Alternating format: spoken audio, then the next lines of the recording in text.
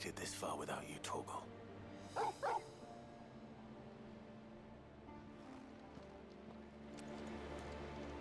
Each parting brings the hope of reunion. I missed you, Clive. I missed you too.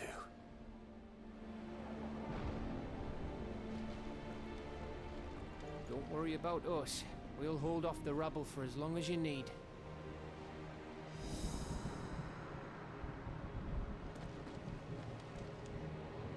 You see, Clive, we're not alone. If we are to win the day, we must all play our part. And ours. Ours lies beyond those doors. We fought long and hard for this moment. Sid's dream, our dream, is within our grasp. We need only endure this final trial, and we shall. Together.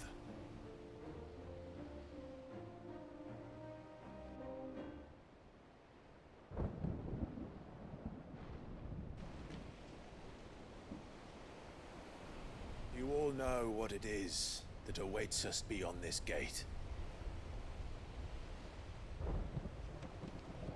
And we shall face it together. Aye.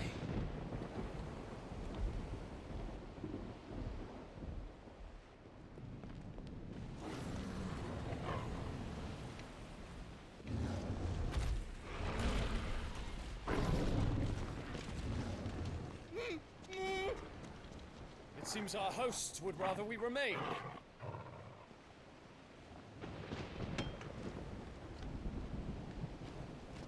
I will stay them. We will stay them. Go! Just don't keep us waiting. Thank you.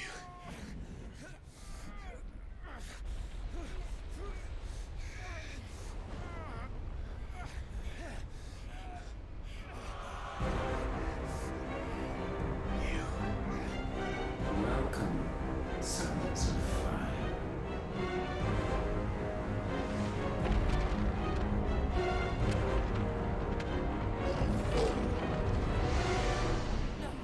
No!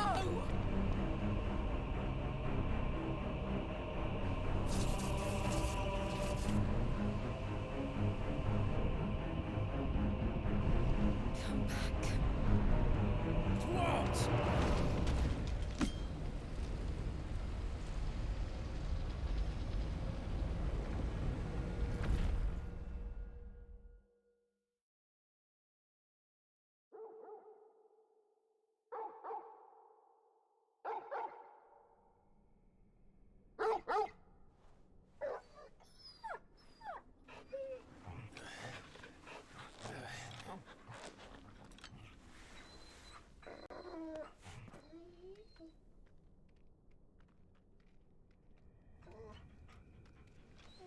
Joshua! Joshua! Wake up! Clive, is that you?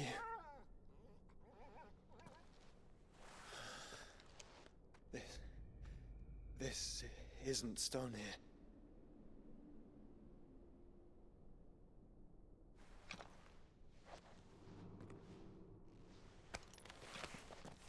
Welcome to our darkness.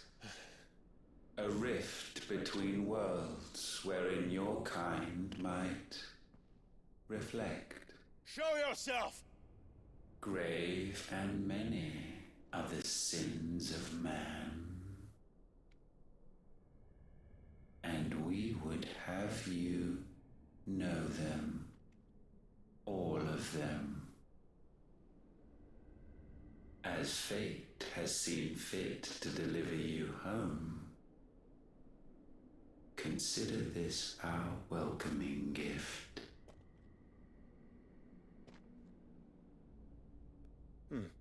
It would seem we are trapped. And the only way out is through Ultima. We find him, and we leave.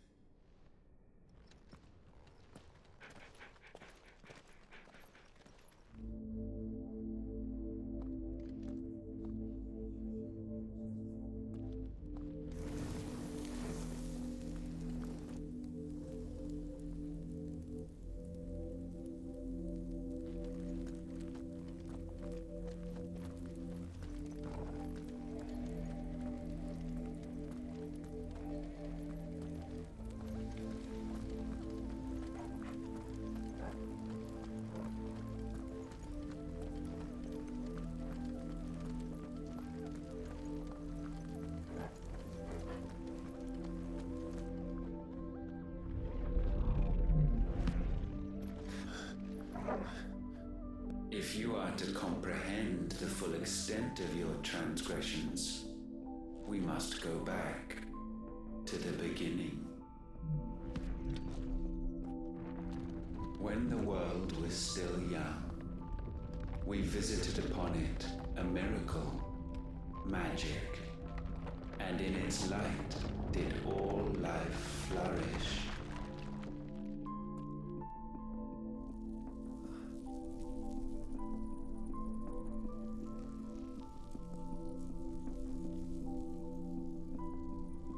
Yet the price for this boon would prove heavy. A pall descended upon the land, painting the horizon black as night. Though we labored to forestall its spread, in this one endeavor we stood powerless. And so we fled, that we might endure, that we might discover a means of salvation.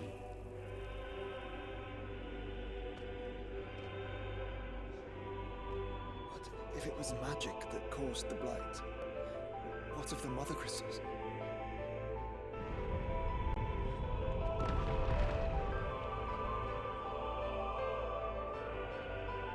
I expect he'll tell us soon enough.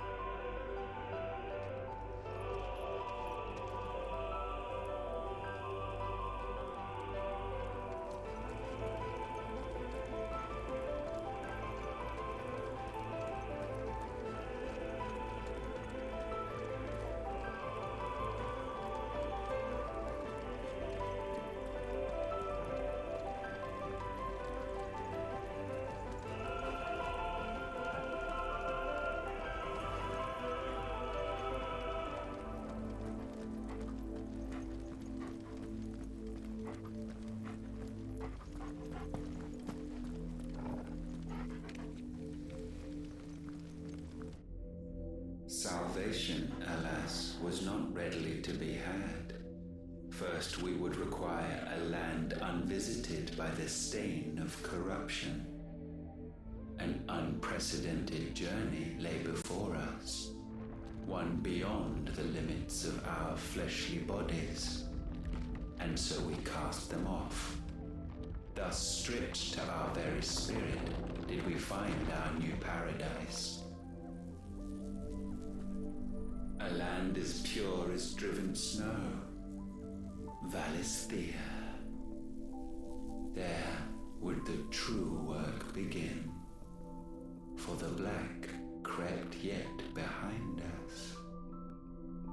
And soon did we arrive at a solution, the illness having spread to every organ.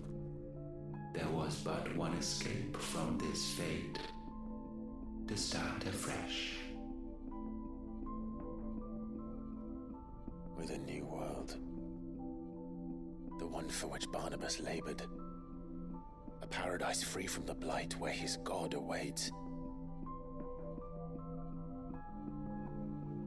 And where, if we only forfeit our wills and abandon everything we hold dear, humanity can join him. So, Ultima would have us follow in the footsteps of the king. And follow we shall. For now.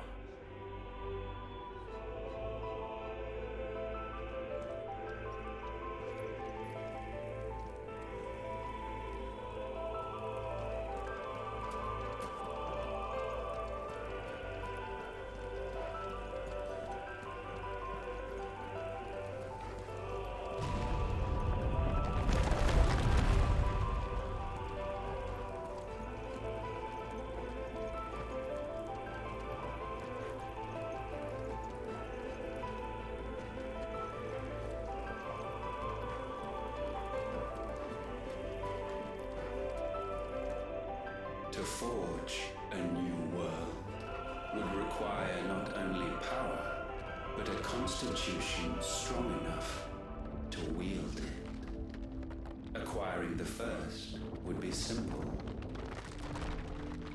Untouched by the blight, Valisthea was replete with ether, and we had only to place jewels in her crown to claim it.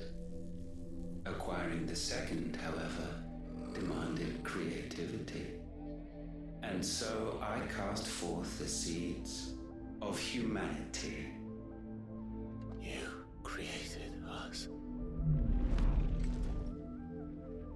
Is that not what gods do? We sowed the seeds for you, Muthos, all that you might one day blossom. And our future thus secured, we thought to slumber, though that would prove a grave mistake. For it was as we slept that man committed his greatest sin. He awoke. Alone in a world bereft of his god's radiance, he stumbled blindly, desperate for guidance. Finding no light, he sought to kindle his own, and from that single errant impulse was his will born. Having discovered himself at last, man turned his eyes inward and found he desired evermore that which only magic might afford. So wars were waged and brothers slain for custody over that dwindling resource, and the land, she wept tears of black.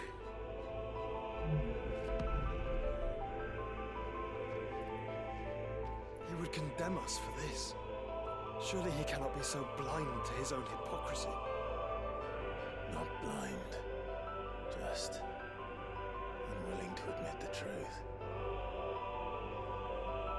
But we're one and the same.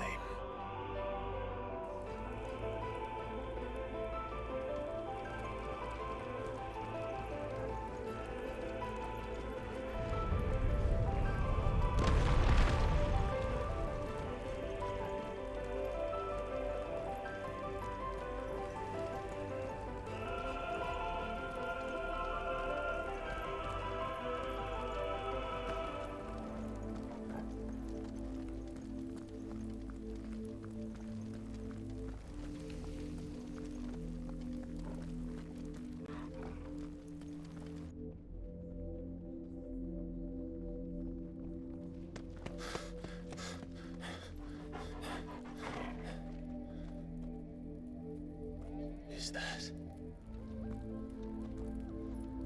Ifrit, or what's left of him. Long have our ashes lain cold for want of a spark. Cast your eyes upon them and see what you must become.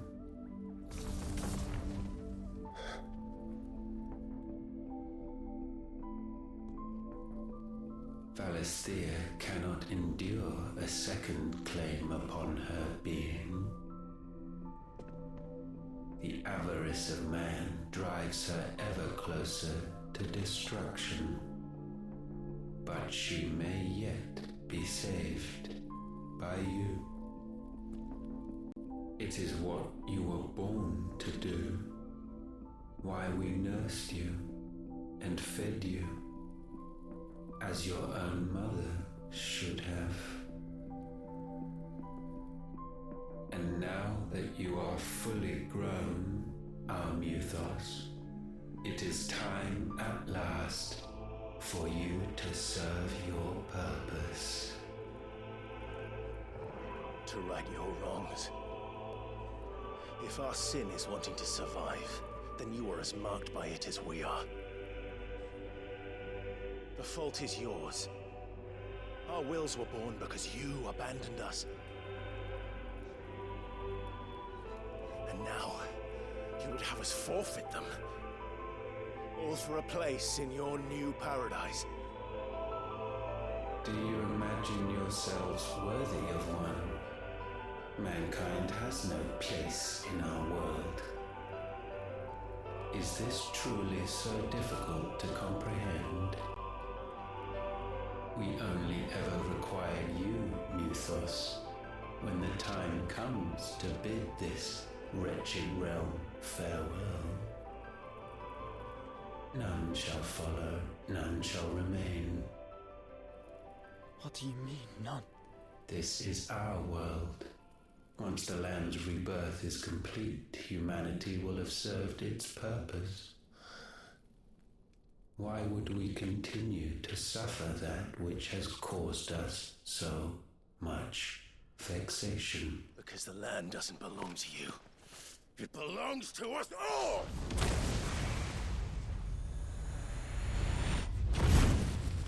What? That is where you are mistaken. You own nothing but your precious will.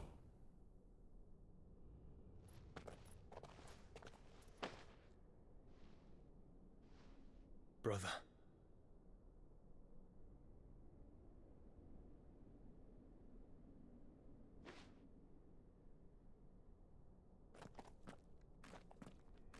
I can't do this alone. And you don't have to. I grow weary of your dissent. Now you must learn that this master will not tolerate disobedience.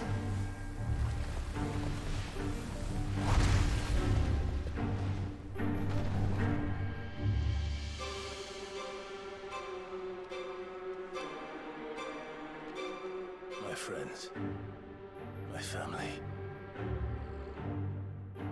We have all suffered, all fought to survive. This world may be flawed. It may be broken. But it's all we have. And if we can't share it, I see only one other choice. You have to go. You may have created us, Ultima. But it's time we lived on our own terms. This isn't your world anymore.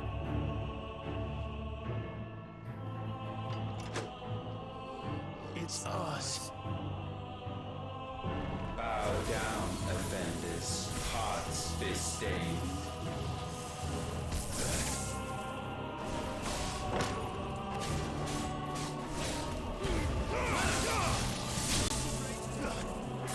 I needed that.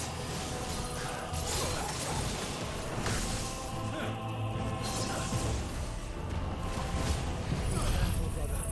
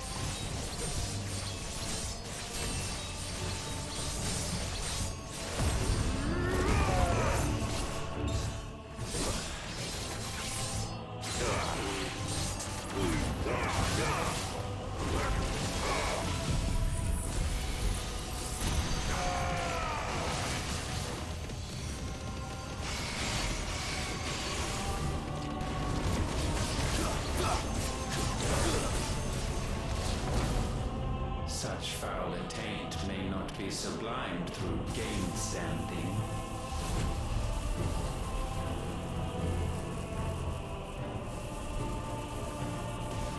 Only with heads hung low is penance paid. O wretched mortals incapable even of contrition, in fitting season shall we reap our harvest.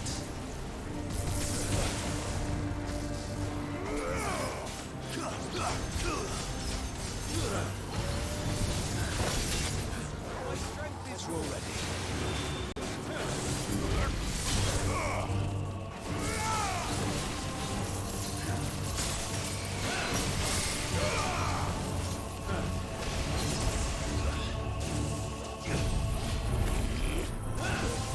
We will unmake.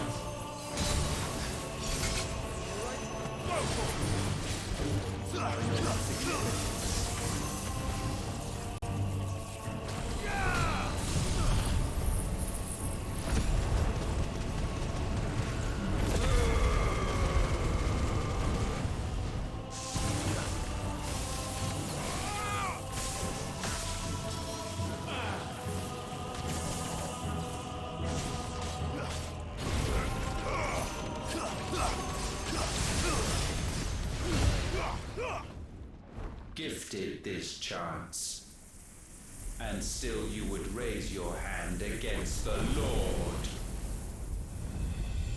What now? The darkness bends.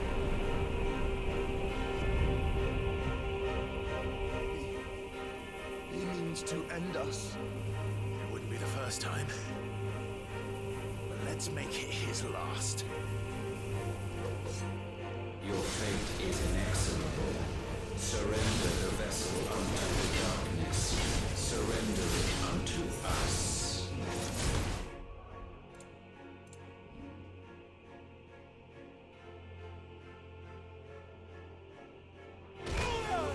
Kneel before us.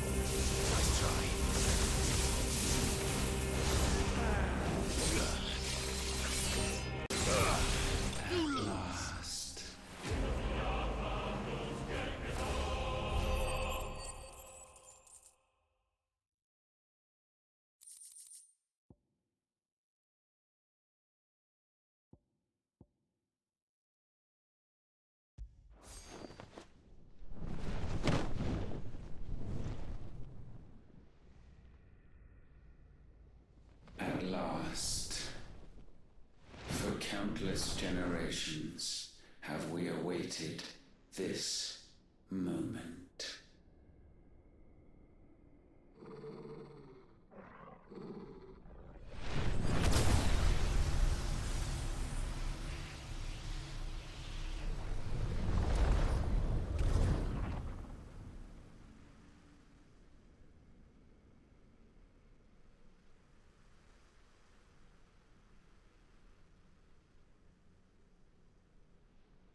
Your struggles have made you strong, yet your soul remains heavy with sin.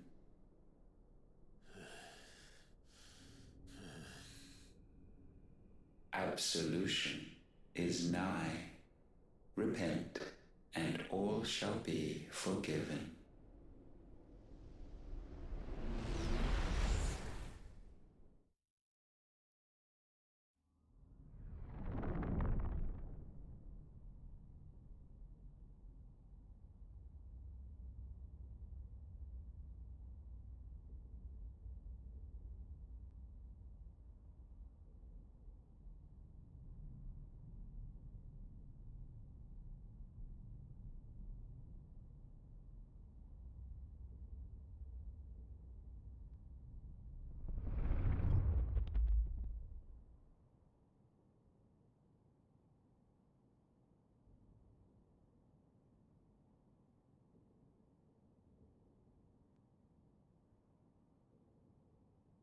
Tell me, Clive, how many lives have you saved since taking my name?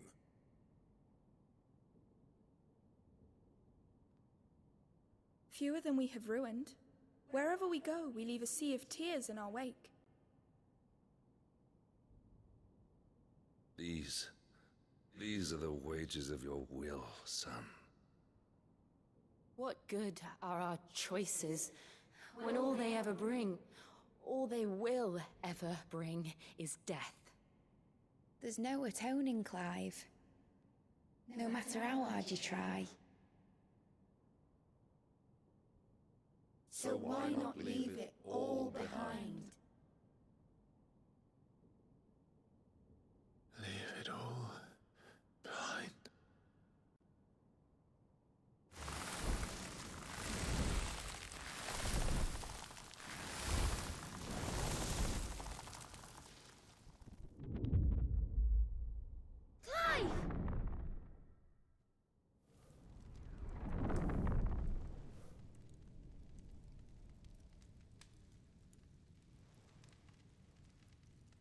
Please, won't somebody save me? Won't anybody love me? I yearn, yet still she is not mine. Have I not given enough? From will is born desire, and it is this which consumes you, rendering you incomplete. Do you not see how the world bends and warps under the weight of your hungering hearts?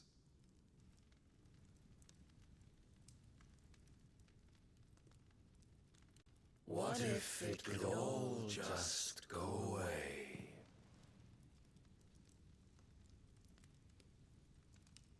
Just go away.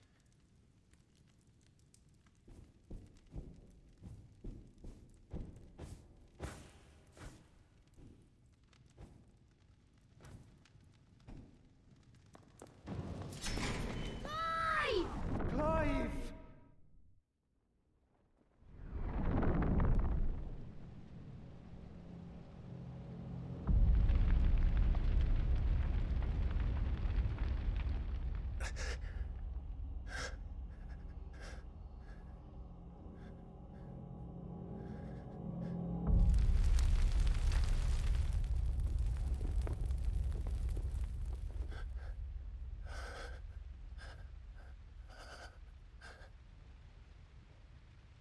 None of this is real. Wake up. It's time to go home, Clive.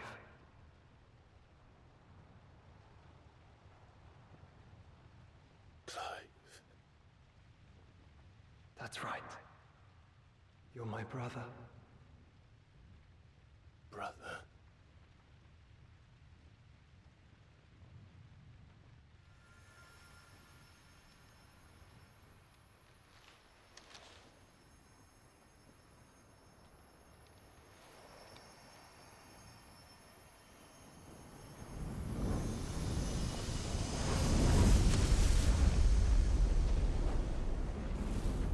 Come.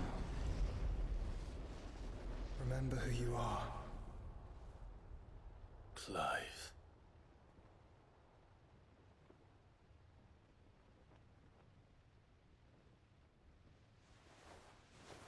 Once more, lest you forget.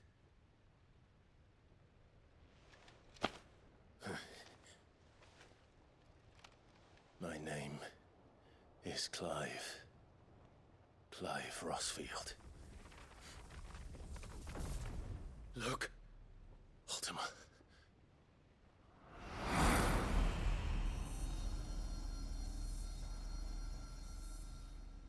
Even here, the light of the vessel's will cannot be quenched. And the Phoenix, his trespass should not have been possible. Not possible unless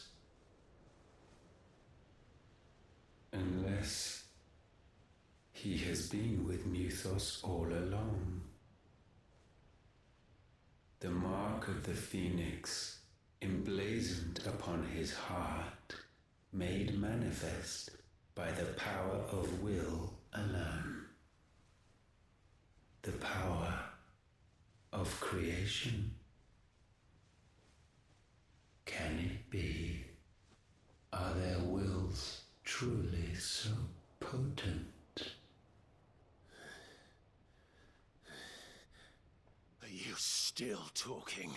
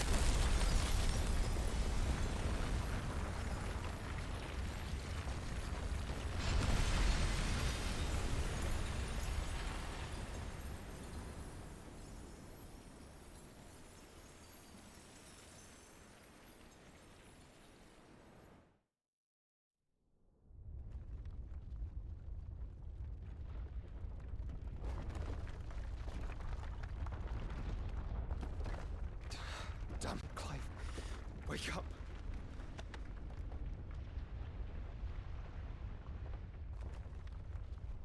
That. Sorry to wake you, but I think it may be time to leave. This place.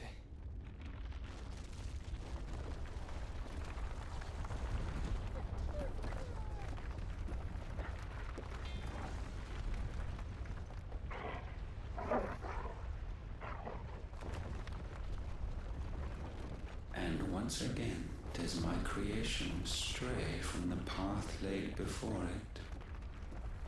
Steeped in conceit, you fancy yourself a god. You embrace Logos. But we will put an end to this hubris. What are you talking about? In the halls of origin does our true power quicken. And there shall you be made complete. Soon, Mythos, soon you will discover how little you know of suffering.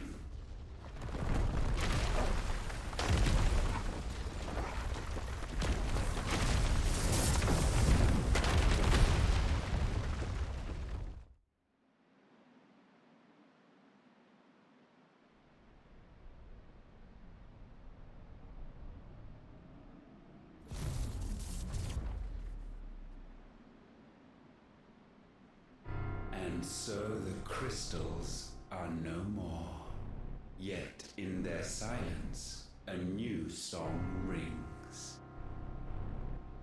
Its chorus building, a crescendo as it enters its final movement, stirring those long aslumber to waking. And back to their origin.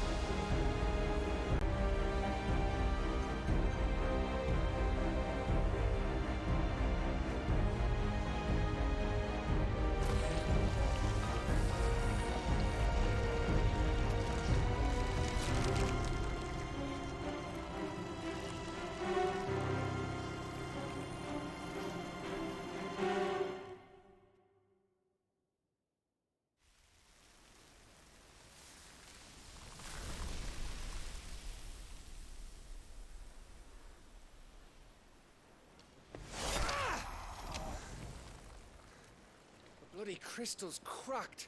So where the hell are they?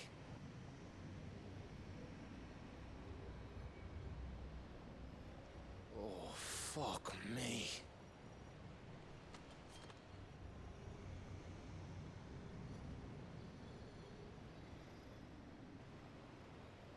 Is that ether?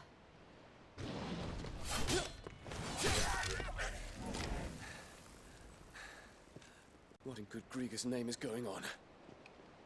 This is wrong.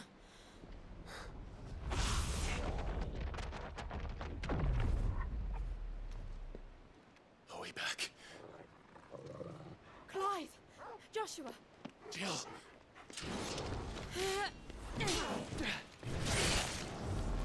Is everyone all right? We're fine. What happened? Too much to explain here. Mate! We're leaving! Now! Everyone, fall back to the ship!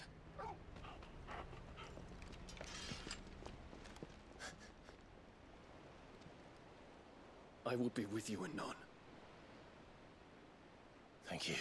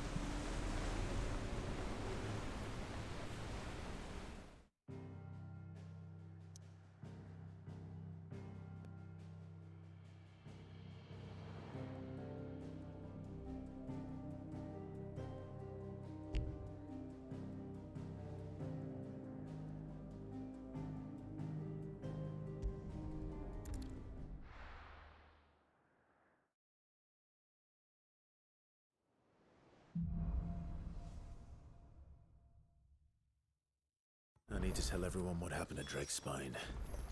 And I'm going to need Otto's help.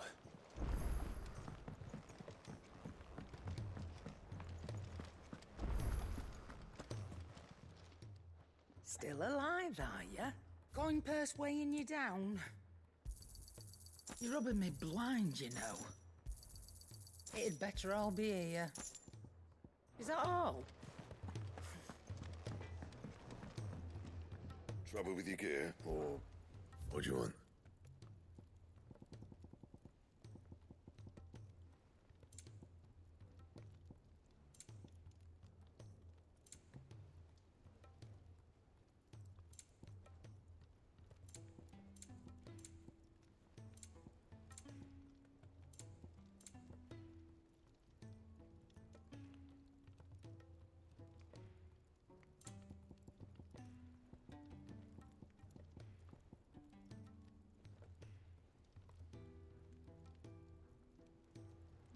Anything else?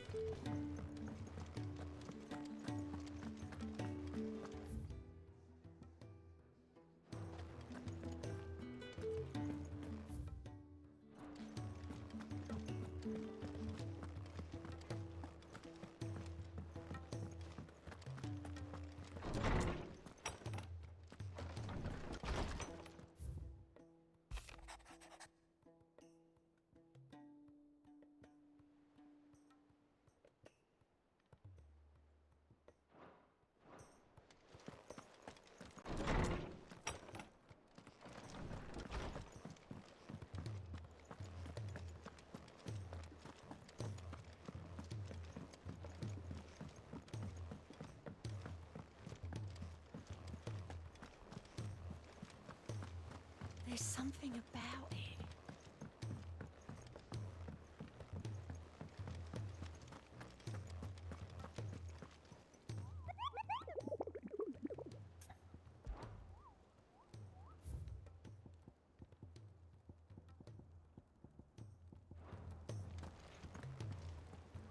Still alive, I see. Something tells me that eyesore on the horizon is your doing. How'd you manage that? It's a long story. One that I'd rather only tell once. Right. All hands on deck, then.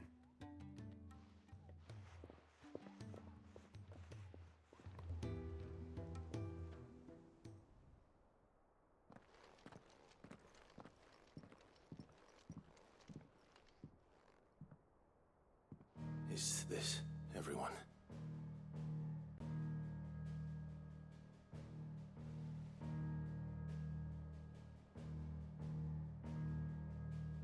As I'm sure you've all guessed, the crystal which now commands the eastern skies was summoned by Ultima. He called it Origin. Though the significance of that name is as yet unclear. What does it matter what it's called? Its emergence tore Twinside asunder and wiped my homeland from the map.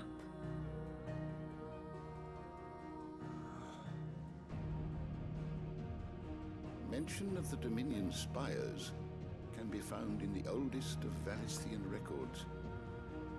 But to the best of my knowledge, none provide any hint as to their true nature. That they would prove the horns of some slumbering demon. Well, the Dominion's demise was at least quick.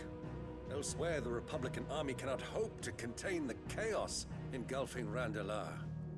Canva is in flames, and the Empire. Our allies are crying out for answers.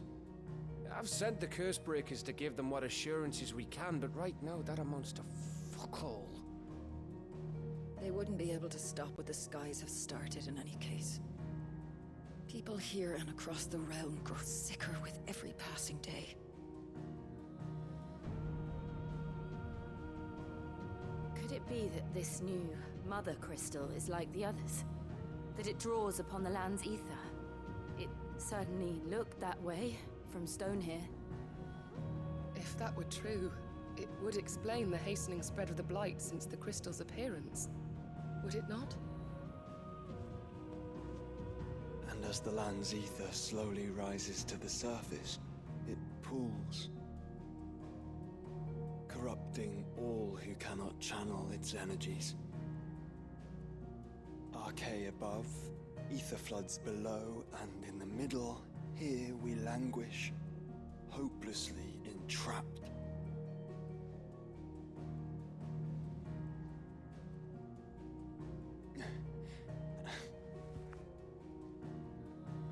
It's all right. When we faced him at Stone here, Ultima told us his true power quickens in the Halls of Origin. Needless to say, we cannot allow that to continue. If we are to stop him, we will have to find a way into the crystal. How are we gonna manage that then? It's up in the sky. And fast as she is, the Enterprise can't fly.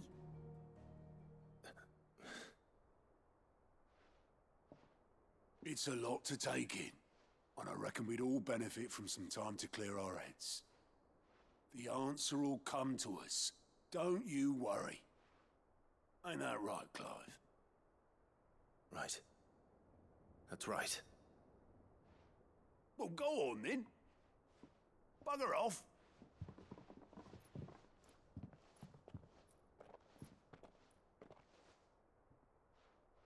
Same goes for you, Clive. You won't solve anything like this. Trust me. Go and get some fresh air, eh?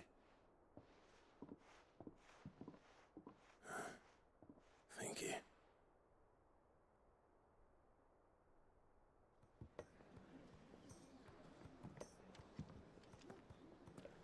Joshua seemed upset.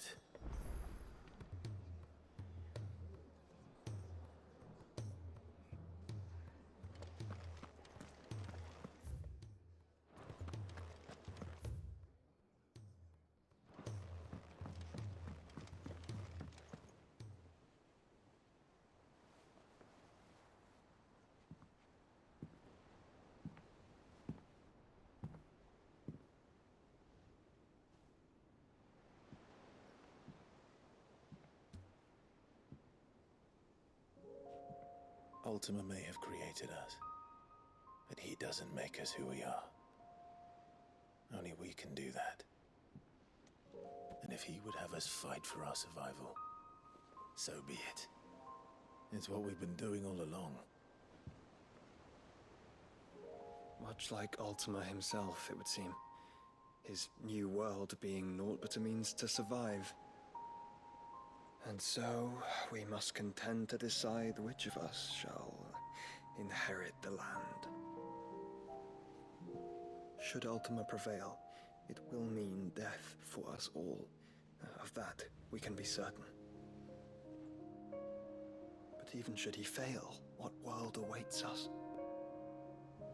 A withered, godless place, where our newfound freedom will most like prove a chain in itself. Well, that may be, but a chain can always be broken. As long as one has the will to break it, it won't be easy. It may take generations, centuries of suffering. And that is, if everyone plays their part. But it will happen. And when it does, it will be on our terms. That is the world that awaits us. Indeed. And what better world could one wish for?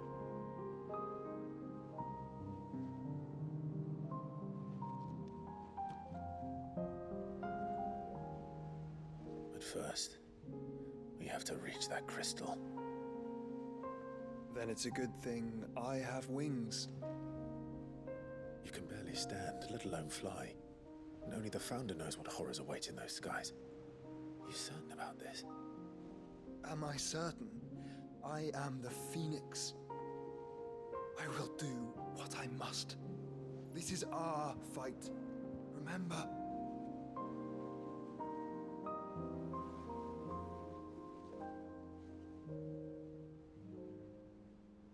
All right. I yield. But only what you must, yes? I'm still your sworn shield. That you are. And what of my wings? Lest you forget, you go to stand against a god. I would not have you succumb to fatigue before the fight begins. Ifrit, your brother mentioned that some few of the dominants who had lost their power to you were still able to prime. Is that true? It is. But their icons no longer submitted to their will.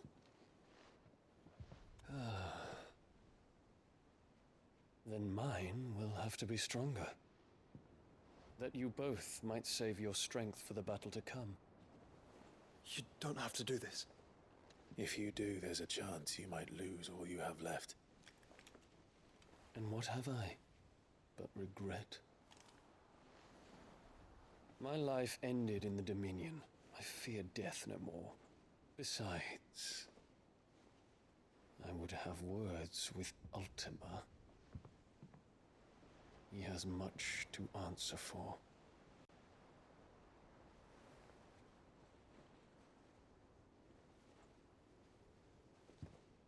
We are in your debt, Dion.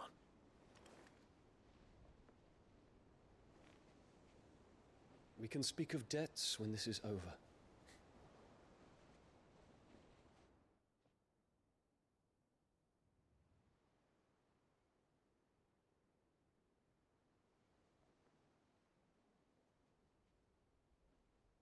He speaks like a man who knows he's not coming back. And has come to terms with that. That doesn't mean that we have to, does it, Clive? Time to talk to Jill. I only hope she understands.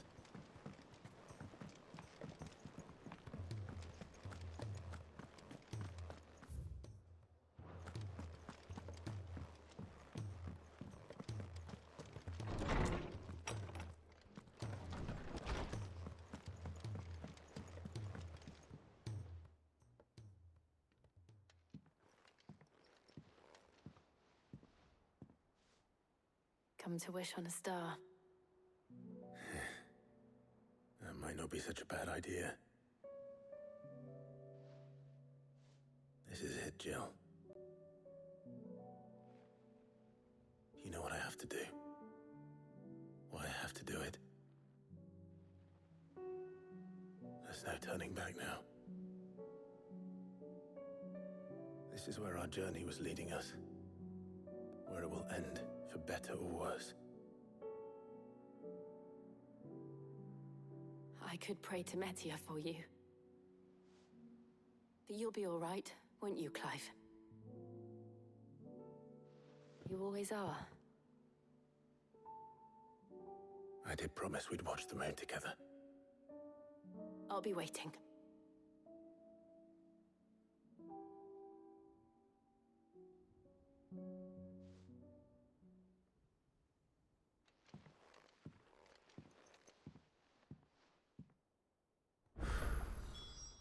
It's almost time. Better make sure I haven't forgotten any.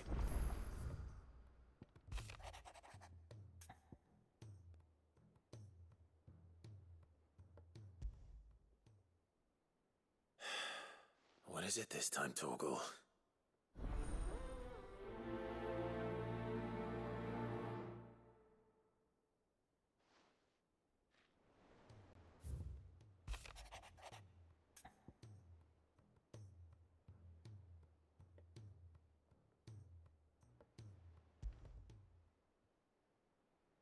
Something tells me this is no mere adventure story.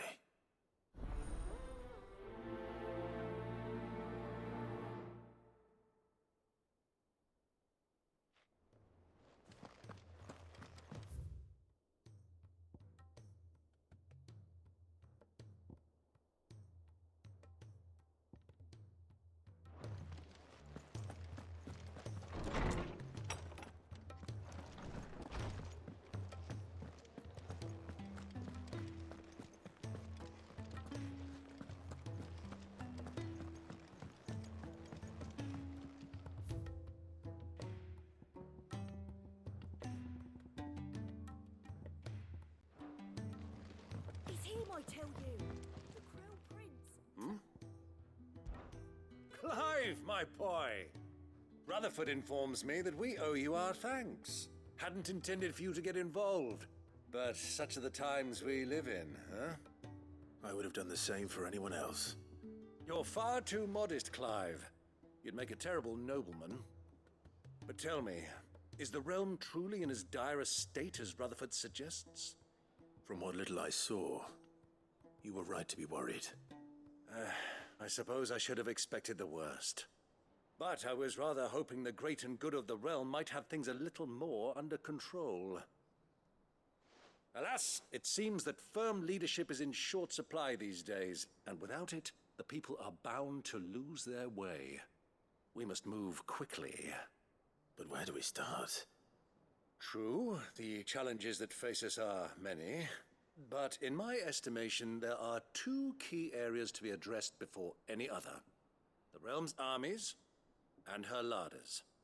As you've seen firsthand, it's every man and woman for themselves out there.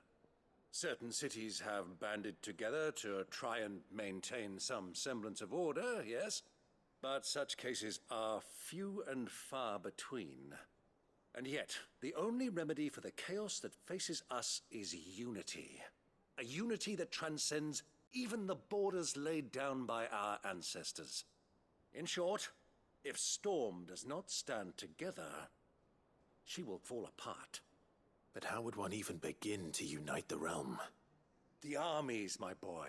As I told you already, we begin by restoring order among the ranks of those sworn to maintain it. Sadly, I doubt I could convince even the lowliest gaggle of privates to dig a latrine together. But I do know someone the High Commanders have been known to listen to on occasion. Field Marshal Eugen Havel. I thought he was retired. He was, until an Akashic army tore through Randalar and killed most of the rank and file. There is no man alive more capable. Literally.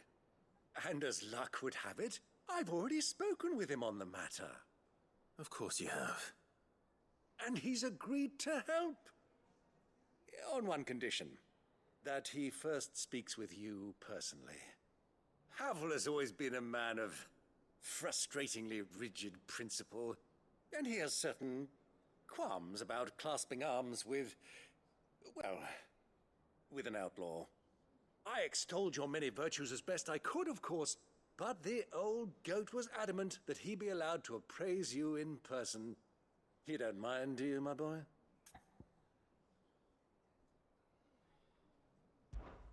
Of course not.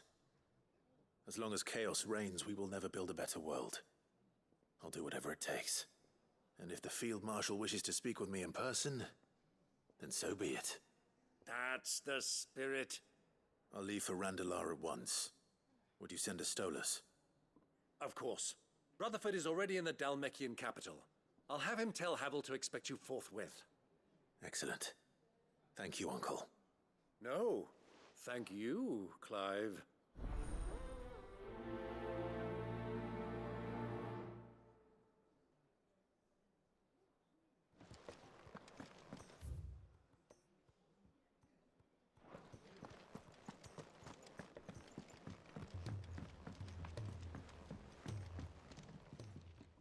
Ah, Clive. Joshua, what's wrong? And don't say nothing. It's nothing. I've received word from Cyril. The Undying have found Father's will, or something akin to it. His will? How and where? In the crypt beneath Rosalith Castle. After Kupka was kind enough to drive out the Imperials, the Undying took the opportunity to recover what relics of the Duchy yet remained. And in the process of doing so, they found a letter from Father. I'm surprised anything survived down there. Cyril asked that I join him in Tabor at my convenience. I have been meaning to go, but would you join me? Of course. I want to know what's in that letter as much as you do. Very well. I'm ready to leave when you are.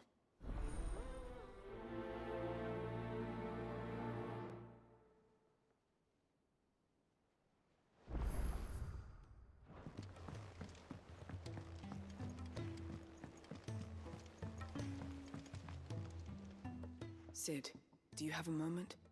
By all means. It's my old master. Seems there's no escaping her. She found some way to send me a letter. And something else. Records from a Waluda prison. Seems they were keeping a lot of bearers there. How did she come by such a thing? Finding bearers always was her strong point. And it seems the cells of Balmung Dark are full of them. Foreign captives, the masterless. Bearers no one would miss. And even better for her, bearers with no one to look after them. When ether started lapping at the walls, the jailers fled. Leaving the bearers to be liberated by whoever happened to come along next. Sid, I'd like to believe that I've earned your trust by now. And while I'm well aware that you've forbidden Cursebreakers from traveling to Waloed, I can't let those bearers die in their cells. I'd rather risk shipwreck on the Shadow Coast than leave them to starve. We'll be needing the Enterprise if we're going to navigate the Narrow. Does that mean... I'm making an exception, but we travel together. And we stay no longer than we have to. Ash is an inhospitable place at the best of times. We save as many as we can, and we leave. Thank you, Sid.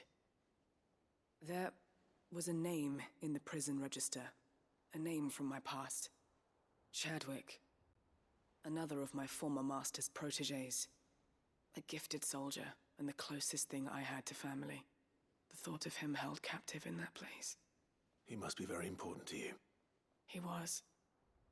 Is. Then we find him. The entrance to the prison lies in the shadow of Ravenwit Walls, just beyond the portcullis. We should head there as quickly as we can. I only pray there are still bearers alive to save. As do I, Doris.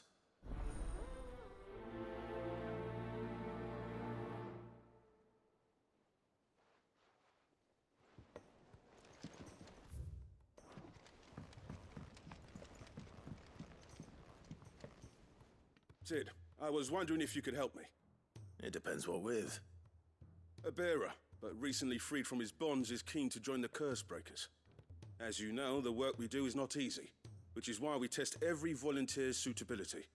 I was hoping you could oversee this one's evaluation. I don't mind, but why this one? Because he wants to be a scout. Our ranks are filled with men and women capable of breaking chains and putting slavers to the sword. But scouting, we're few with the nose for that, which is why we still rely so heavily on Gav. And since he accompanies you on so many of your missions, I thought you might be better placed to recognize the traits in him that we should look for in those who'd fill his boots. Sounds reasonable. So you're happy to oversee the boys' test, then? One can never have too many scouts. Truer words, Sid. I'll let the initiate know that you'll be attending his trial, and that he is to proceed directly to Northreach in readiness. No time like the present, eh? No time like the present. I'll await you there.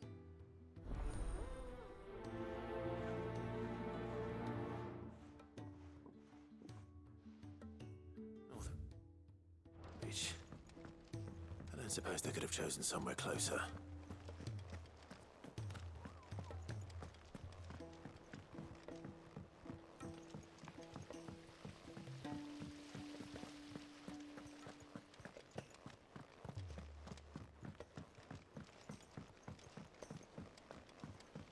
What do you think happened to Miss...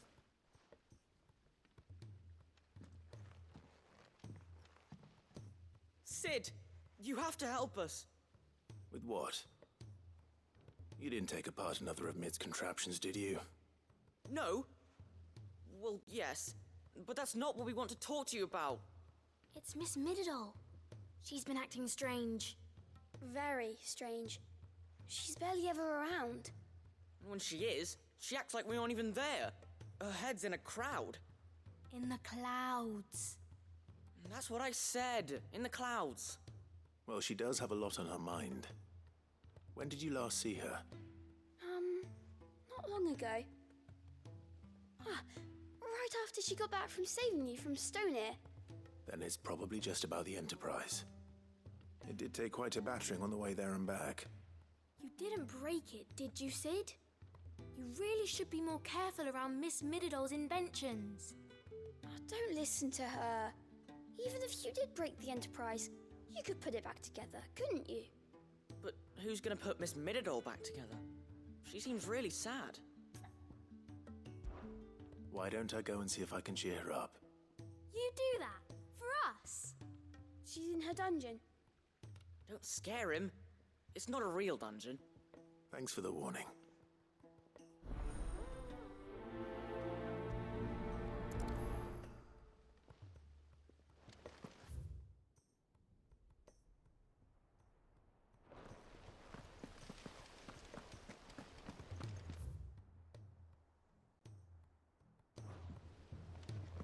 Miss Shirley says your books made quite an impression on children.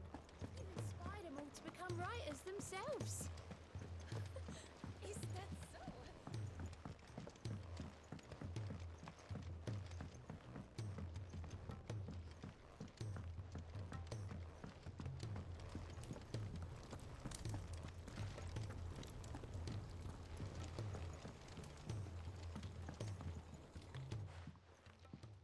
Mid, if you have a... That's it! I knew it! The answer was right here under my arse all along! If this doesn't steer to the skies, nothing will! To the skies? You aren't trying to give the Enterprise wings, are you?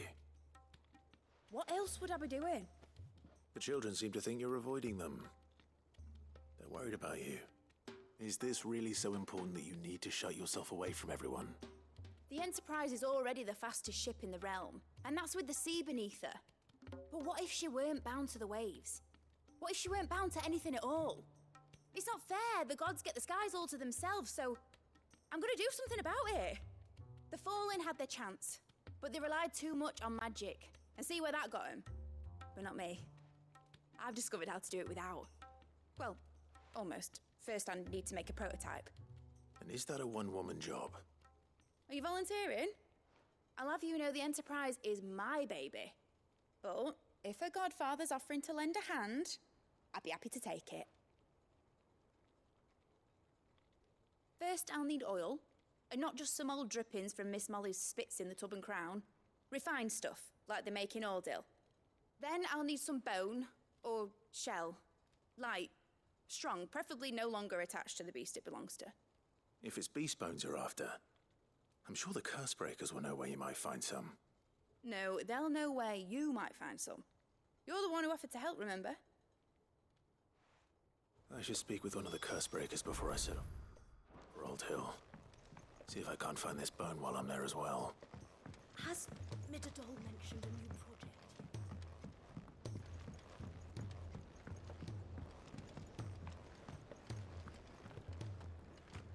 I will not let them be forgotten. Sid, may I have a moment? Of course. It is an honor to finally speak with you. My name is Herman. I've been with the Cursebreakers for some time now, and I wish to be deployed to Ash. Any assignment will do. No. The lands across the Narrow are too dangerous. I will not send good men and women to risk their lives needlessly. Why would you want to go back? I need to retrieve something. Something important. I was raised in an orphanage. The Badbach Conservatory. Or rather, I was held captive there. It was not a place of nurture. It existed solely to turn bearer children into mindless weapons. We were tortured until we feared no pain. Tormented until our hearts turned to stone, and few ever survived long enough to become tools of the last king. I can't imagine. I lost so many. I can't even remember all their names, but they must be remembered. They cannot fade away, faceless and forgotten. The Institute was run with military precision. Every child measured, every name recorded, every death logged with meticulous care. Sid, allow me to travel to Ash and recover the registry so that my brothers and sisters might live on. You were a good friend, Herman. But the fact remains that Ash is simply too dangerous. Sid, please. Even should it cost me my life. Too dangerous for you, Herman. But not for me. I'll go to Bad Bach and find the registry. You will? I won't let you risk your life. I don't know how to thank you. You can start by telling me where I'll find this orphanage. Vie de Grace. Hidden in a forest, overlooking the plains. All right. I'll see what I can find there. May the mothers guide you.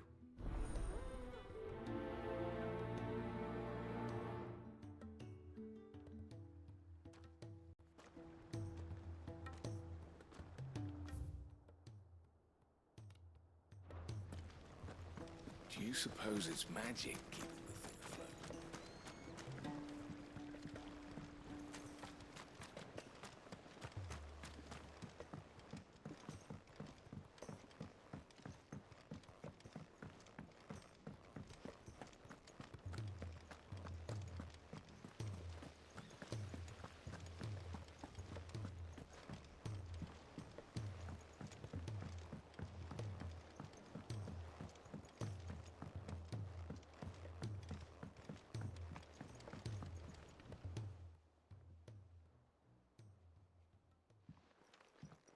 Pining for something, boy. What is it? What do you see out there?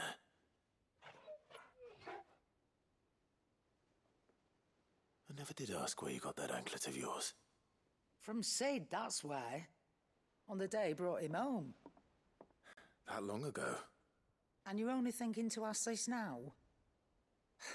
Sid saw that the pup had a habit of gnawing on his leg, since you ask. Clap that there iron on him to keep him from doing it. What was wrong, boy? I'll take like as not. Must have been hard on the poor whelp losing his loving masters at such a young age. Doubly hard in being a frost wolf, torn away from his icons and all. Sid would always tell him, you want that iron gone? You find what it is you're looking for. I reckon what he were looking for was you. I'm sorry, Torgal. Sorry for making you wait so long. Let's get that thing off you.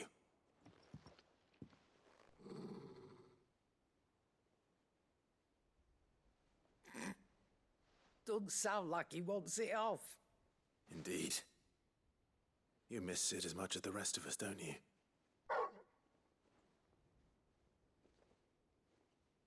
You want me to go with you somewhere?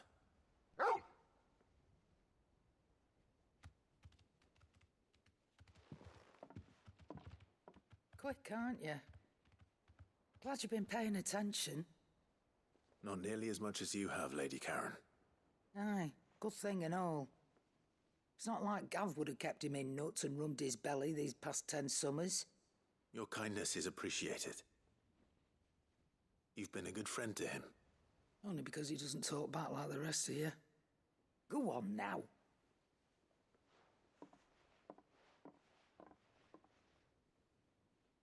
Where to then, Torgal?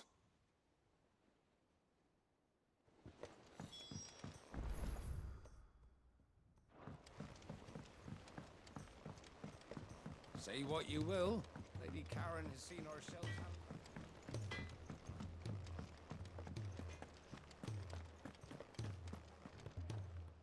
All right, Torgal. Where are you taking me? I'm going to need a little bit more than that, boy. Do you have a better hint for me? Unless... you've already given me one. Back on the rear deck, you were looking west, toward Rosaria.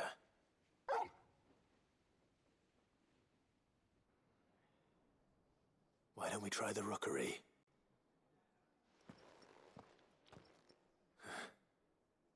I haven't been to the island in almost 20 years. To Port Isolde, then. Fingers crossed the old mooring is still there.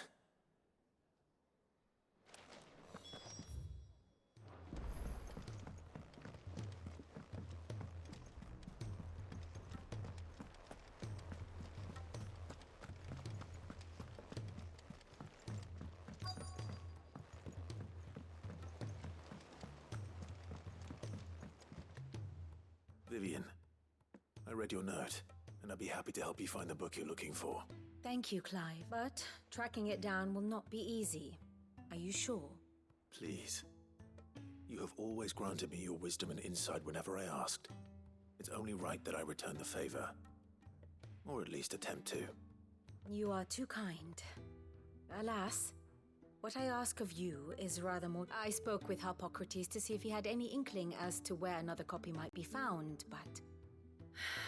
But perhaps it is best that you hear the details from him. If you say so. Forgive me, Clive, for asking this of you. But this book, it set me on the path to becoming who I am today. Its importance cannot be overstated.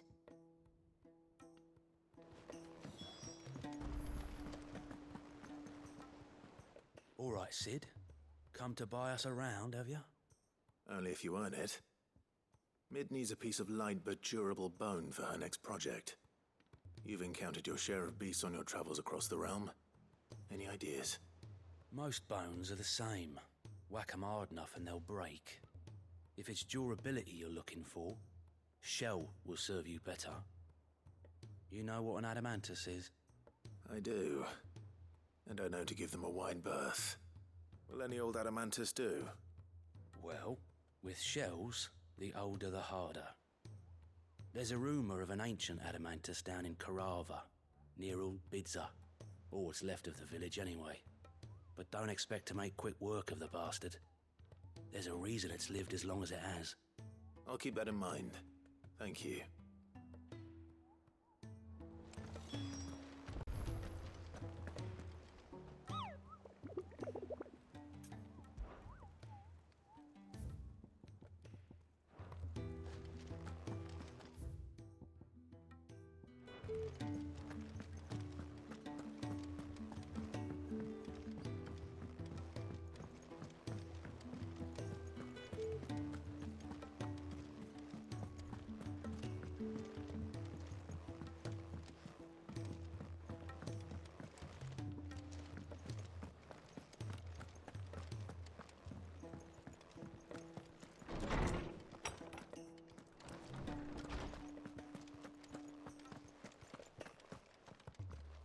Ah, Clive, my boy. What a pleasure it is to see you. Harpocrates. There's something I need to ask you. I've been charged with locating a book called From a Distance. Then you seek a rare gem indeed. One whose name I had not thought to hear from your lips. You've been talking to Vivian. Right as always. But she didn't seem keen to tell me very much. I take it she didn't like what you had to say. And yet I gather it did naught to dissuade her. Clive, if the young professor has tasked you with obtaining a copy, I fear she asked the impossible. The executors would not allow it. The executors? Coveters of Secrets. A clandestine organization committed to the collection and intenebration of forbidden texts and technologies. One such text being the tome Vivian seeks, chronicling as it does the true history of the enslavement of bearers. A tale which could overturn the established order were it ever to become widely known. Or, so rumor has it. I've never actually read the thing, or even set eyes on it for that matter. How is it that I haven't heard of this organization? Why, secrecy is the Executor's watchword. They lurk in the shadows, emerging only to seize that which must be seized, be it books, inventions, or people, before disappearing again, leaving nary a trace. Which would explain why Vivian's copy was snatched from her grasp not long after she found it. By the hand of the Executors, yes. But what drives them? Self-interest or ideology? Fine question. Sadly, all that is known of the Executors can be recounted in a single breath. You may just as soon ask me of their origins, numbers, or the identities of their leaders. Any answer I give would be pure speculation. Then my hunt was doomed from the first. What was Vivian expecting? that I'd pluck it from thin air. Not from thin air, no. From ash. Rumors of the executors are rife among the scholars of Storm, but rather less so across the strait. I have a friend. Well, I had a friend in the village of Garnick, a collector of rare tomes, upon which subject we would oft correspond. Alas, I have heard naught from him since the skies fell dark. And no doubt he too has turned. But though he did not mention it by name, it is possible that a surviving copy of From a Distance yet rests upon one of his many shelves, quietly awaiting discovery. If you were, by some chance, able to save even a single book from the poor man's library, I know his soul would rest easier. Very well. When I next find myself in Waloed, I'll be sure to pay Garnick a visit.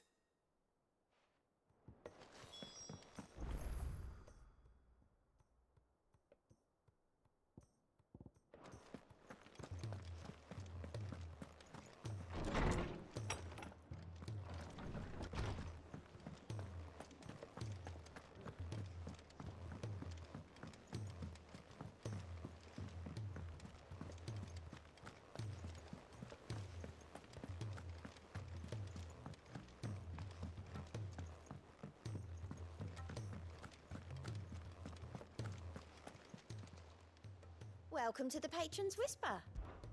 Is everything we've received and everything promised?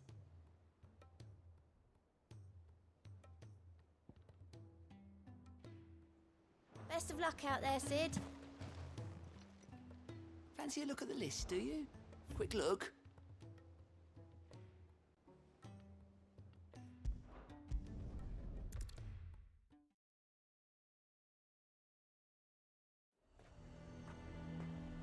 Nazaire might at least have mentioned where in Northreach he'd be testing this recruit.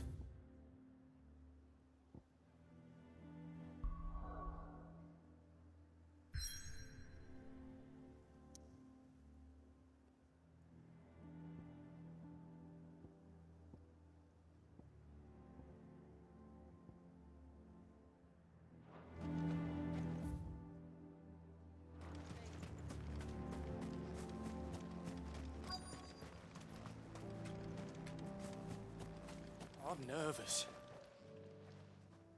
Well met, Sid. This is the Initiate. Ember, present yourself. At your service, Master. Please, just Sid. There are no masters here. Your life is your own. Oh, of course. Thank you, Sid. The sergeant says you'll be evaluating me at my trial. To become a scout, yes. You are aware of the dangers inherent in that role. I am. But I swore I'd face them. Just like the man who saved my life. And who would that be? Gav. It was him who found me and freed me. No magic, no support, just one man and his nose. Came and sniffed me out. It taught me what one man can do if he puts his mind to it. And I've been training ever since, so that one day I can be someone's saviour, just like Gav was mine. I'm sure he'd be flattered. You clearly have good intentions, Ember. And it sounds like you're under no illusions. Stick to this path and you'll make a fine Cursebreaker. So, what? Have I passed? You haven't even started yet. Now listen.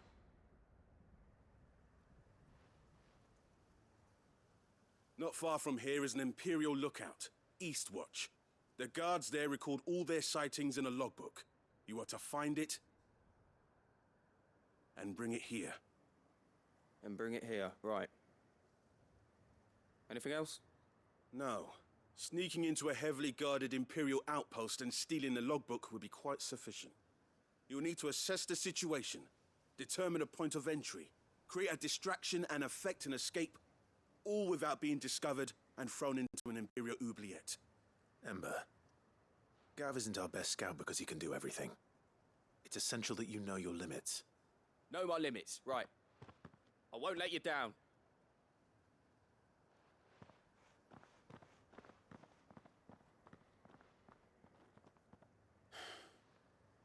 It shouldn't be as dangerous as I made out. But keep a weather eye on him all the same, would you? On my way. All right, Ember. Impress me.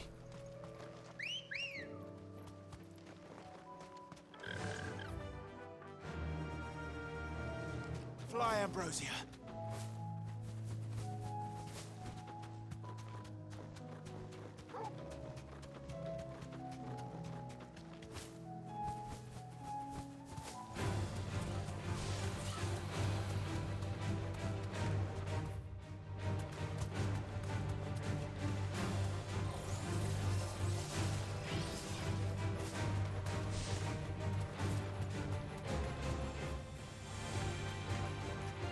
These are clean kills.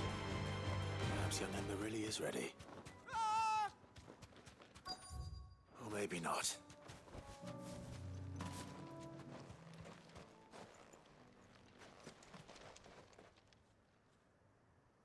Damn it.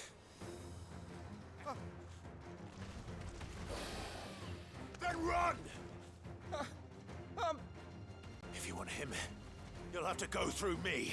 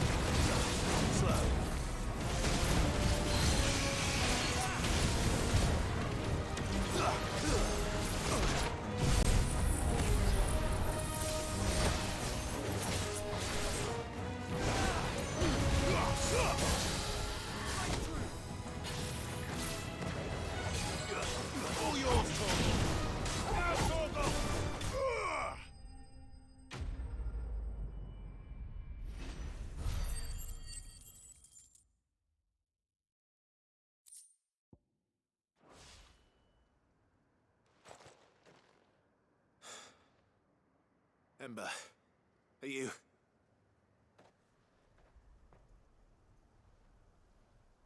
Gone. Of course. Scouts really are a rare breed. Back to Northreach it is then.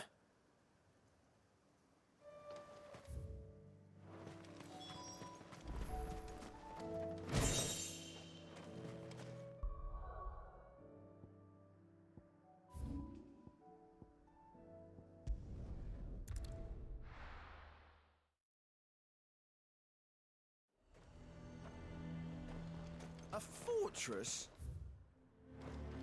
And who'll pay for that? Who'd you think?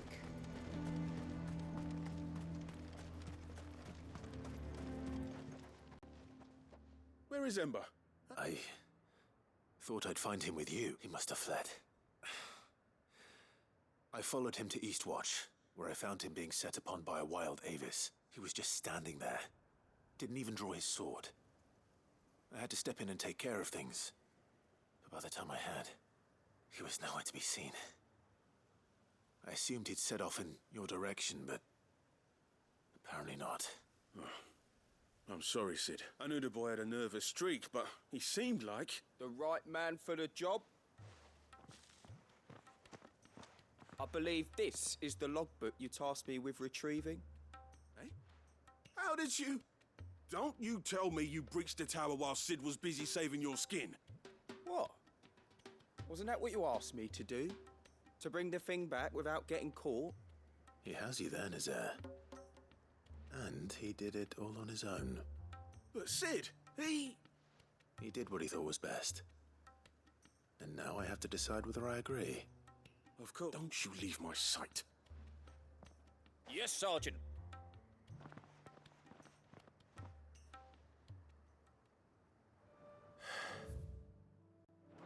This won't be an easy decision.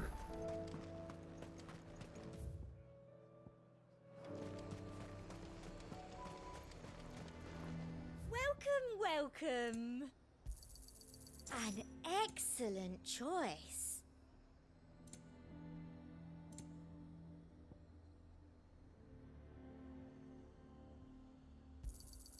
I do like a customer who knows what he wants.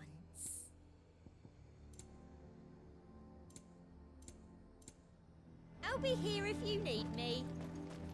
The garrison is threatening to pull their sentries from the markets. I would speak with this Duke about... I saw the captain just now. Your town needs you.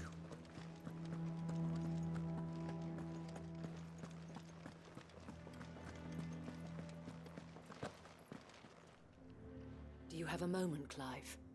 What is it? It's the Duke, unsurprisingly.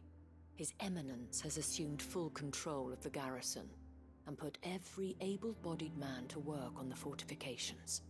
The town was left all but unguarded, so Philippe was compelled to form a citizens' watch to fill the void. And though my dear boys have been characteristically willing to assist him in this, they want for bodies.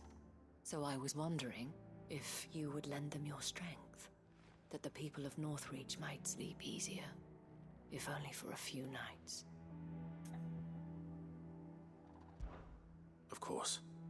Whatever you need. Thank you, Clive. What would I do without you? Philippe told me he had men stationed at... Where can I find the mistress of this establishment? Here, my lady. To whom do I have the pleasure of speaking? My name is Sabine, and it is my displeasure to be the daughter of the Duke of Oriflamme, who I understand is causing you and your town no small amount of trouble. I wish to speak to you about what might be done. Very well. Let us speak. I trust you'll forgive me, Clive. Absolutely. Our conversation can wait. Please, proceed. As you know, my father is a most overbearing and supercilious man, and I join you in objecting to his every action. Indeed, I owe you my thanks for continuing to argue against his reckless plans. Yet I fear he is not one to be swayed by reason. No. He must be made to face the consequences of his actions. And who would make him do this? I would. Myself and several other like-minded individuals. Were you to join us, we would surely have the strength to drive him from Northreach for good. Does that not seem a trifle... drastic? Drastic action is precisely what is called for. Unless you are content to see your people downtrodden and dispossessed. My father would have it that citizens exist only to serve the Empire. That they should be forced to make every sacrifice to ensure her revival. But he is wrong. It is not the people who must serve the Empire, but the Empire who must serve her people. He's always been like this. Scornful of the opinions of anyone he judged beneath him. But he cannot be allowed to ride roughshod over the common folk any longer. We must fight him by all possible means. Fight him? No. My purpose is to quell the tension in Northreach, not to stoke it. Respectfully, my lady. Our only chance of saving this town depends upon every one of us uniting against our common enemy. Your father and his followers included. While I understand your frustrations, I cling to the hope that he may yet be won round. False hope, I assure you. But I see that your mind is made up. It will bother you no longer. If you will extend me the same courtesy, I bid you good day. She certainly has spirit. Indeed. But unfortunately for us, that spirit is only likely to harden the Duke's resolve. which may be enough to seal the fate of this town. Not that she cares. This is all about her and her father. Families. I'm sorry, where were we? Ah, yes. I was about to tell you of Philippe's plans for the town watch, but perhaps it's better that you heard them from him. I believe he's in the market, if you'd be so kind as to seek him out. Right away. It's just a pity I cannot join you. I'd like to see the two of you in action together.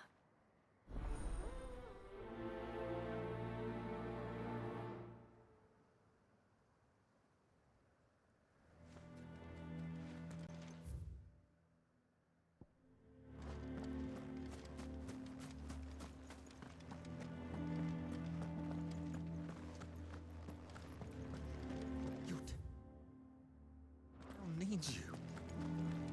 I need you.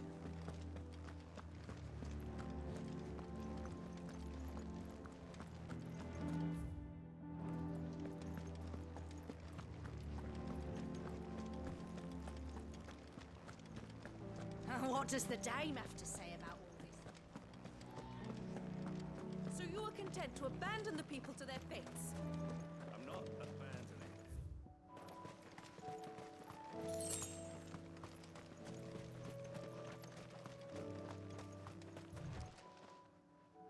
Please, I beseech you. If you are a true son of Northreach, you must fight to defend your home. That's exactly what I am doing, milady.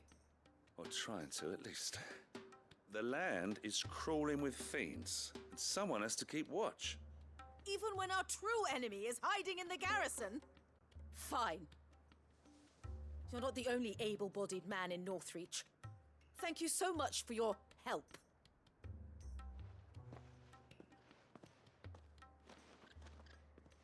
She cornered you too, then? Could hardly get a word in edgeways. Like father, like daughter, eh?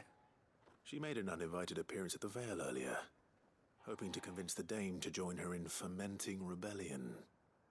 I bet that went well. Her ladyship seems to have a way with people. Anyway, what brings you here? Our mutual friend thought you might welcome some help. Oh, she did she? Right as always. In fact, you're just the man. We've had some reports, you see. Sightings of, you know what. They're back. Seems that way.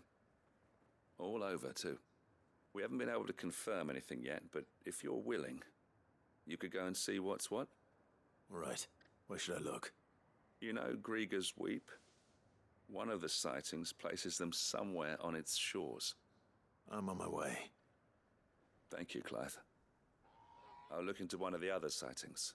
Let's rendezvous back here later.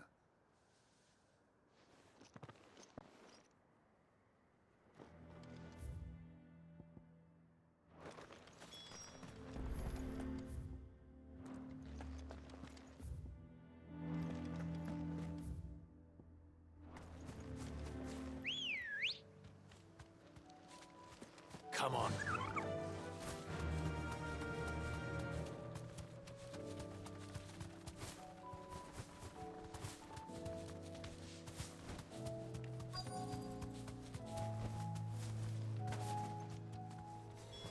Damn it. The reports were true. I need to stop them before they get to the town.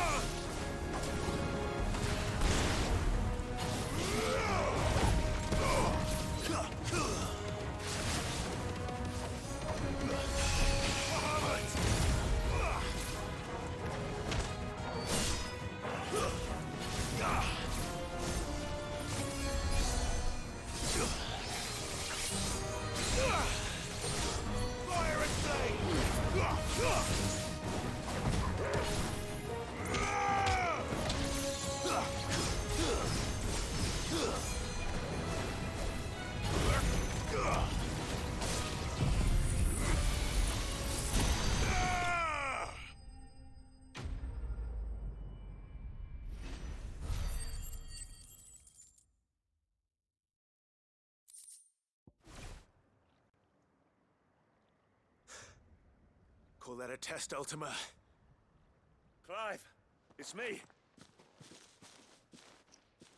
Are you all right? I am. But it seems the reports were true. The thralls have returned. I dispatched the few that I found, though. Well, that's something, I suppose. But what were they doing south of town? They all came from the north last time.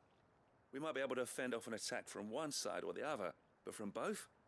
Do you have eyes in the north? Some. I should probably go and have a look, though, just to be sure. You head back to Northreach. I want you there just in case war breaks out while I'm away. What do you mean? Her ladyship's been busy working her magic on the townspeople, stirring up ill feeling towards her father. She'll have her marching on the barracks if we're not careful. What? This is exactly what the Dane was afraid of. I'll do what I can to calm things down. Be careful out there, all right? Don't worry, I'm not like you. One sniff of those things and I'm running back to town screaming blue murder.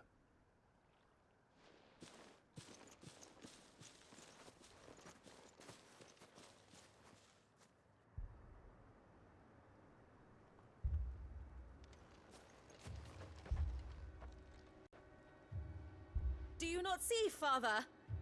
The people of Northreach have given enough, and only a fool would ask for more. Listen to me, Sabine. Where would our people be without their country, hmm? The Empire is their sword and their shield. It is she that ensures they can live without fear. And now she teeters on the brink. Without their sword, how will the people fight? Without their shield, how will they protect their kin? Can the unarmed stand against the advancing hordes? No. But there is yet hope. A new shield, a new sword. A new empire. We can rebuild Sandbreck, just as Great Grieger wills it. Perhaps we could, Father. But we don't want to. Not if it is built on the broken backs of the people. Please, let us not quarrel in the street. You must see that no good will come of this.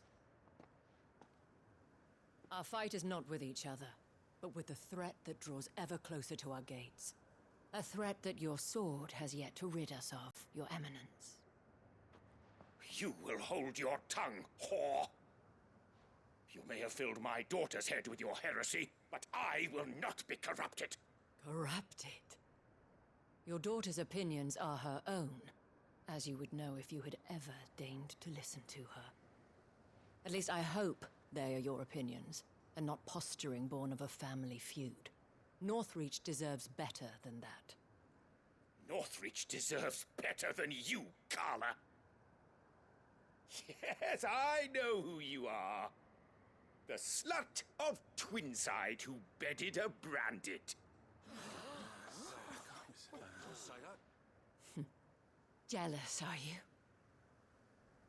That a woman might choose a bearer over a pious man of Grieger. Clive! I met a swarm of thralls coming south from Oriflamme. Hundreds of them. Too many to count. No. Work on the fortifications has scarcely begun. We will retreat to Caer Norvent and there make our stand. Did you hear me? That was an order! While this is but a heartfelt plea, let us make our stand here and protect our homes.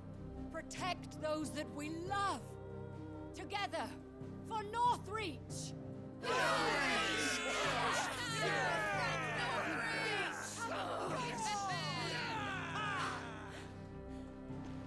You heard the dame. What are we waiting for? Pikemen to the gates. Archers to the roofs. Quickly, come on!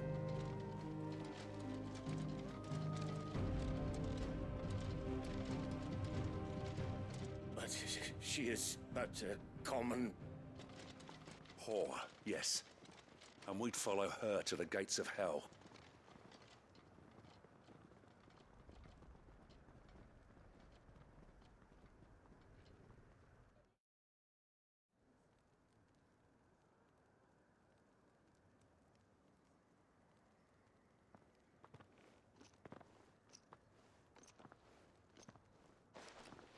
men have their orders, and they look like following them. I got them spaced out at regular intervals. Whichever direction the thralls strike from, there'll be someone there to meet them. Thank you, Philippe. Rest assured the people will play their part. The herbalist has donated her stock of medicines to me. Should any of your men be injured, take them to the Vale. We'll see to them there. Thank you, milady. I will. I'll play my part too. You still want for numbers. Unlike the enemy. I only hope I can go some way to evening the odds. Philippe, can I leave the south in your hands? I doubt the thralls by the lake were the last of their number. Of course. I'll lead a party down that way so we don't get taken by surprise. What about you? I'll make my way up the road to Oriflamme. I've fought a few of these things. And while I can't promise to hold them all back, I should be able to thin the herd. All right. But take care. Thank you. Both of you. You can thank us when it's over. Till then, madame.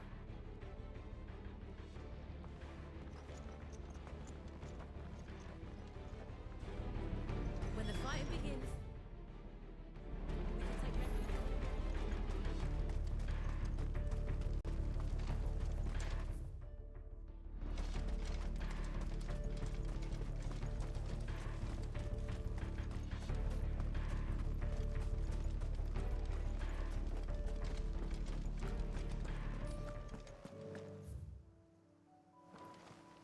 Better already.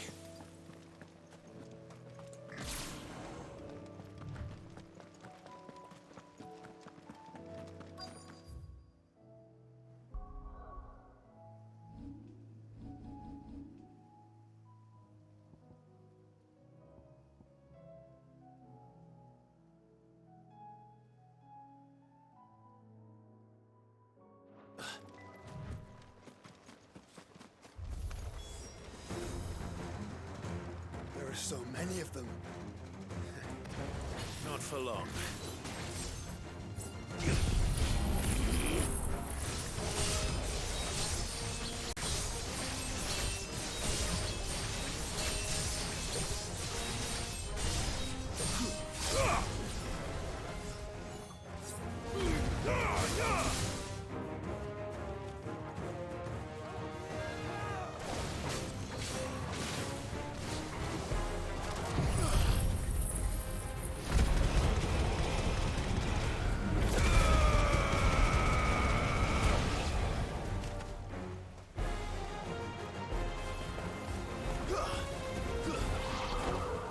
Is it over? No. It's only just begun.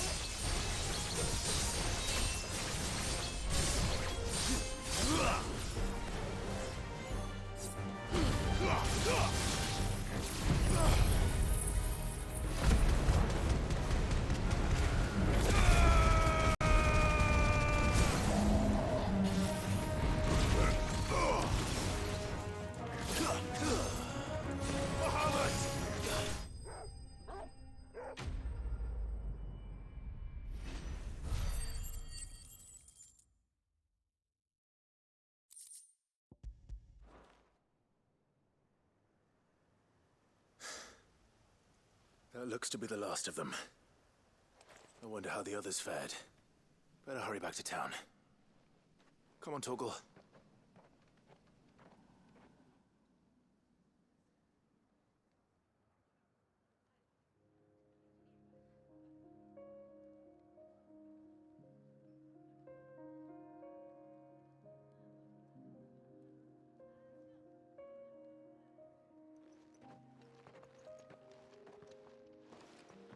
Clive, it's good to see you.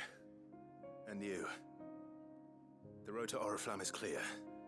How did you and your men fare? Well, we ended up fighting for our lives down by the lake. Took a few nicks, but nothing the girls of the Vale can't put right. Glad to hear it. Well, it seems we've survived. For the time being, at least. I thank you both for answering the call. You were right. And I was wrong. About everything. I had thought that the only way to unite the people was under the banner of Empire. That without a strong hand to guide them, they would drift apart. To be borne hither and yon by the eddying currents of fate. But you brought them together. Not by force, nor by the exercise of goddess-given authority, but by simply being one of them. By knowing what they feel, because you feel it yourself. Our purpose was ever the same, Your Eminence. You were merely distracted by a loftier vision of empire and glory, while our eyes beheld matters closer to home. You have the right of it again, as did you, Sabine. His radiance said it himself. Sanbreque is naught without her citizens. I forgot that, and I am sorry. I'm sorry too, Father. I should never have taken things so far. I only wanted you to understand how the people felt. How I felt. But my anger got the better of me. Do not blame yourself, my dear. This was my doing. I should have listened to you. To all of you. Your Eminence, Your Ladyship, I do not doubt that you came here with the best of intentions. But I believe the same could be said of us all. We all want safety, security, prosperity. Not just for Northreach, but for the entire realm. And we may yet achieve it. If only we work together. Will you join us in this? Yes. We shall. Thank you, Your Eminence. Now that that is settled, I must go and see to the wounded. The Vale's doors are always open to any soldier in need of relief. And today there are more than ever before.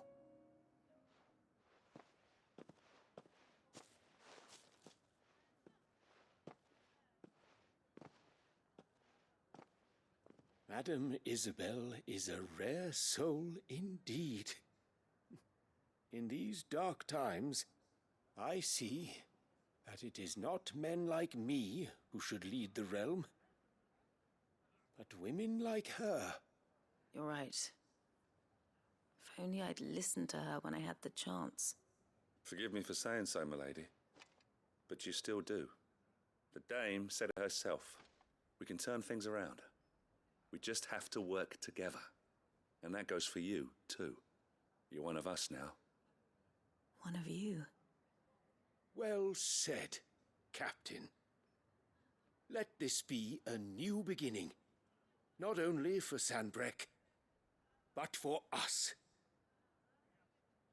Well, since there's nothing more to be done here, I should see if Isabel needs any help moving the wounded.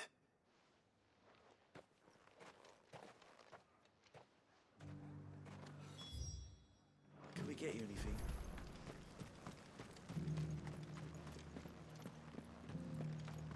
There's no need to worry any longer.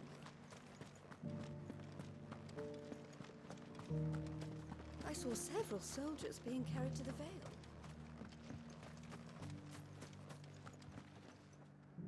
How goes the treatment of the wounded? I'll be happy to man one end of a stretcher if it would help. You've helped quite enough for one day, Clive. Thank you. Don't mention it. Oh, but I must. After all you've done for this town, it is the very least you deserve. Tell me, if Northreach had fallen, what would you have done? A woman of your means could find a home anywhere in the realm, but I sense you would rather have died here. It's a long story. For you, madame, I have all the time in the world.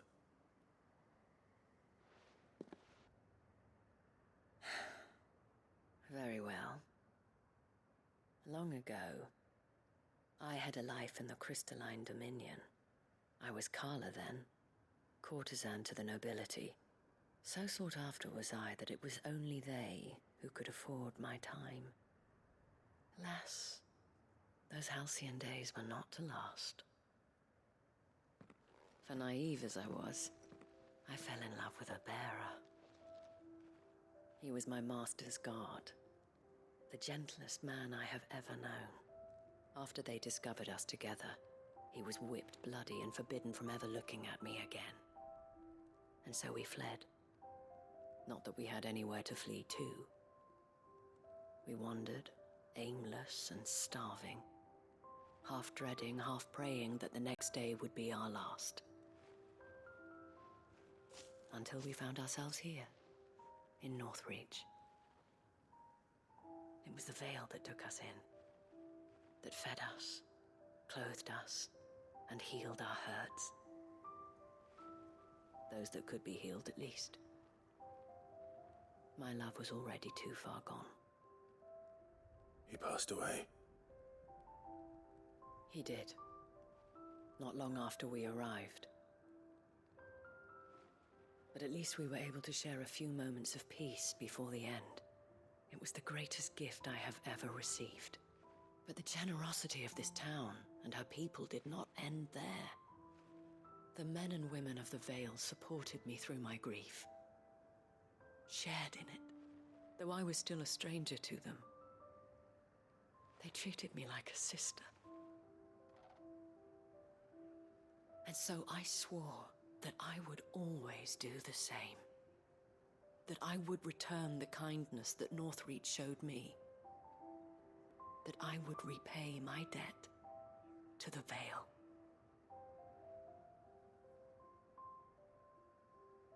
Thank you, Isabel, for sharing this with me.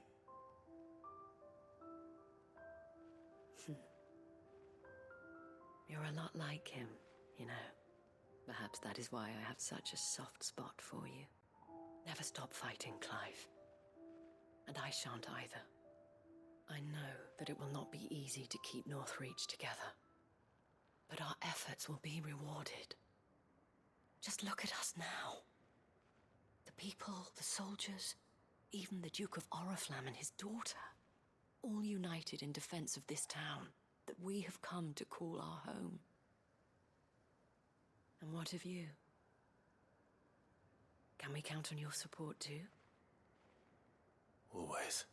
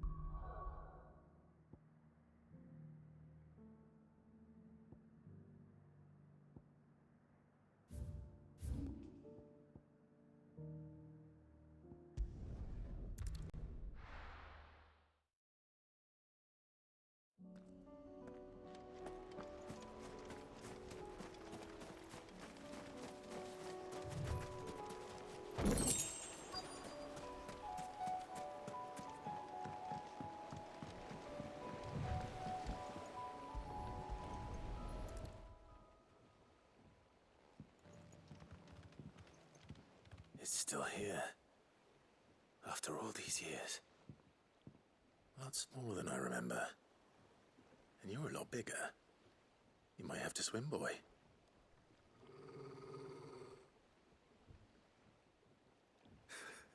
I wasn't being serious. You two go on without me. I doubt that boat will hold a third. If you're sure, we won't be long. Hop in, boy.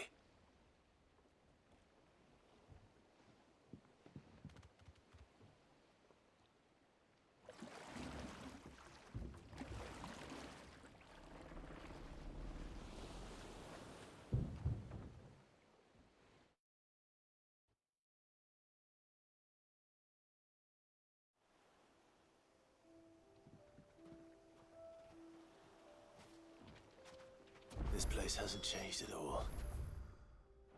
The rookery's right through those trees. Come on. Race you there? I bet I could still beat you.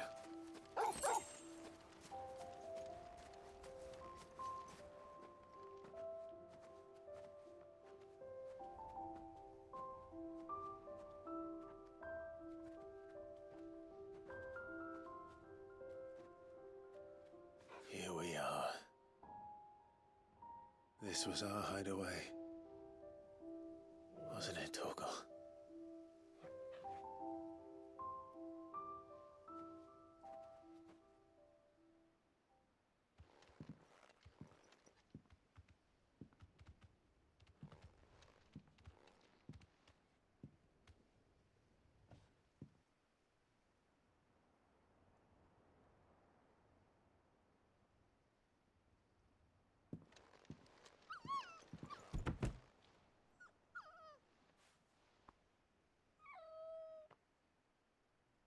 Coming here helped me to forget who I was. Or wasn't. Prince, shield. Son his mother could love. Had I been any one of those things? Perhaps.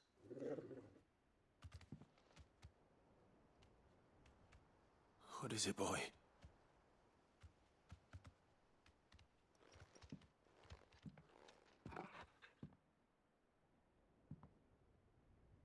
This is all from the castle. And Phoenix Gate. Did you bring these here?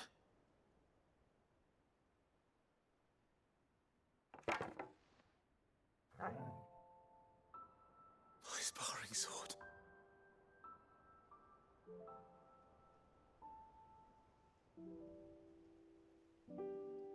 Well.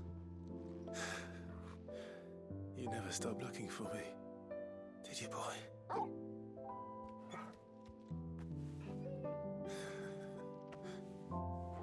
Thank you, Torgal. For never giving up. For never forgetting.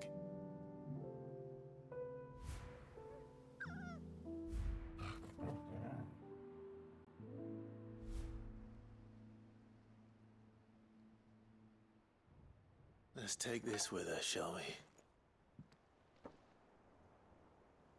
So I don't forget either.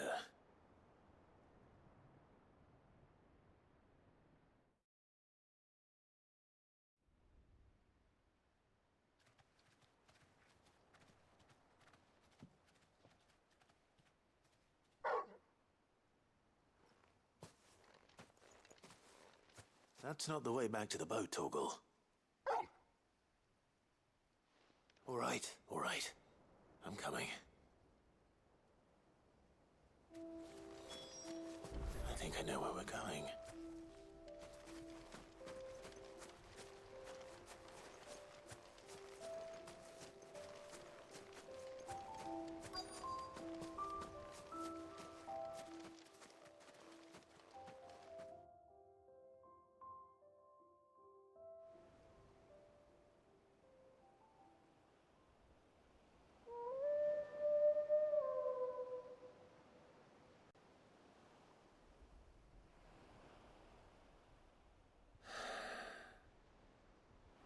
People always talk about the importance of putting the past behind you. But without it, we wouldn't be who we are today. And we certainly couldn't steer our way to a better tomorrow. Come on, Torgal. Let's go home.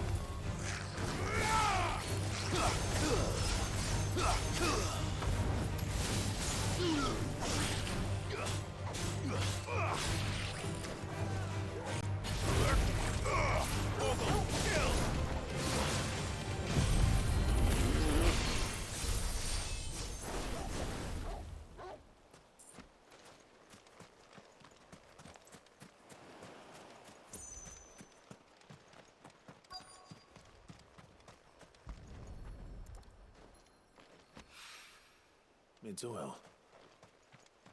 After what happened here, it's a miracle there was any left at all.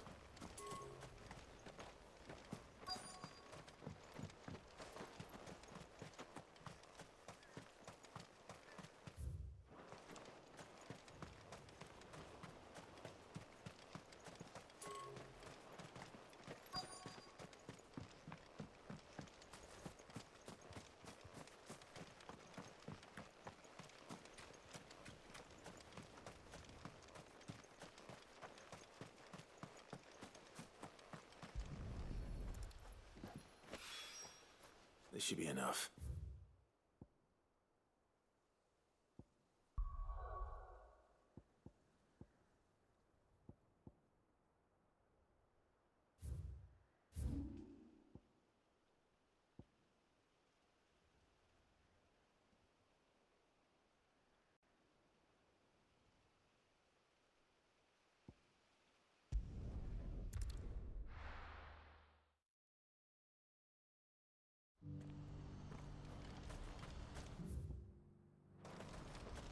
Do you see that too?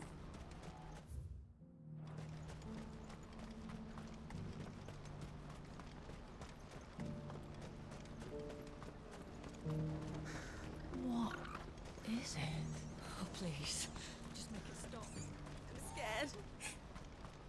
Nothing good's gonna come of this, I'm telling you. Just looking at it's enough to send a shiver down your spine.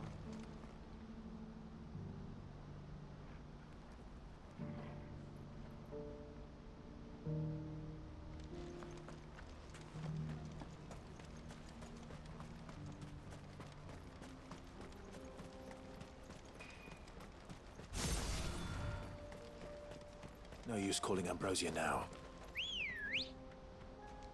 Come on. Run like the wind.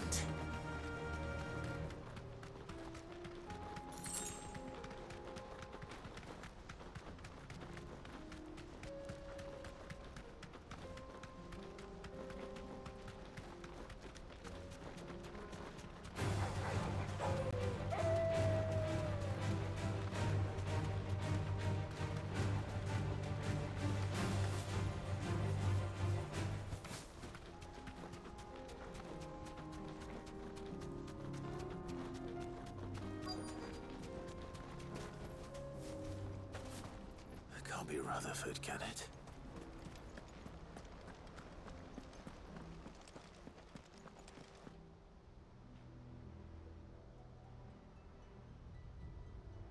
Turncoats and cowards, the lot of you!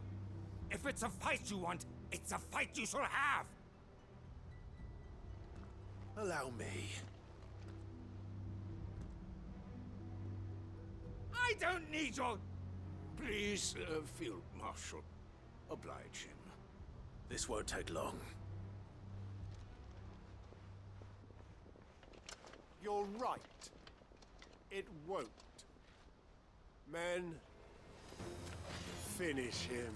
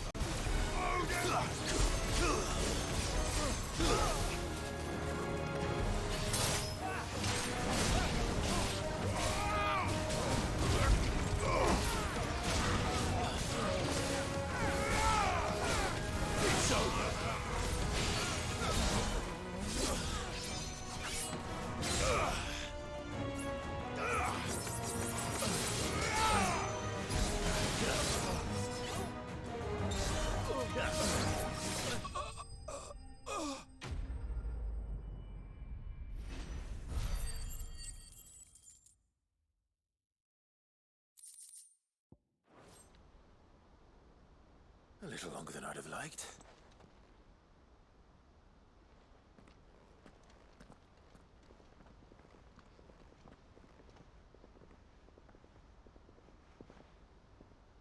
Field Marshal Havel, I presume. Are either of you injured? No, my lord. You arrived just as our escort turned on us. Fucking traitors. I'd heard reports of soldiers in the outlying regions abandoning the oaths they swore. But I hadn't thought the corruption had reached so close to the heart of the Republic. It's a fucking disgrace. Your interfering old bastard of an uncle tried to warn me, of course. My lord Marquis. Or is Sid the Outlaw more to your liking? Call me what you want. It doesn't change who I am. Or the urgency of the message I bring. My uncle has a plan to right the realm, and he needs your help to see it through. Before I agree to anything,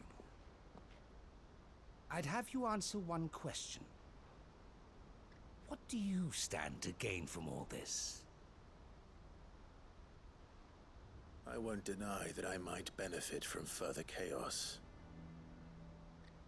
But I seek a new beginning for all of us.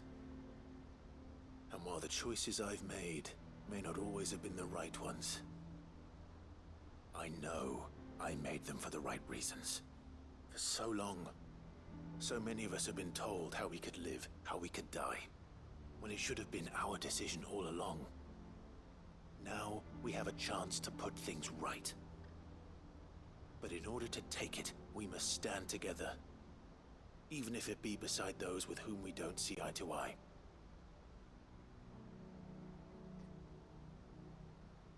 Certainly not the words I expected from an outlaw.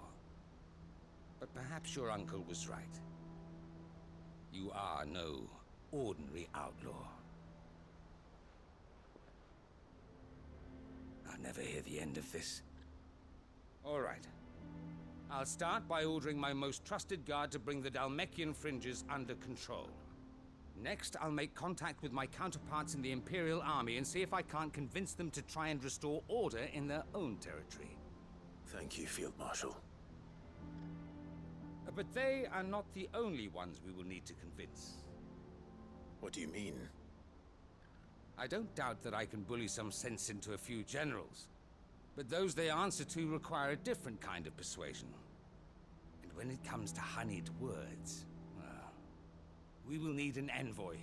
One who can court even the most stubborn of statesmen. You, perhaps. I'm flattered. But I'm no diplomat either. And I have other problems to attend to. What we need is a skilled arbitrator. And I may know just the person. Is that so? And would he happen to be an outlaw too? Of a different kind, perhaps. Well, beggars can't be choosers. I suppose we'll all have to find a little of the outlaw in ourselves if we're to make it through this. Very well. Send your man to me right away. I shall.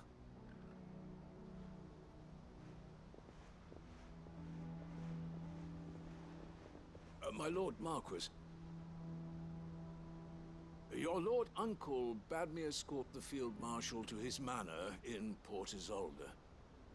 And I will see that my associate joins you there. Very good, my lord.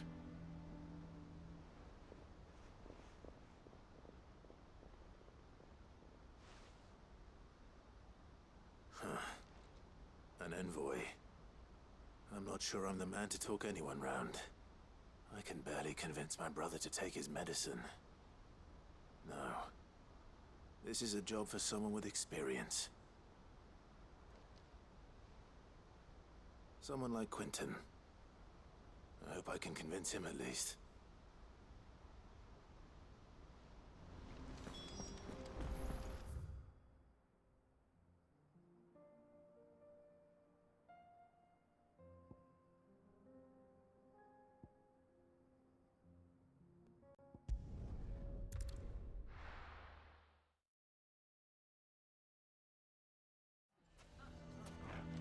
Why the hell would Victor take the bearers? Here to help me pack. Thanks, but I'll be traveling light. You're really going to go through with this, then? I am. But before I go, there is one small issue I'd like your assistance with. If it's within my power to help you, It's the children. And if I leave them here, they surely will. Our friendship would see them ostracized forever. But I can't take them with me either. I can think of only one place where they are certain to be safe and provided for and loved. The Hideaway. Of course. The children would be more than welcome. Thank you, Clive. I will not forget this. Lubor, are you still here? What is it, Ferda? You look pale. There's been a flood in the Velcroy, a damn big one. The League of Outlaws encampment was completely submerged in ether. What? Every last one of the bastards has turned. And they're headed this way. Bandits are one thing, but Akashic bandits are quite another. The town guard won't stand a chance against them. We need to evacuate. There's no time to lose. Ferda, gather the men. The Akashic may strike at any moment. We must make ready to cover the townspeople's escape. Well, what are you waiting for? Yes, my lord. Clive, change of plan. The children stay with me for now. I need you to find Conrad and Natalie. Tell them to prepare for a full and immediate evacuation. Understood. I'll do what I can to convince everyone else. Wish me luck.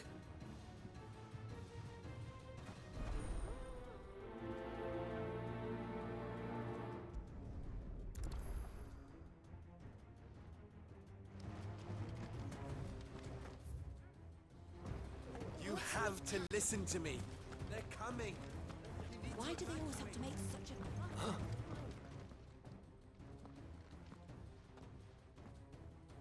Ah, it's you. What do you want, Lord Underhill? To pass on an important message. There's been an ether flood out in the Velcroy. The camp where the so-called League of Outlaws were gathering has been swallowed. They're no longer just bandits. They're Akashic now, and they could be here at any moment. You need to begin preparing for a full-scale evacuation right away. Oh, do we?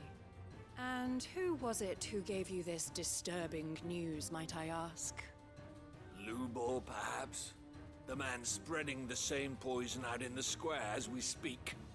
You may believe his lies, my lord, but we know better. But why would he lie about something like this? Some twisted attempt at revenge, perhaps. If he had not been unmasked, he may well have been elected our leader. A great honor for one of his kind. One he might well feel aggrieved at having been denied. Lord Underhill, forgive me, but it has become all too evident where your sympathies lie. Lubor cannot be trusted, and neither, therefore, can you. You may not trust me, but for the sake of your people, ask yourselves if there is any chance that this is true. There isn't. You can be certain of that. Now be off with you. You're making a mistake. Come, Clive. If our words will not move them, then we must find another way to help save the town. You're right. Let's speak to Lord Ferda.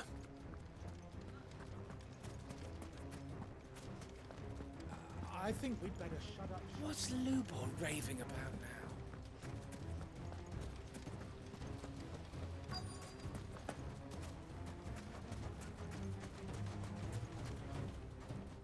Lord Ferda. Sid, what's wrong? I went to warn Conrad and Natalie about the Akashic, but they wouldn't listen. They've convinced themselves that nothing Lubor says can be trusted. The bloody fools. Which means the town guard can't be counted on for support. But I can. If there's anything I can do to help you defend Dalamil, you only have to ask. I appreciate it. Sid! Ferda! I've been looking for you everywhere.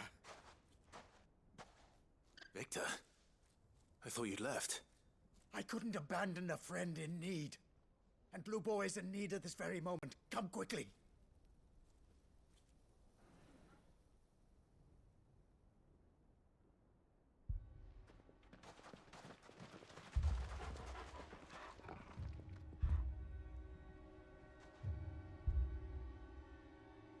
You have to believe me! The Akashic are coming! They don't eat, they don't sleep, they don't tire, and they don't care who they kill. They're unlike anything that's come before. There will be no parley, no mercy granted! We may have saved the town once, but this is different. I do not ask that you forgive me, but please believe me. If you do not run, you will die. You will all fucking die!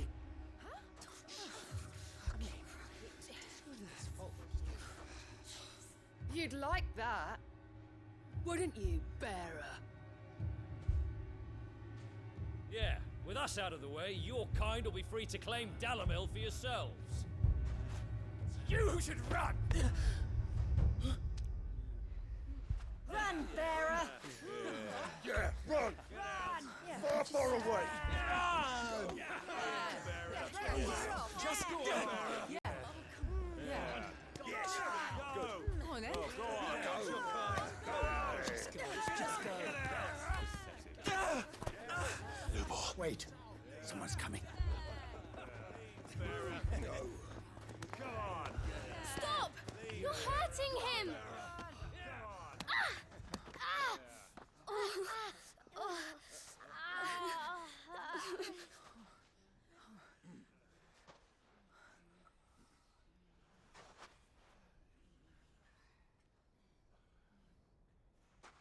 What did Lubor ever do to you?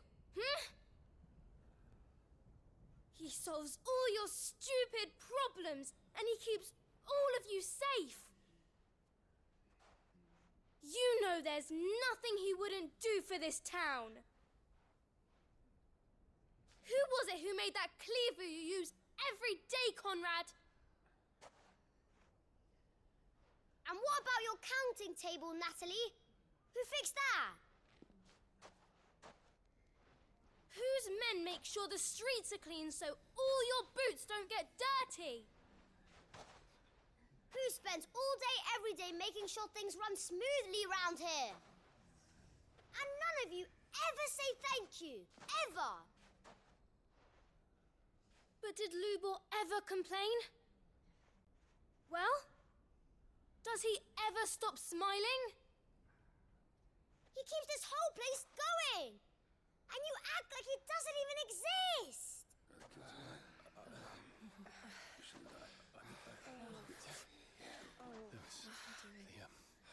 Oh, Yes, sorry.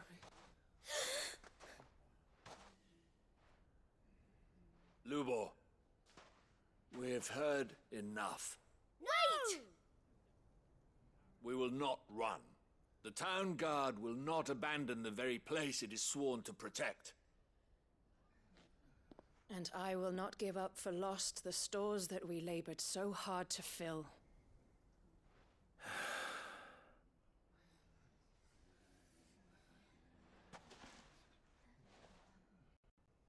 So tell us, how do you propose we deal with these Akashic of yours?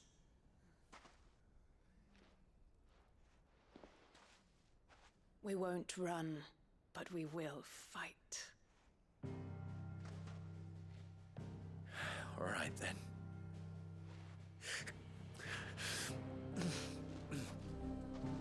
Fine.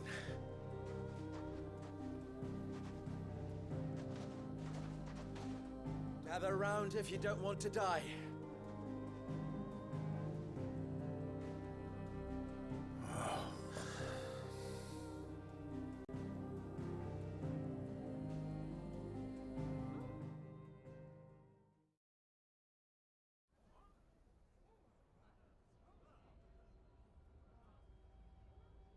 Allow me to explain the situation.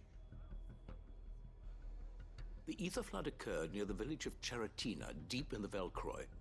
The place had been abandoned for years, until the League of Outlaws decided to make it their base of operations.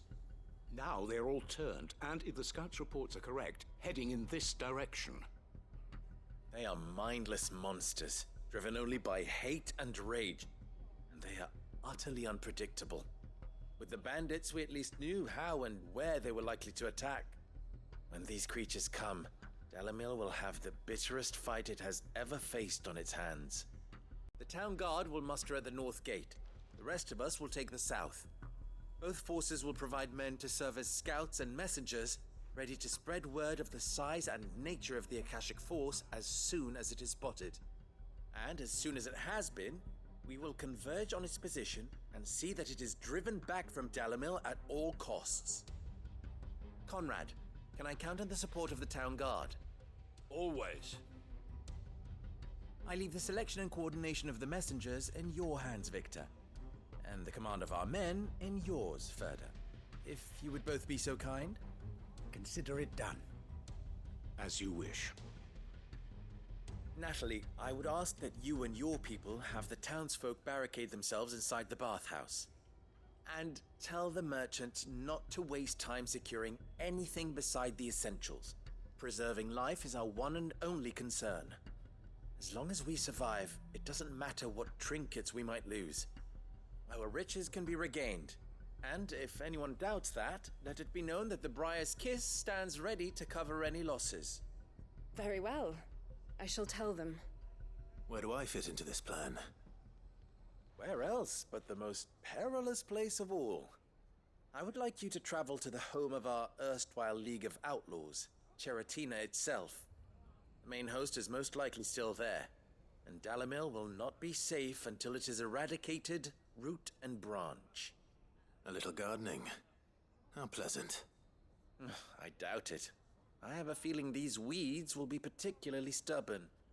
So you are. All right then, we all know what we have to do. Now it's simply a matter of doing it. For Dalamil.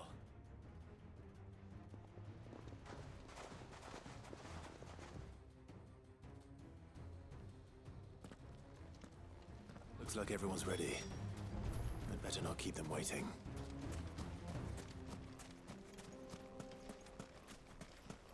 Good. That will keep some of them out. Any man sighting an Akashic is to raise the alarm immediately.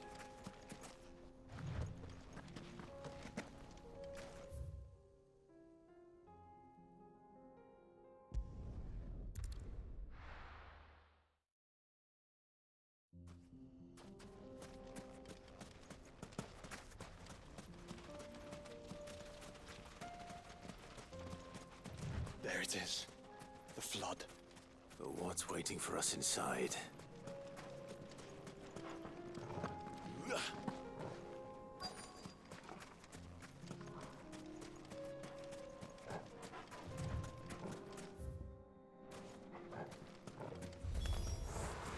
can't leave a single one alive.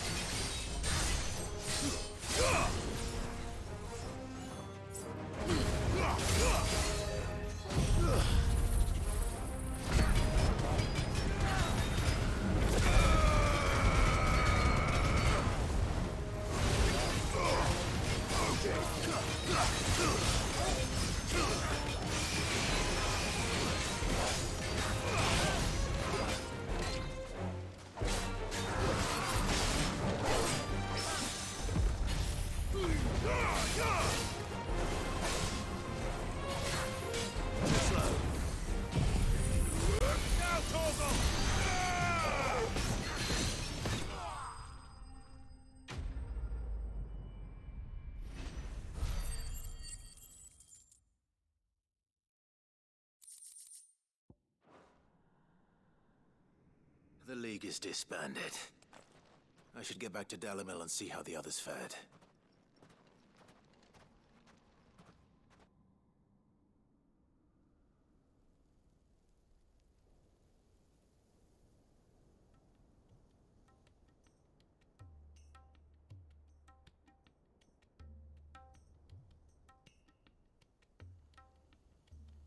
All the Akashic we were able to find have been dealt with. Seems that might be the last of them.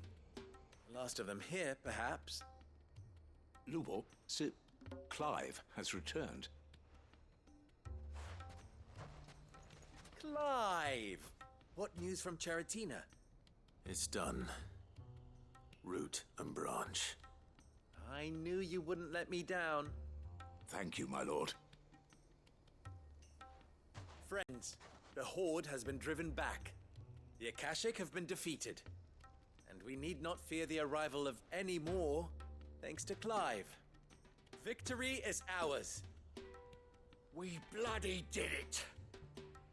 We saved Dalamil. Lubor, allow me to apologize. After all you have done for this town, we should never have doubted you. But we did. And for that we are truly sorry. We only hope that you can forgive us. We need you, Lubor. Dalamil needs you. So, if you would still like to be considered for the position of mayor, you have our backing. You do remember that I'm a bearer, don't you? We do. But that is not a stain on your character. It is a stain on ours. We thought only of what we perceived bearers to be, not what you truly are. The man who saved Dalimil twice over. I see. But I will only accept your proposal on 2 conditions. Name them.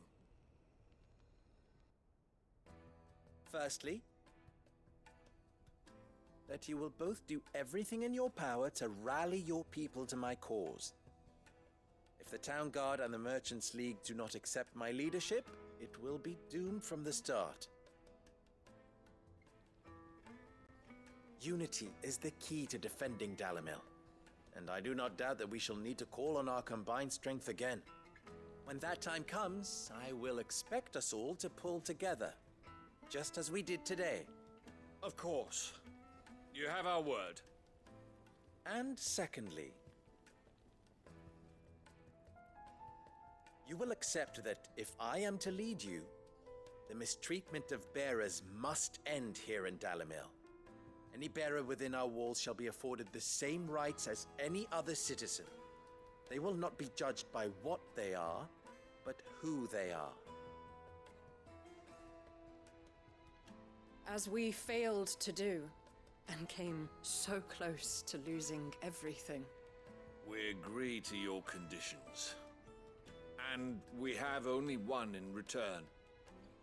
That you continue to work for the good of Dalimil, as you always have. Condition accepted. Well then, it seems my mayorship is all but confirmed. Do I get some sort of special hat?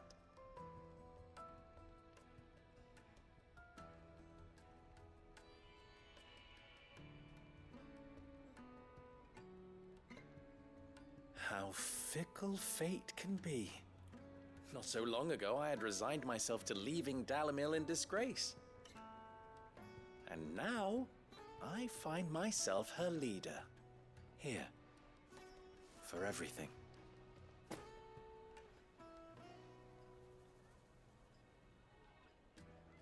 Lubor. About the children. Fear not, you are of course relieved of your responsibility. I would sooner face another horde of Akashic than see them brought up as outlaws. I'll make sure they're safe here. I don't doubt that you will. And not just the children, but everyone in Dalimil. I'll do my best. Can't have all your hard work going to waste.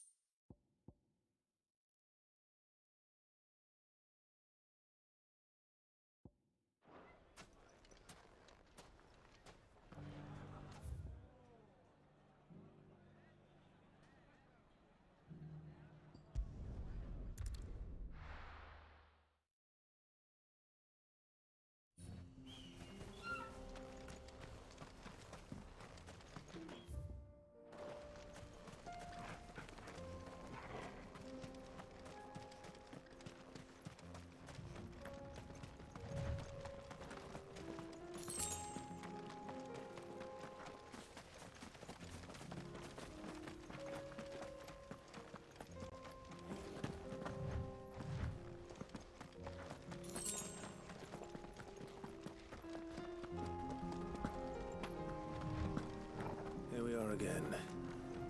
Karava. If you were a tortoise, Torgor, where would you hide?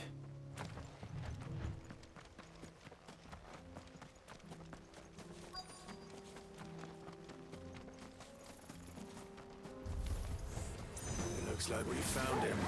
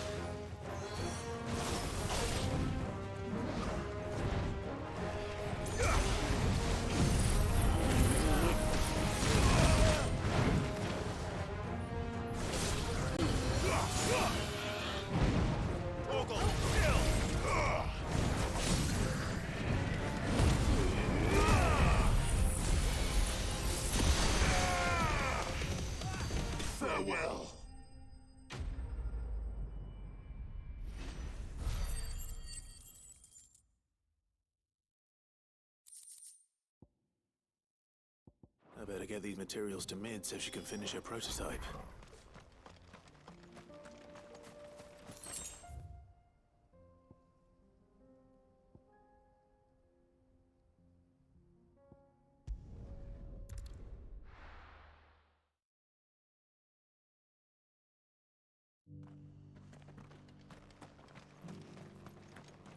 Are you buying or selling? A fine choice. Of course.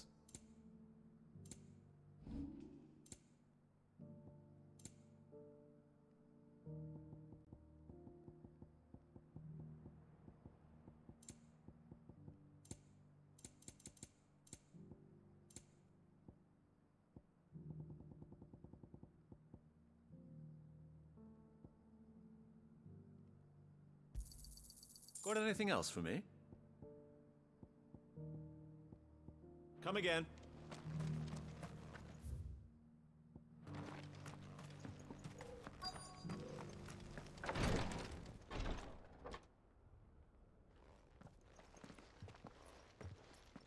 Your Grace, my lord, I trust your journey was not overly onerous.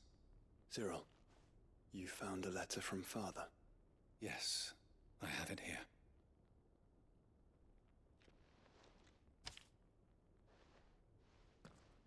If you would do us the honor, my lord.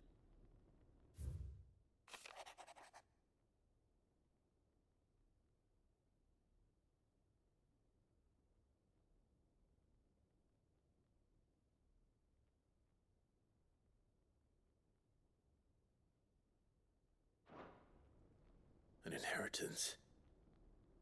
It would seem the late Archduke penned this missive shortly before his passing. The day before we left for Phoenix Gate. What are these plans he spoke of? His plans for the duchy, Your Grace. Your father entrusted them to my predecessor, the former bearer of the Burning Quill, who entrusted them in turn to me. The complete emancipation of bearers is their stated aim. But your father's dream did not end there. His Grace also spoke of building hospices to care for those stricken by the curse, and the founding of a new university to further the development of non-magical technologies. With the blight spreading ever more widely across the twins, Archduke Elwyn saw this as the only means of securing Rosaria's survival. He wished to see men and bearers treated as equals. To see centuries of common wisdom overturned. Small wonder he did not think it achievable within his lifetime. But he thought it achievable nonetheless. Had he not, he would never have written this message. Nor would he have entrusted his vision to his most faithful aides, those who would have stood with you, shielded you from the machinations of the less benevolent personages at court. It's a pity only they are still with us. 'Tis true that those most loyal to your father were the first to suffer the Duchess's wrath. But one at least remains, and she has come bearing gifts. What do you mean? Mayhap it is better that she explain, my lord. After all, the duties entrusted to me by my predecessor extended only to recovering His Grace's will and arranging a meeting with the one who might execute it, or a part of it at least. And where is this woman? She awaits you in the archive, Your Grace. Thank you, Cyril. Shall we then?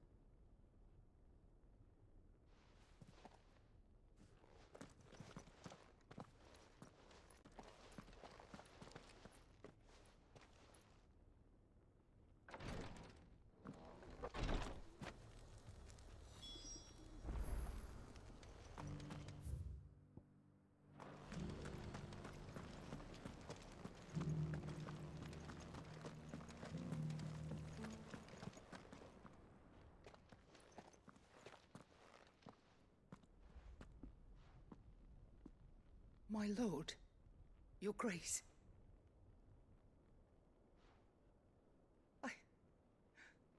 I hardly recognize you.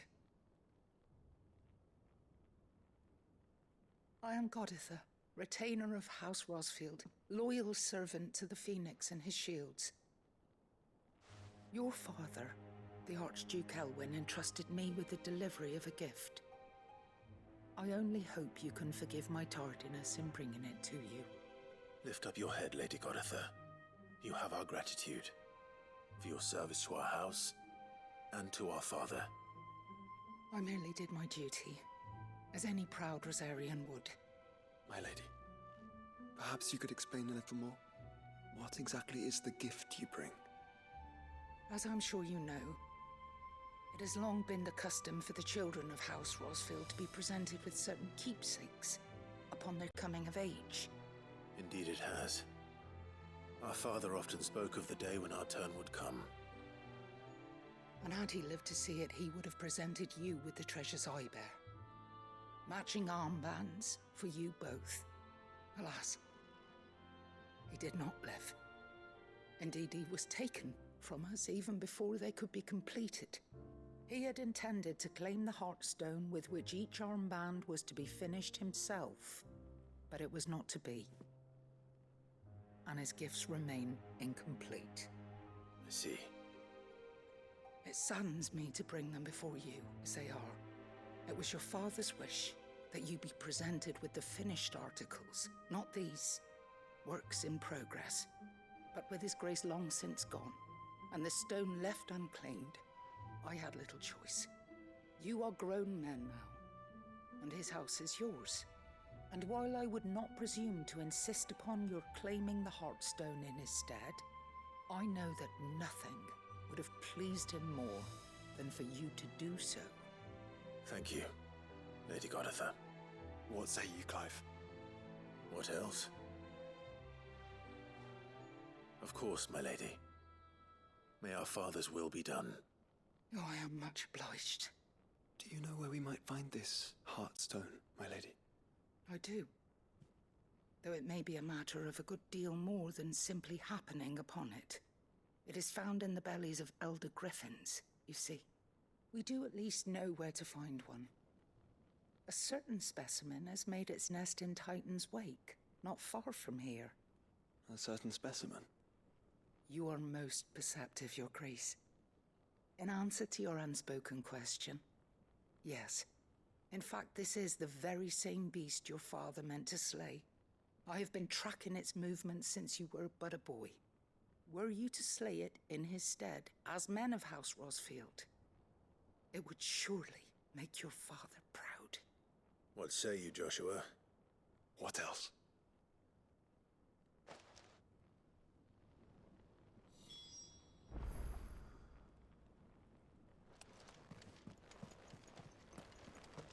Titan's Wake is to the south of here. But we must not be hasty. The good lady has been disappointed once already.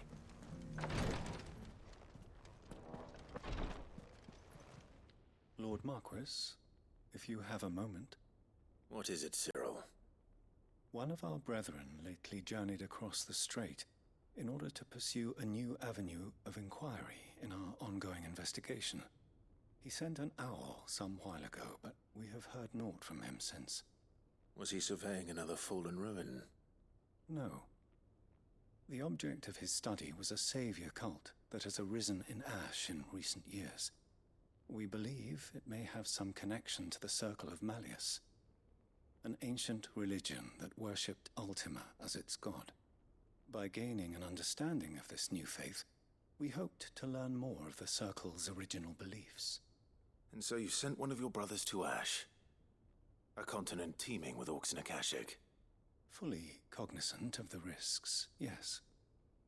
I entrusted the mission to one of the most able of our order, the Third Chair, a master of the arts of combat and survival both. Though he has been silent for some days now, I have thus far refrained from sending any others in search of him, lest they be lost in turn. Yet, it seemed only right to inform you of the situation, given your unique experience of the perils of Ash. For as you so earnestly advised me, it would not do to abandon a man to his fate. when he might yet be saved. It would not. But Ash is a big place. Can you be any more specific? Perhaps.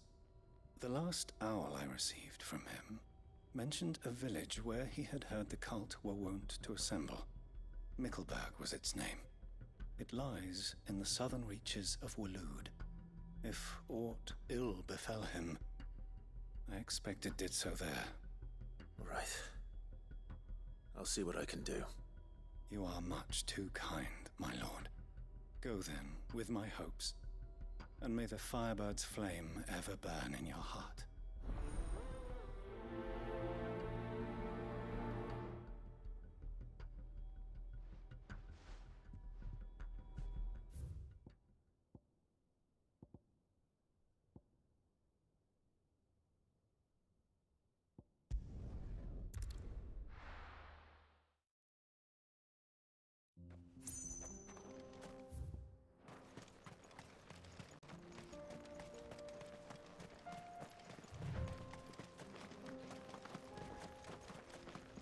Eyes peeled, Joshua.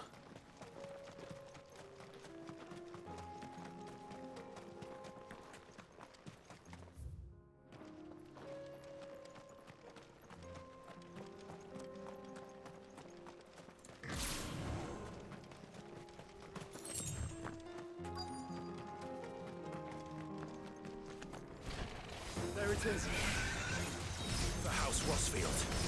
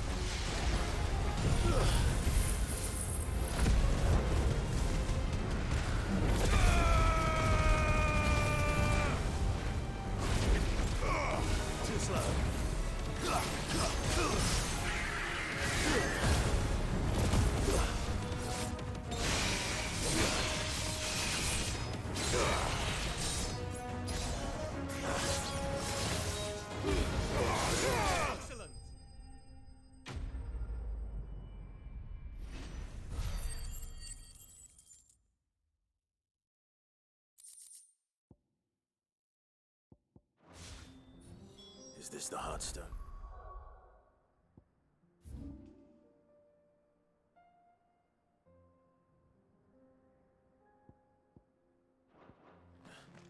I expect Lady Goditha will know.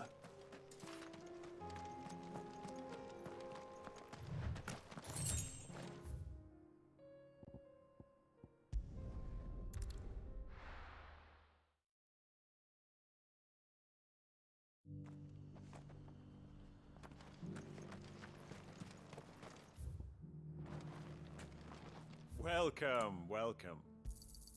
Of course. A fine choice. Of course.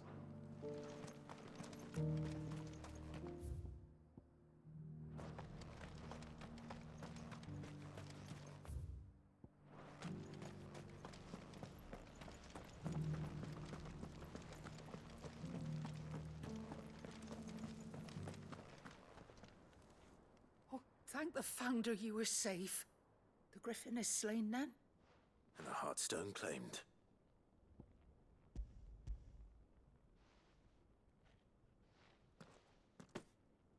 Yes, this radiant luster like frozen flame. It is just as your father described it.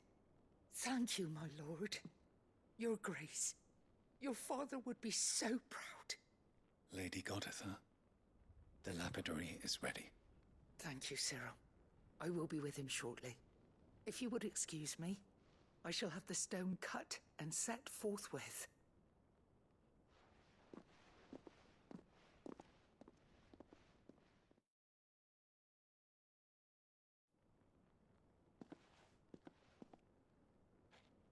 The armbands are complete.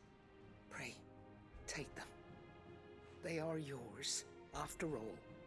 Heartstone is harder and more enduring than garnet, or even ruby. It symbolizes unwavering will and devotion. And the graven vines encircling the stone represent the unbreakable bonds between you. It's a message. Father knew we had enemies both inside and outside the duchy. Enemies who would thwart his vision. Only with unwavering devotion would it ever be realized. And only if we stood together, as Phoenix and Shield, as brothers in arms. Only then might those enemies be overcome. Indeed. His Grace knew the enormity of the task he would entrust to you, his heirs. But this was more than just a message. It was a promise. That he would always be with you. Thank you, Lady Goditha, for remaining the steadfast custodian of our father's will. Forgive me, my lady, but there is something I don't quite understand. The Undying told me that after Father died, Mother claimed all of the ducal treasures for her own. Even if the armbands were incomplete, she would surely not have overlooked them. So, how were you able to keep them from her? Because I was the keeper of the vault. Though I was but a lowly servant, your father spoke to me of his intentions for the bands, of the deep love he had for both of you, and his hopes for your future. In the days before the disaster at Phoenix Gate, I discovered that the Duchess had ordered her jewelry be sent away from the castle. It was then that I knew she meant to betray us. I tried to warn your father, but it was too late. When word of the fire reached Rosalith, I knew my time was short. So I took up the armbands and I fled into the night. And thank the Founder you did. Yet my duty to your father was incomplete. Not knowing what else to do, I followed the Griffin, thinking I might claim the Heartstone on its passing. And so my pursuit continued, until Lord Cyril appeared before me. He informed me that His Grace's will had been recovered, and that his sons were alive and well. Lady Goditha, on behalf of my father and all the people of Rosaria, I thank you for your loyal service. As do I. Thank you, my lord. Your Grace, for coming back to us. For giving my service meaning.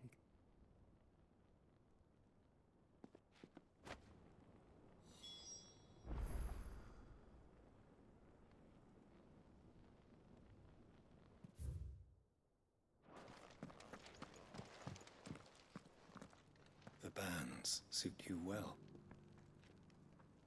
It must be gratifying to finally receive the inheritance that was denied you for so long.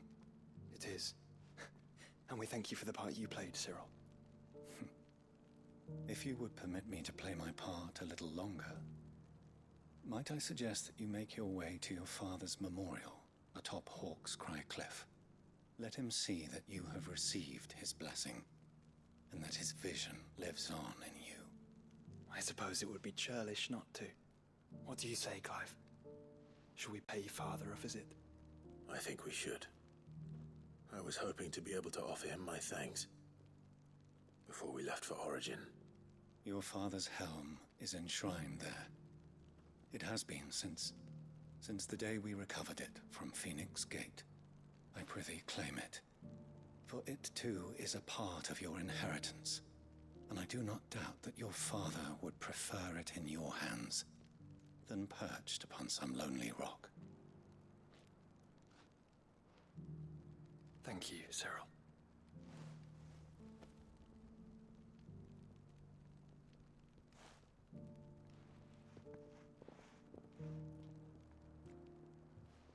Come on, Clive. He's waiting.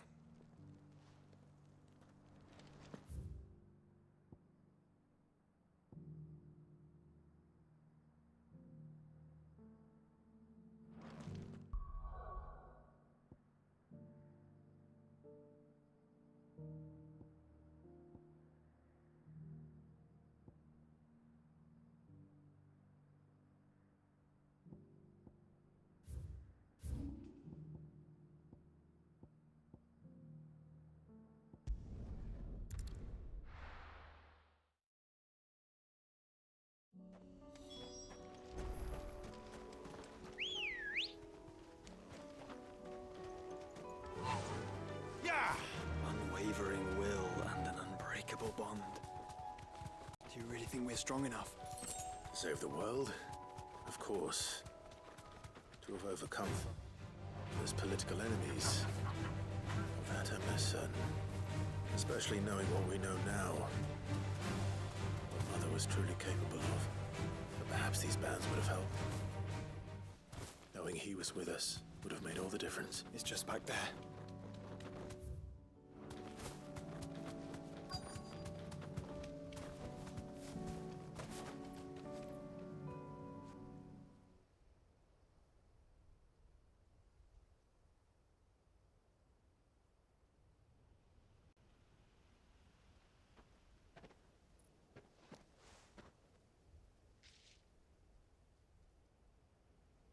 Father always fought for what he believed was right. It wasn't until that night at Phoenix Gate that I realized I had never fought for anything. I always had someone else to do the fighting for me.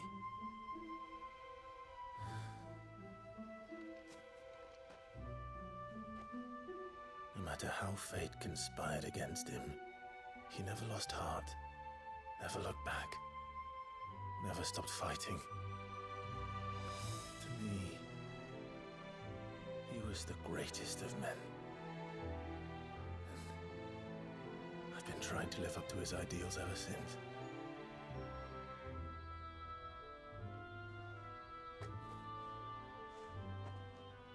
We all have, Clive. We all have. And we'll keep trying. Because that's what he would have wanted. What he would have done himself. Even if it meant standing against the very gods in the heavens. I shall be borrowing this, Father, if I may.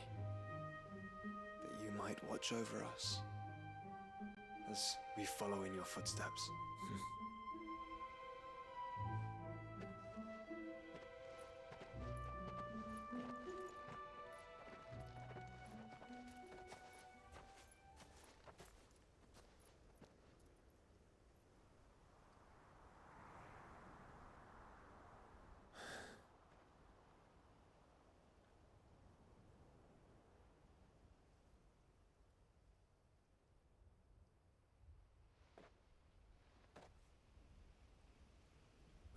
you down.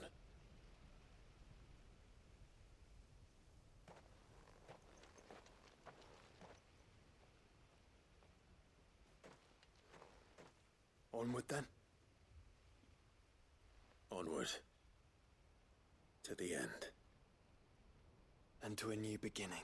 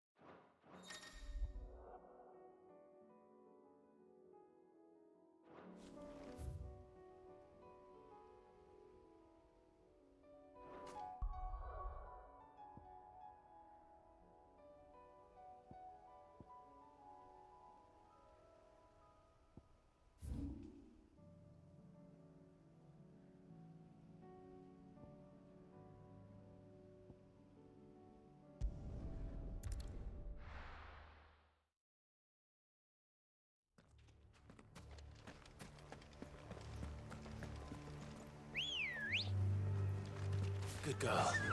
Yeah!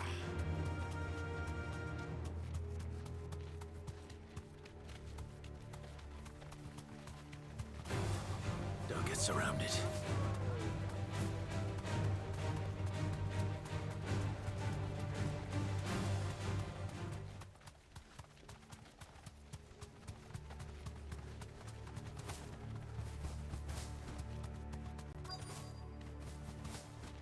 The entire village looks abandoned.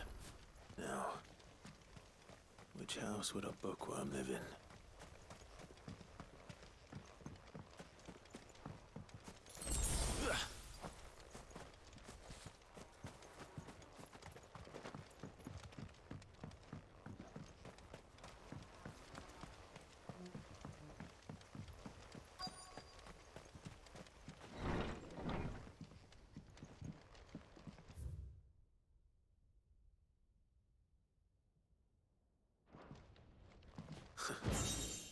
His interests were certainly varied.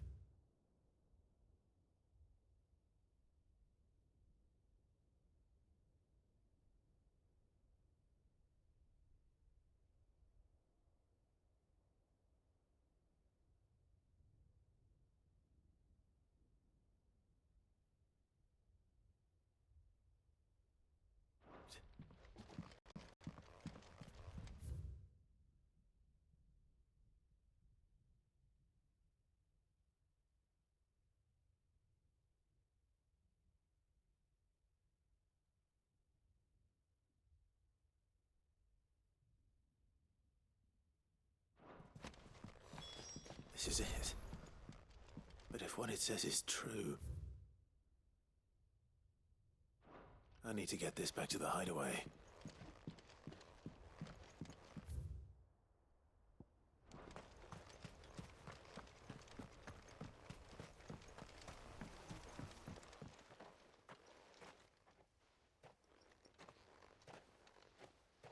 Leaving so soon, stranger? We've been watching you. From a distance, so to speak. Subtle. I know who you are. Then we need not waste time on introductions. Hand me the book. Leave it in our care and return to your life. Your care? Do you mean to burn it or bury it? That is not my decision to make. But by one means or another, its contents shall be removed from the common record. Then I'll have to politely refuse. I won't let you erase our history. Then we find ourselves at an impasse. Very well. The book can just as easily be pried from your dead hand.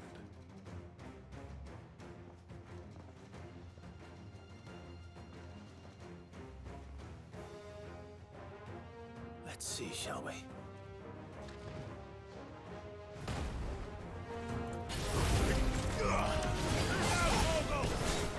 Nice try.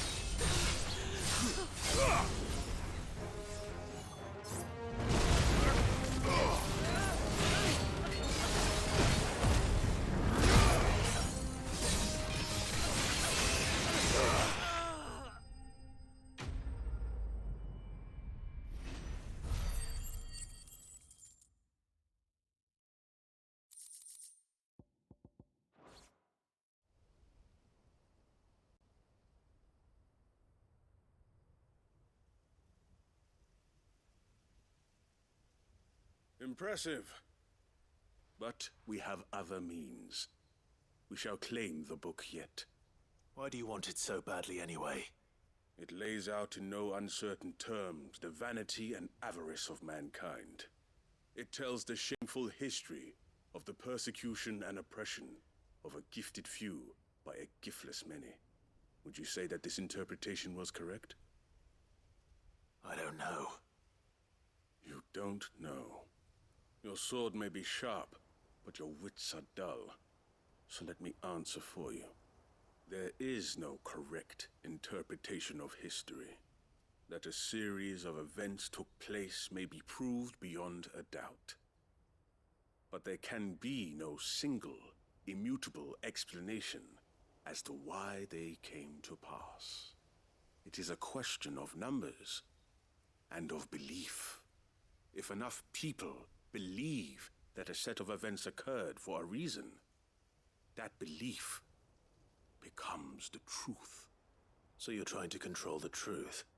We are trying to protect people from themselves, from knowledge that would bring them naught but pain. That is all. You may keep the book, for now. The world is small. We shall meet again. Until then. Wait! Damn it. Let's get this back to Vivian. Perhaps she can explain what that was all about.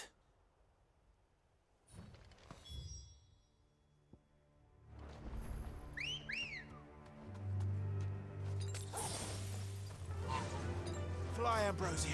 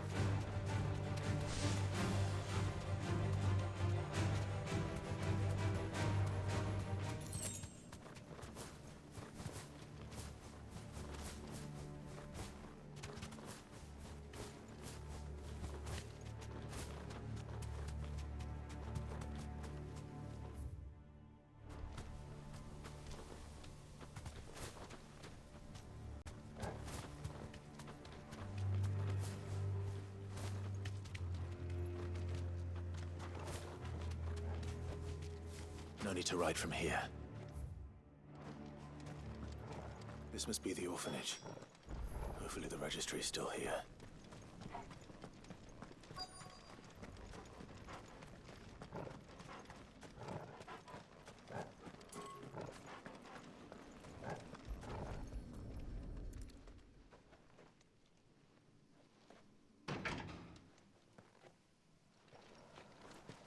It's locked.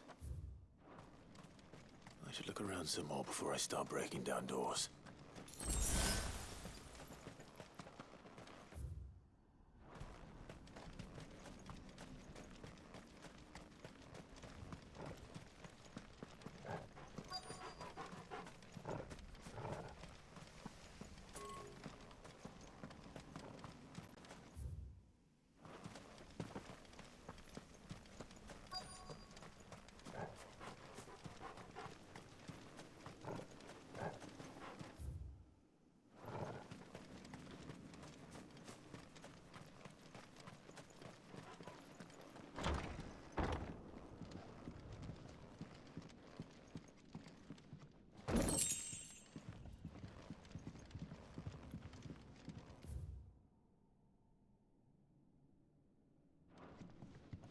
Conditioning.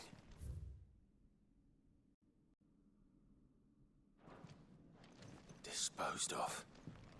Herman wasn't exaggerating.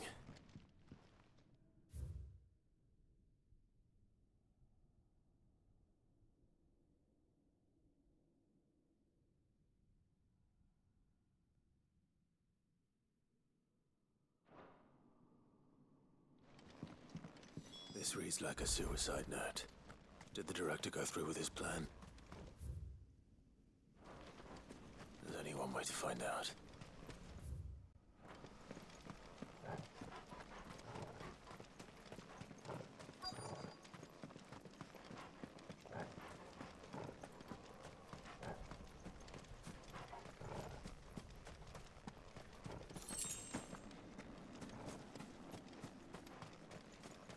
A forked white tree. This must be the place.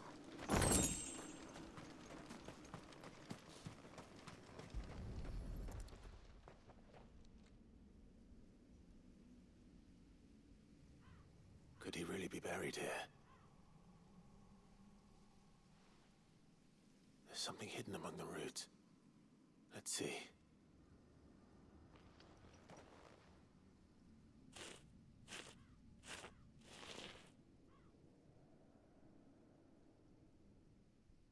This must be the registry.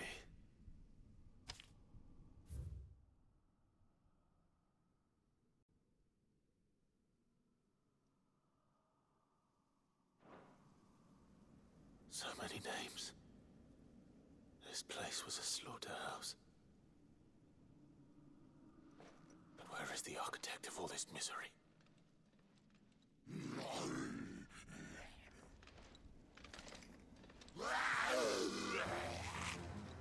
It was only a matter of time, I suppose. This place is cursed.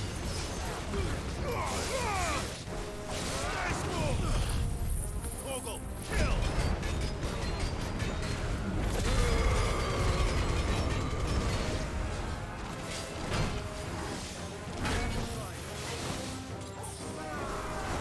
Too slow.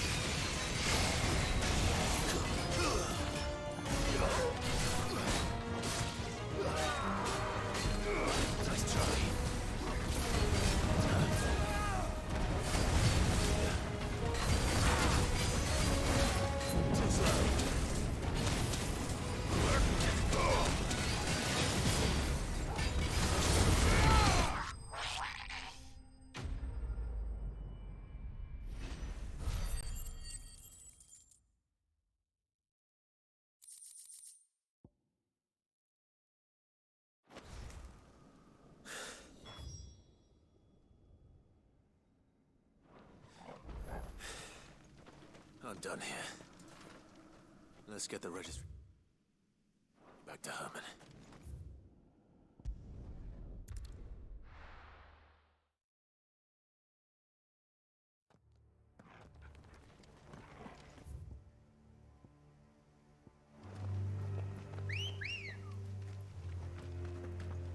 Come on. Run like the wind.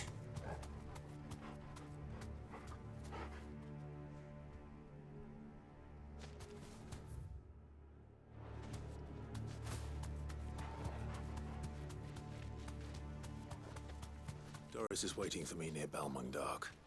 The longer she's out in the open, the more likely she is to be found by a Kashik. I need to hurry.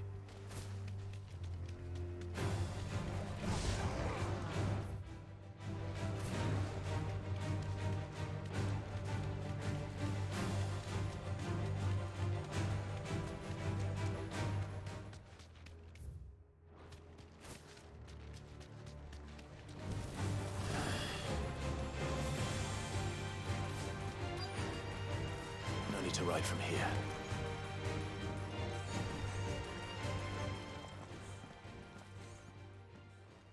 There were no guards, I take it. None manning the gates, no. It's a different story inside, though. The corridors are crawling with Akashic. Most likely guards left behind when the Wardens ran. If Chadwick was being held here, I worry that he may already be. Don't give up hope just yet, but let's move quickly. Let me check the ground floor. The ether's thickest there. Then I'll search the upper level. Good luck, Sid. Stay safe.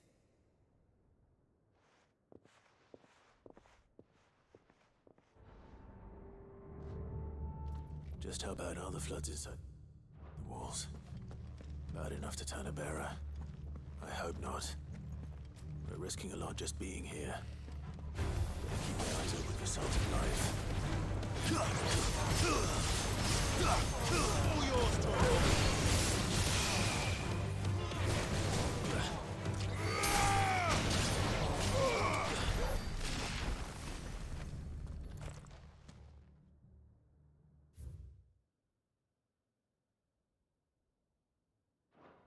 So this place was no ordinary prison. And I doubt they'll have taken the creature with them when they fled.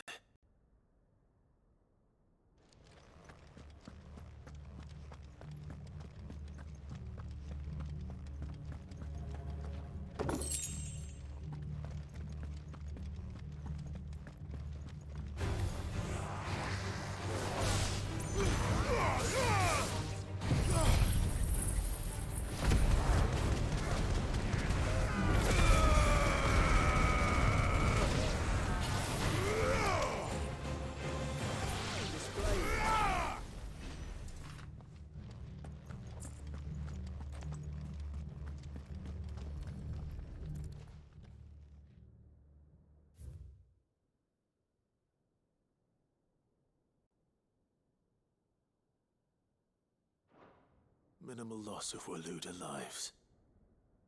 And what happens when they run out of bearers? Even the Imperials take better care of their branded than that.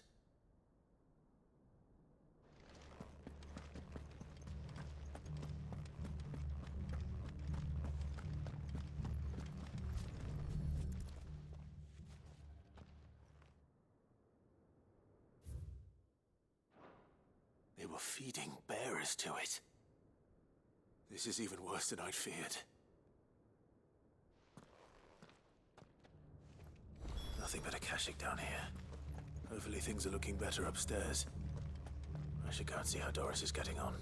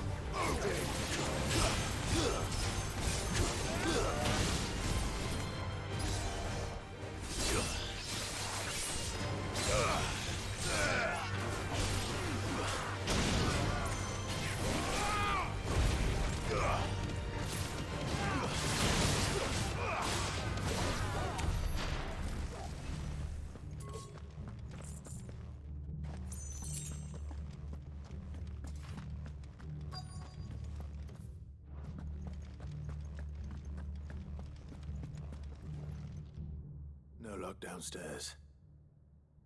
But I did find out that this place was more than just a prison. Something far more sinister was happening here. I know. I've been reading some of these documents and... it can't be true, can it? Bearers die every day in service of their masters, but this is so much worse. Pitting bearers against a wild beast armed with nothing but their wits? And all in order to bring about more death.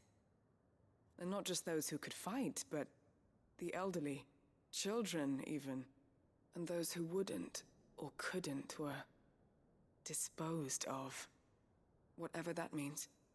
I'm afraid it means they were fed to the monstrosity they kept here. Then we're too late. And I was a fool to bring you here. Don't say that. Did you find anything else? A key. But it doesn't fit any of the locks on this floor. Perhaps it will fit one of the doors downstairs.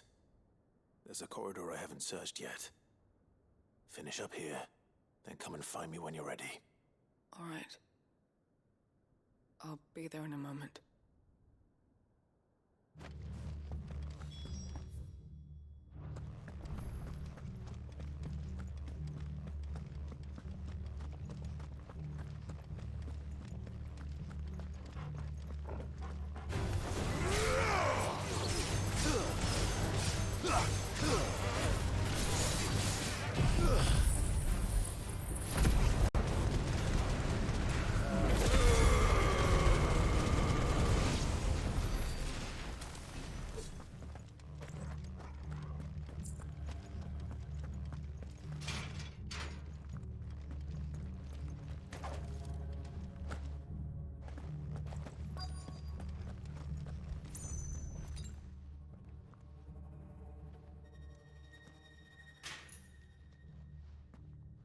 Let's see what we can find down here.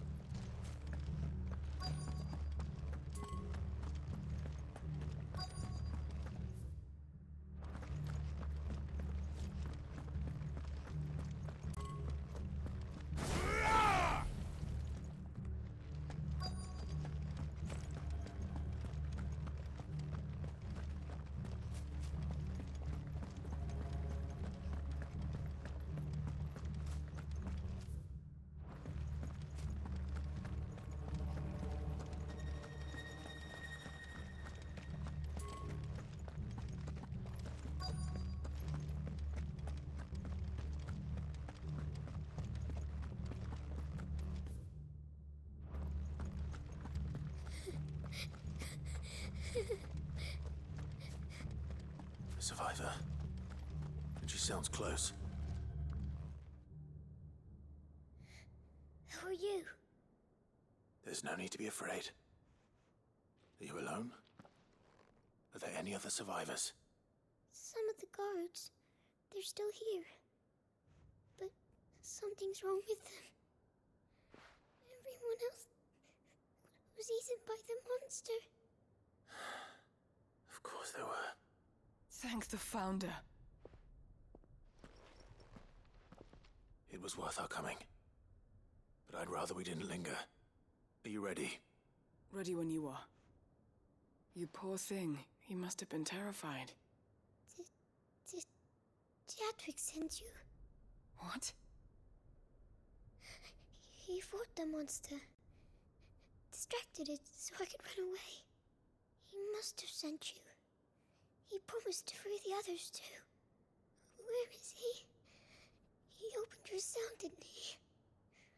He wouldn't be here otherwise. Chadwick.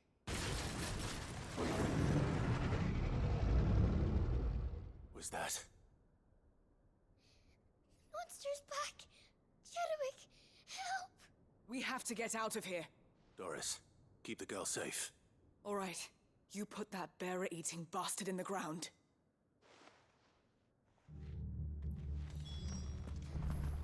It's out there waiting for me. I can't let it live. Not if it's got a taste for bearers.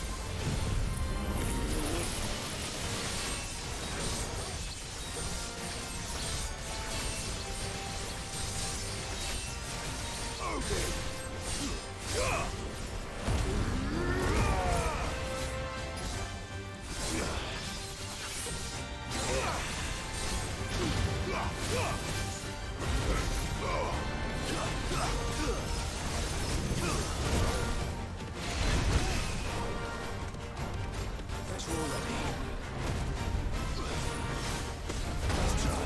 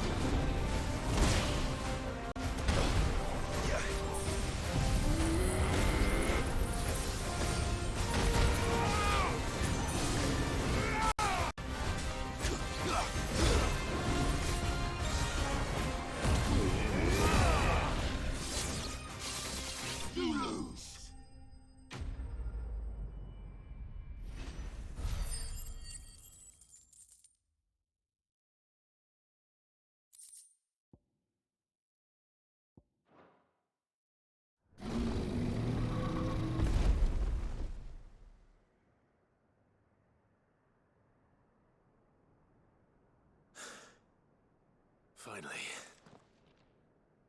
Sid, are you hurt? I'm fine. I think.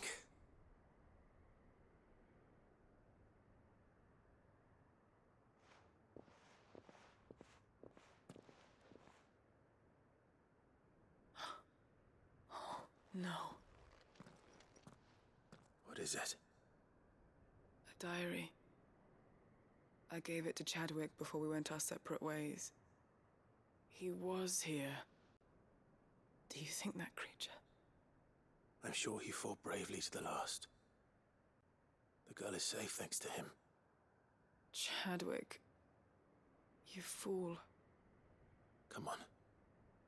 We have to get her back to the hideaway. We don't want his sacrifice to have been in vain. No. Of course not. I'll see that she's looked after from now on. It's the least I can do.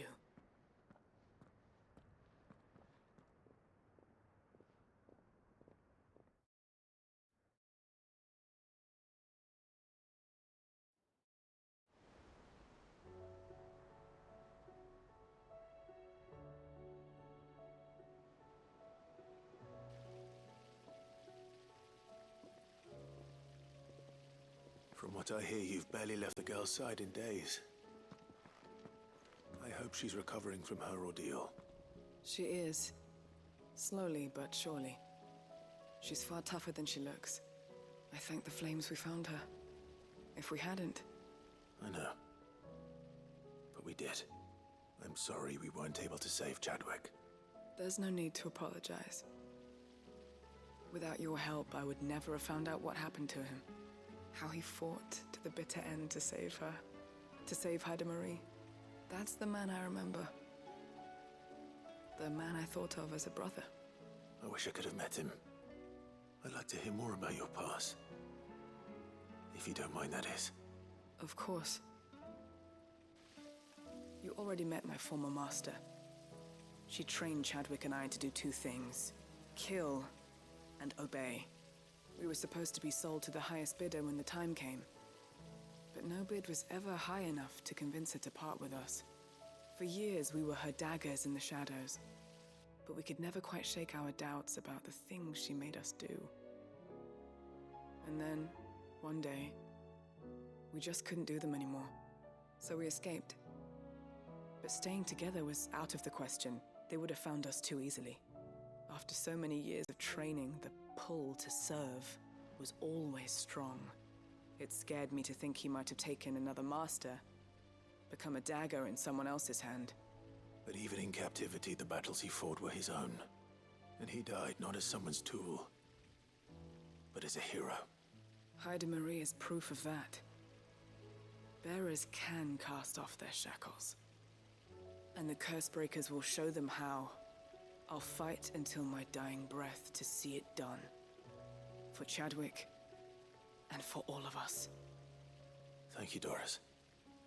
We'll be counting on you.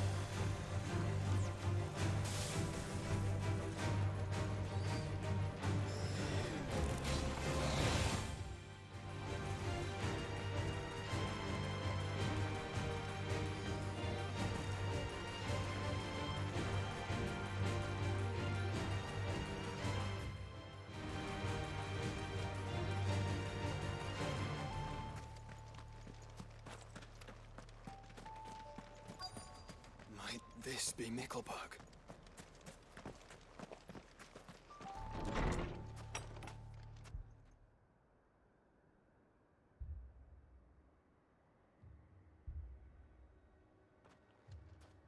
These people aren't turned.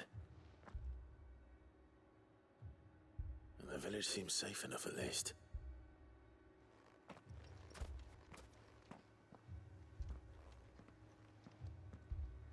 What is going on here? Ah. Did you, too, heed the call? Heed the call? No, I came here looking for someone. To be honest, I wasn't sure I'd find him here. Let alone all of you. Is that so? What are you doing here? Is this where you live? It is my home. The others, they heeded the call. You keep saying that. What do you mean? They came here to perform the rite, just as King Barnabas instructed.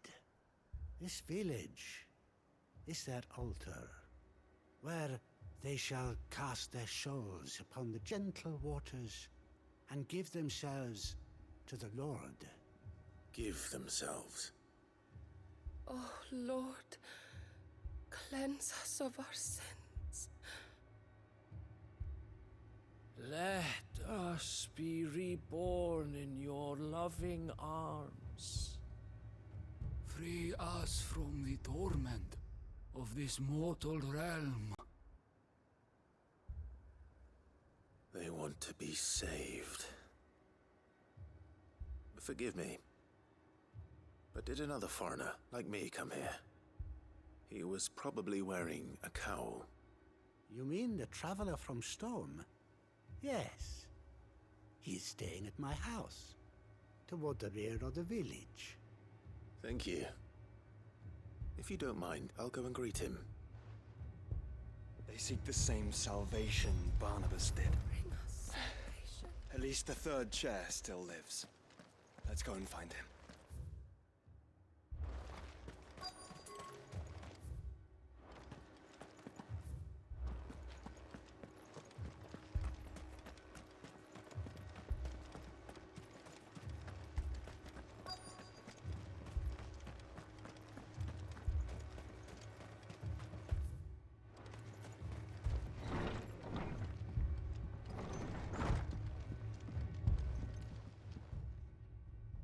Excuse me.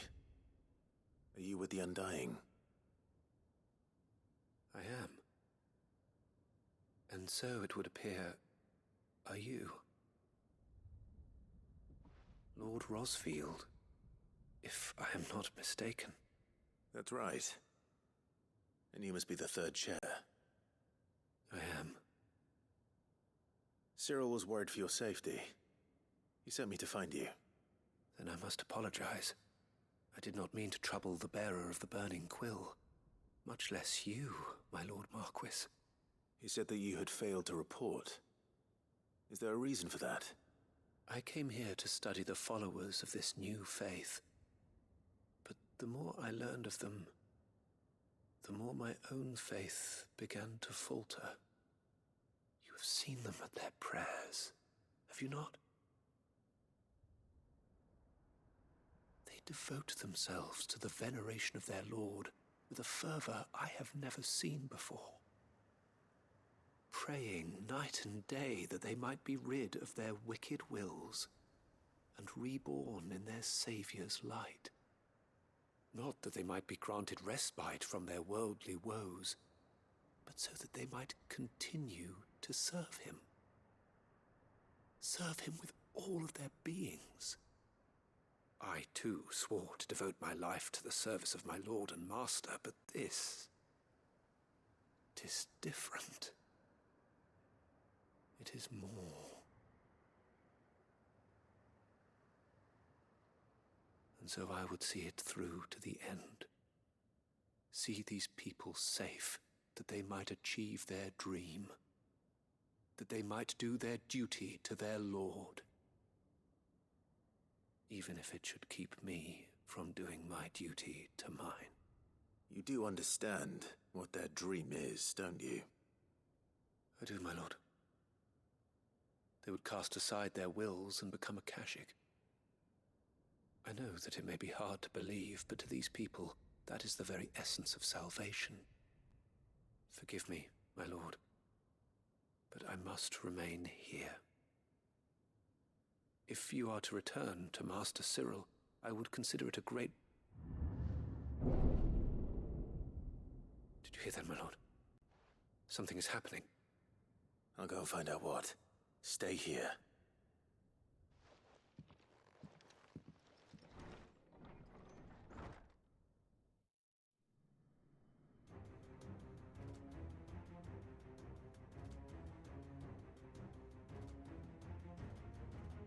An ether flood. Oh no. There must be something I can do.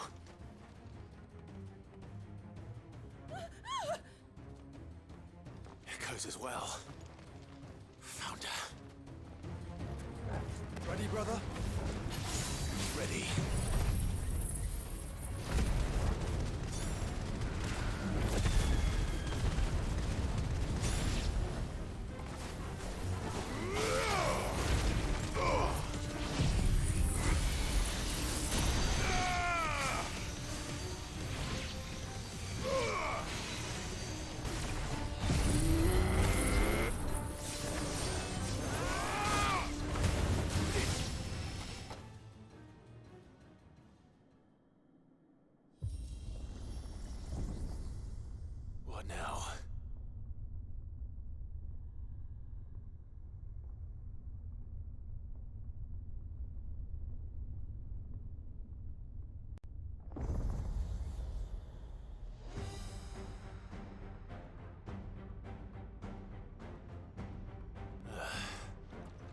meet again. I've killed your kind before.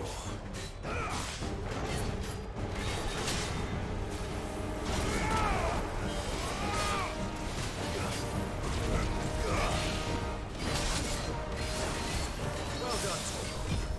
My size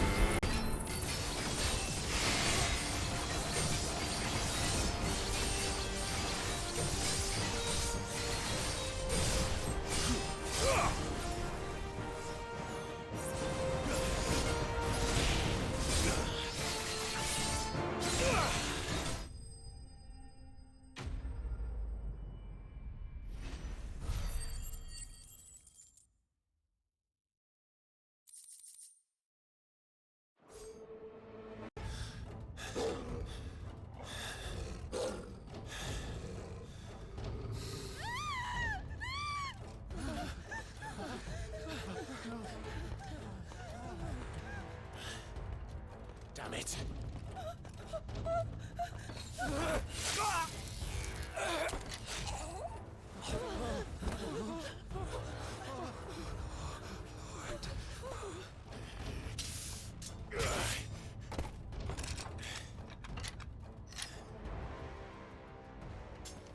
Don't you die. Come on, speak to me.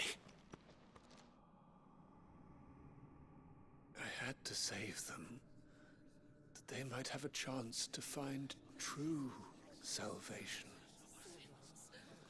by devoting themselves to the service of their Lord. Just as I did when the Undying plucked me from the gutter and gave me a cause to believe in, a duty to serve was everything to me, and I would not deny them that fulfillment, even if they must become a Kashik in order to achieve it. Forgive me, my Lord Marquis. I did not mean to trouble you with this. My findings Could you deliver them to Master Cyril for me? Of course.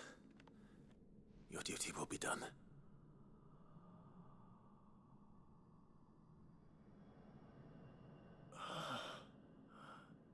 Look, my lord.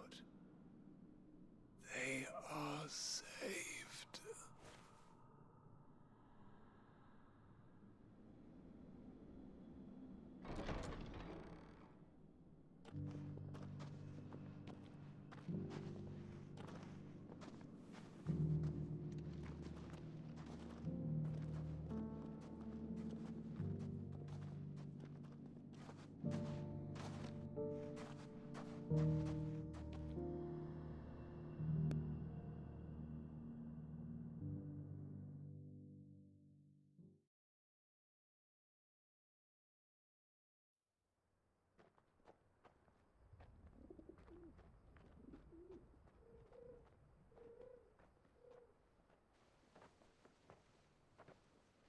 They are saved. Found her. I should get this report to Cyril.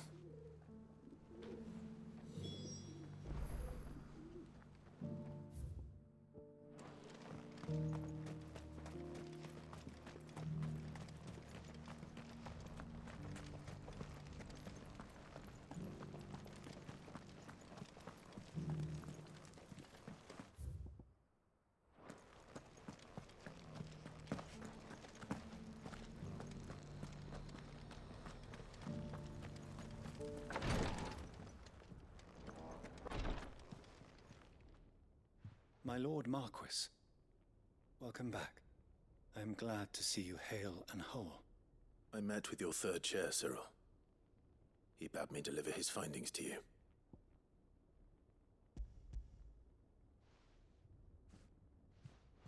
Thank you, my lord. He remained in Ash? He died protecting the villagers from an echo. I buried him in Mickleburg. I'm sorry that I couldn't save him. If you could not save him, no one could. The villagers, they were believers in this savior cult. They prayed to their god that they might be unburdened of their wills. Then an ether flood came, and their wish was granted. Your brother sacrificed himself that they might live, even knowing that that life was death by another name. Then he perished defending liberty. A hero's end. For the right to choose how one dies is no less sacred than the right to choose how one lives. Sid would agree. He wanted to build a world where people could die on their own terms. A noble ambition. To die for one's cause is the most perfect expression of one's faith. It matters not how misguided others might judge one's decision to be, only that the decision is one's own. We live according to the teachings of our order. We believe in them, we protect them, and yes, we die for them. For better or worse, that is our creed.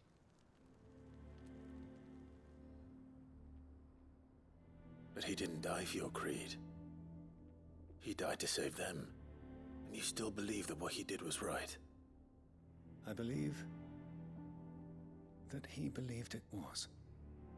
We of the Undying are not slaves, but willing servants. And this was his will. The ultimate expression of it. All right. I'd like to know this man's name, Cyril. To know the names of all the Undying who've fallen in the line of duty. They died serving my house. It's only right that I remember them. That is my duty. Of course.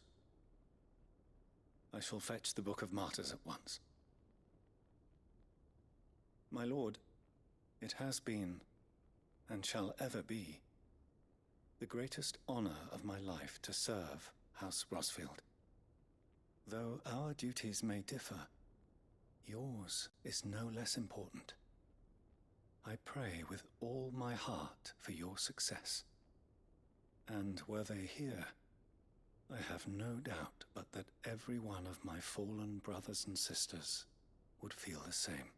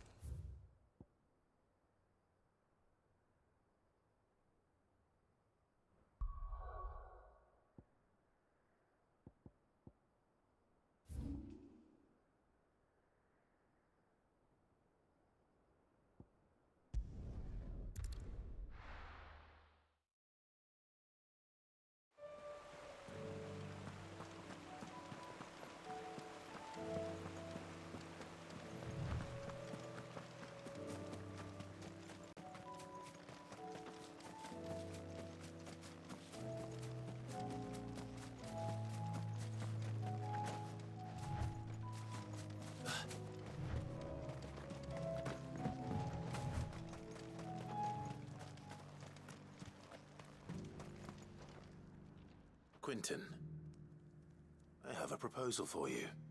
Do you now? Something tells me you'll be asking more of me than a cask of Gotand gold. Go on then. Propose.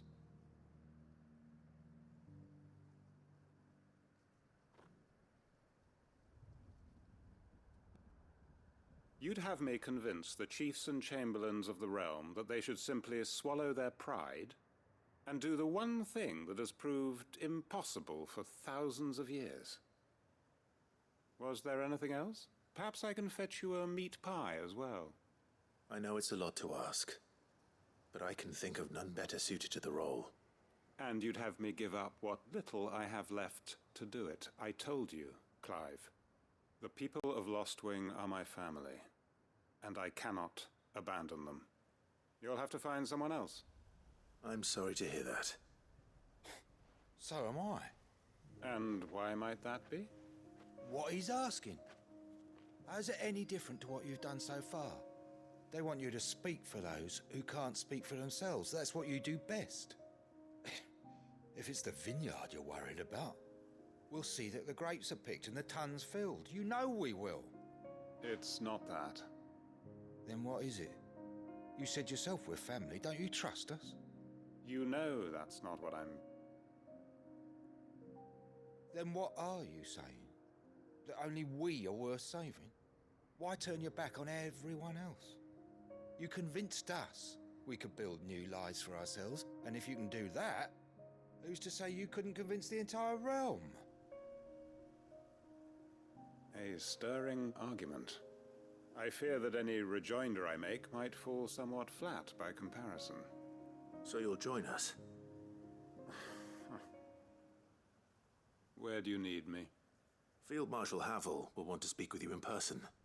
He's currently in Port Isolde. I can arrange for a party of Cursebreakers to accompany you there. That would be very much appreciated. I hear the roads are far from safe these days. Hopefully not for long. My uncle will want to know that his plan is taking shape.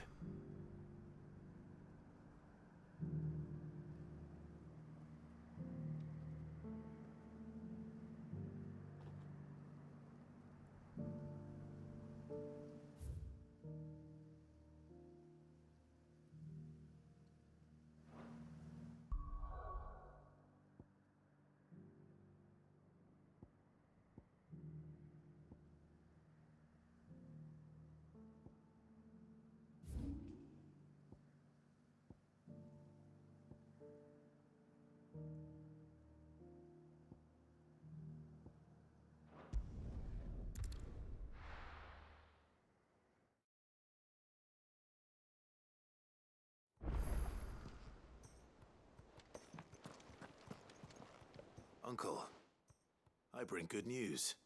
The Field Marshal has agreed to your plan. Ha! Of course he has. I didn't doubt you for a moment, dear boy. Rutherford is accompanying him back to your manor in Porter's Alder as we speak. They will await your return there. As will one other. One other? Who, exactly? Lord Havel was concerned that even if he could get the realm's armies to agree to an accord, he might not be as successful in convincing those with political power. He asked if I might have a solution, and I suggested a certain Imperial Lord Magistrate turned Liberator. One of your co-conspirators? Master Quinton would probably call me one of his, but yes. Another outlaw, then. Just the thing we need to put these rotten politicos in their places. Good thinking, Clive. I'm glad you approve. The more the merrier, eh? Uncle, assuming Havel and Quinton can solve our problem with the armies, you still haven't mentioned how we might manage the grain shortages. Oh, don't you worry, my boy. The 7 high houses will be seeing to that. They have all agreed to make the most generous of donations. Oh, of course, it did take a little persuasion, but luckily I had some unexpected help. From who?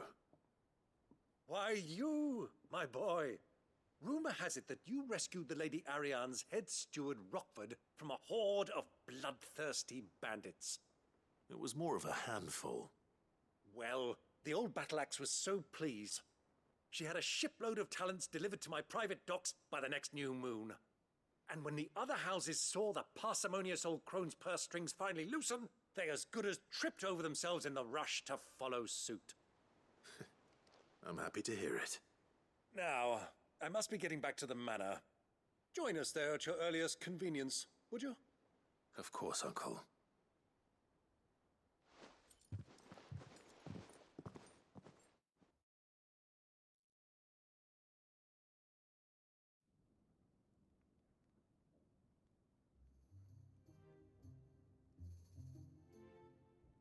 And how, pray tell, will we get that grain to the capital if the roads are still overrun with Akashic? You'll find another bloody road. I only have so many men, and I'm not about to send them headlong into an ether flood. That is, unless you'd have them turn as well. Well, I'd certainly eat less. Says the man with a belly bigger than a band of curls. My soldiers actually need their rations. Without any food to keep them going, they'll be dead even before you've sent them on your fool's errand. If I may, gentlemen, perhaps I might suggest an alternative approach. Though supply routes are indeed disrupted, there is no shortage of ships. Indeed, they bob away in every bay from here to Randalar, awaiting a safe haven. Allow them to make port and fill their bellies full of grain. And once those who crowd the cities are fed, ferry the displaced back to the countryside to work the fallow fields.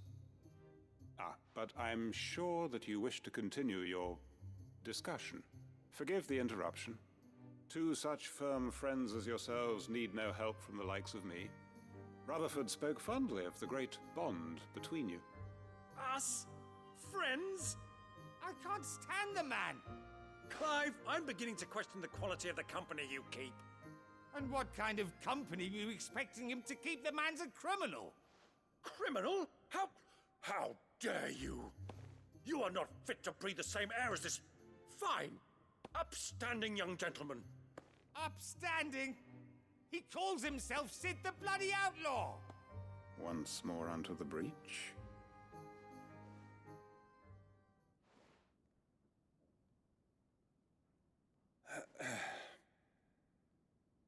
Shall we begin again?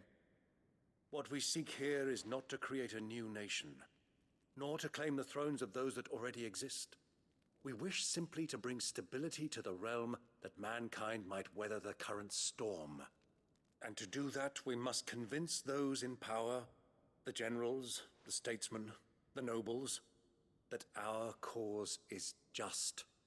There will be disagreements, yes, and I imagine some resistance, much resistance. But we cannot let that deter us.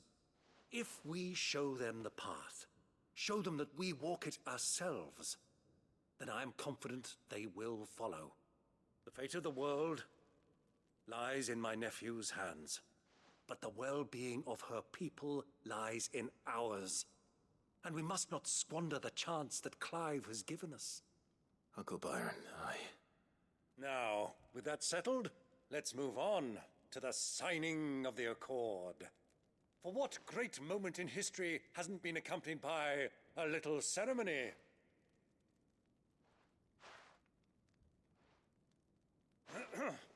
Citizens of Valisthea, I present to you the Triunity. Rutherford, Mike Will.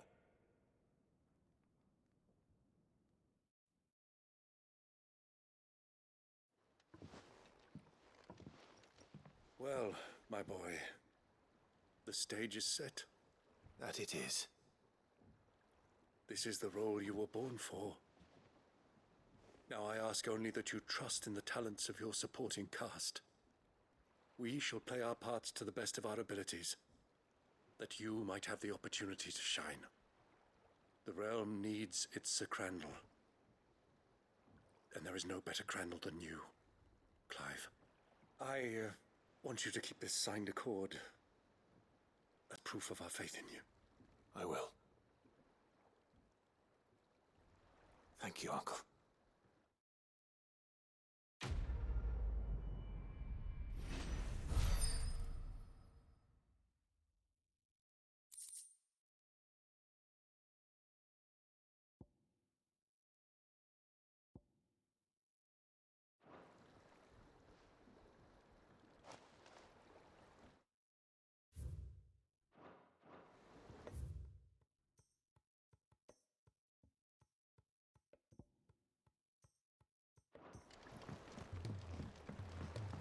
What do you think that thing is? And how the hell is Sid going to deal with that?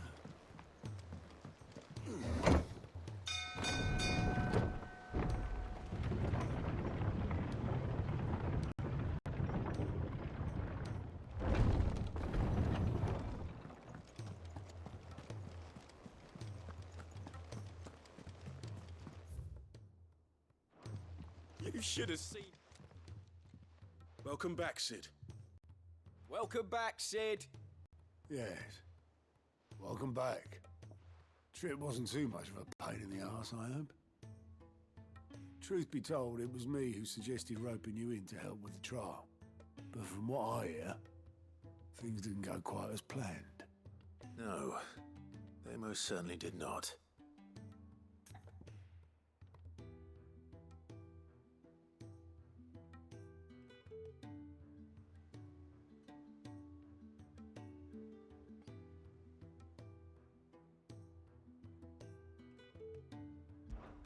Ember lost his nerve in the face of a beast of prey, but he didn't lose heart. He pressed on, and he achieved his aim. And is that not what we ask of our scouts? Indeed it is. Thank you for your honest appraisal, Sid. The fact remains, however, that Ember will not always have a battle-hardened warrior on hand to pluck him from the jaws of peril. All I have gleaned from this trial is that without someone watching his back, Ember is little more than a liability. Wait, Sergeant. Ember still has much to learn, it's true. And this time he was found wanting. But I'd say he's due a second chance, nonetheless. After all, he did do as you asked. With a bit of hard work, any hand can be made to hold a blade, and any mind can conquer its fears. But a scout's nose is different. You've either got one, or you ain't. And by sniffing out that log, young Ember here has shown he has a conk and a half. Wouldn't do to waste it now, would it? Fine. One more chance.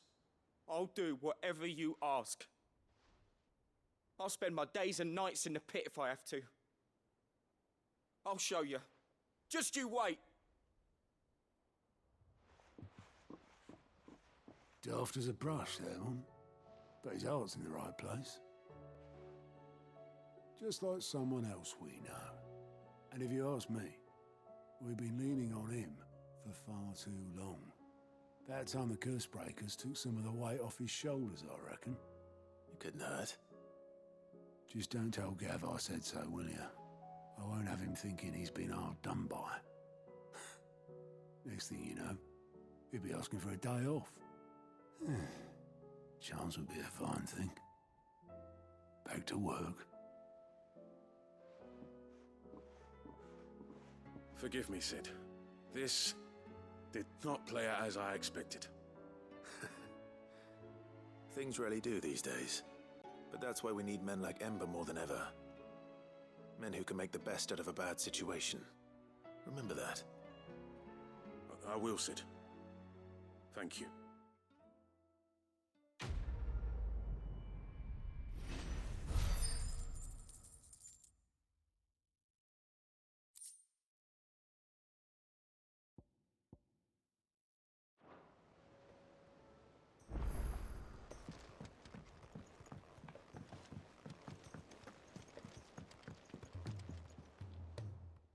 Vivian.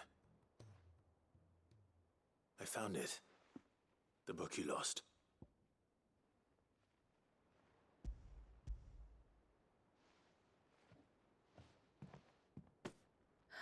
You found it. Thank you, Clive. Even though I asked this of you, I was not entirely sure it would be possible. I feared the executors had seized every copy. I met with one of these executors, and I convinced him to let me keep it. He told me something. That the truth is just a matter of collective belief. And that if enough people believe a lie, that lie becomes the truth. It does. But it also means that the truth is not immutable. That it can be changed. Provided that those who wish to change it can convince enough people that their perspective is the correct one. As the sad history of the Bearers proves. You said that the book inspired you to become a scholar. It did. Or its author, rather. She was a heretic, you see. A firebrand and a dissenter.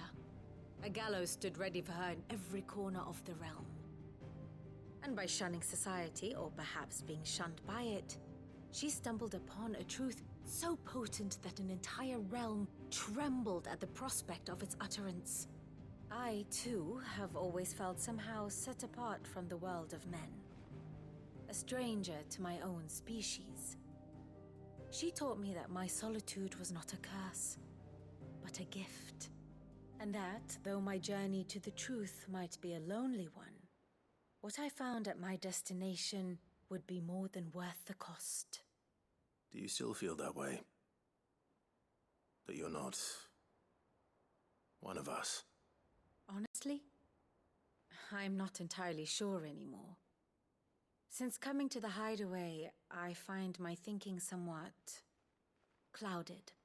Perhaps the result of studying mankind from a rather closer perspective than I had intended. But the more I study, the more I find value in this perspective. In looking not from the outside, but from within. So if you'll permit me, I'd like to continue my work here. Remember, Clive, when enough people believe, belief begets truth.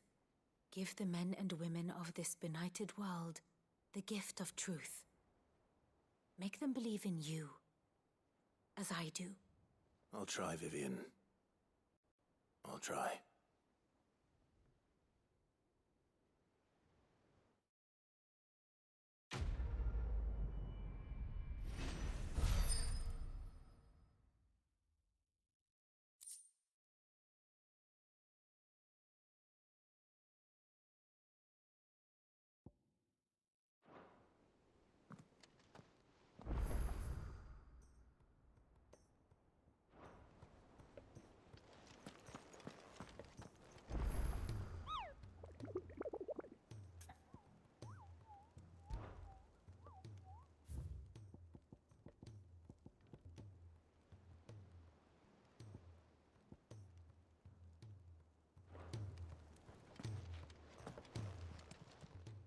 How may I help you today, Clive? Is everything we've received and everything promised? Here you are. Come again.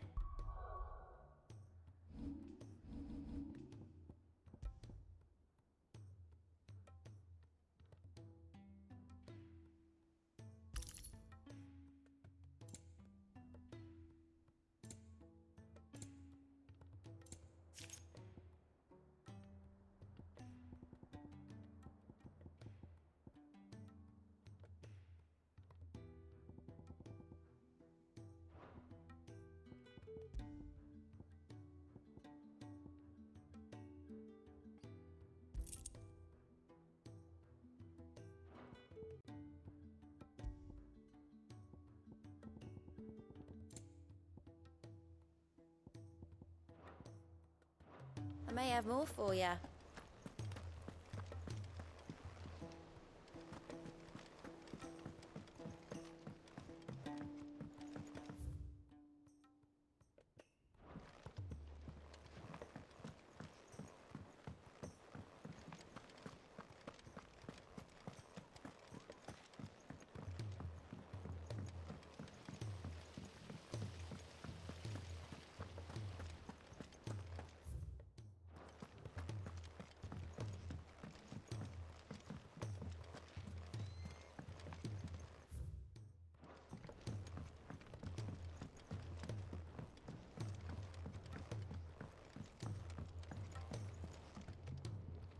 Mid, tell me this is all you need.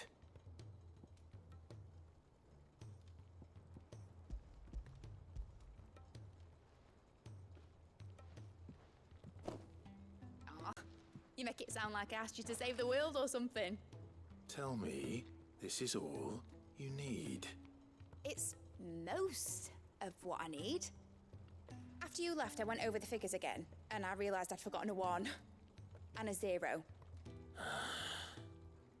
And a cogwheel. Just a tiny one. Though, that's the problem. Gears that small are a bastard to make, and I may have lost the one Blackthorn spent a fortnight toiling over. Wait. The children. When they took apart your scales, there was a tiny brass gear. Now that I think about it, they didn't use it when we put the scales back together. The young'uns? But why would the... You know what? I don't want to know. I'll keep working on the model. You go and find that cog.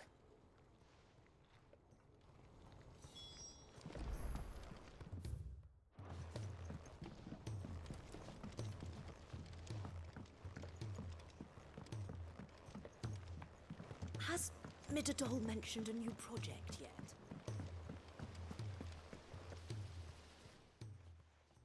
Sid! Is Mid still hiding from us? She wasn't hiding. She's fine. She's just busy working on her next project. A new invention? What is it? What is it? Is it an airship? I bet it's an airship! Do you think she'll let us help? That just so happens to be why I'm here. She needs something special, something only you three can provide. A brass gear. A tiny one. One that might fit on, say, a set of scales? Oh, the one you forgot! We remember! We saved it, just in case. It's in the bag of bits. Since your lesson, we've been disassembling, then reassembling everything we can find. All the pieces that are left over, we keep under our beds, just in case. That's good to know. Look! I found it!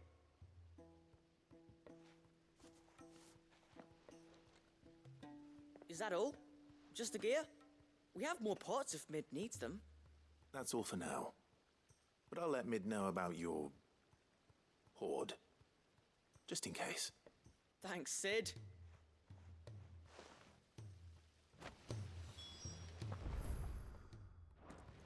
Miss Shirley says your books made quite an impression on the children. You've inspired them all to become writers themselves. Is that so? We'll need to find some more parchment then.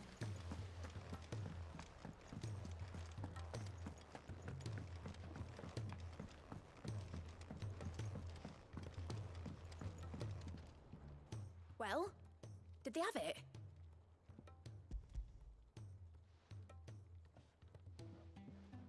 They did. And they kept it somewhere nice and safe. Will it work? Will it work? It's perfect! You're a genius, Clive. What exactly are you going to use it for? Only the most important job of all. The wings aren't going to move on their own. But with the right cog in the right place... well, you just wait and see.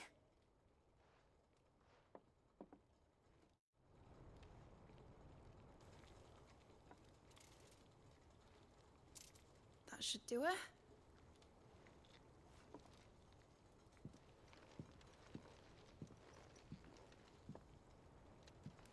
Here goes nothing.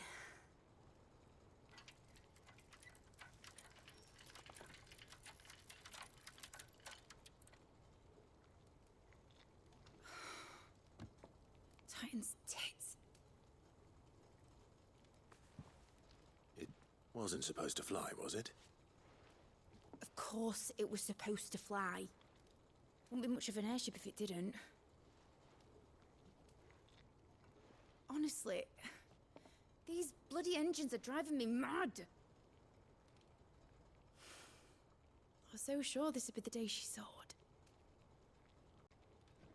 The Mithril engine was made to make dreams come true. But maybe this is one dream the world's better off without. Show folk how to take flying. It won't be long till they're raining death down on each other. People will lose their homes, children, their mums and their dads. Like I lost mine. I'm sorry. So am I, Clive. So am I. Sorry that I have to choose. Do I follow my head, or do I follow my heart?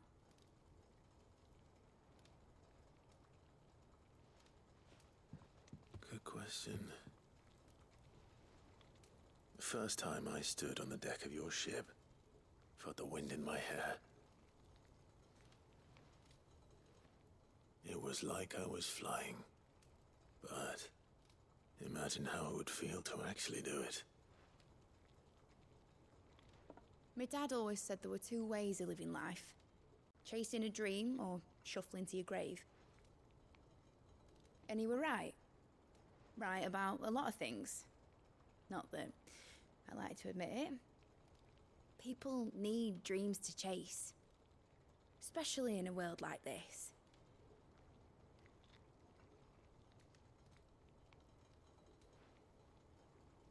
Right. When this is over, I'm gonna take all my Mithril engines to Zemeckis and sling them over the edge. I won't have my dream end up turning into someone else's nightmare.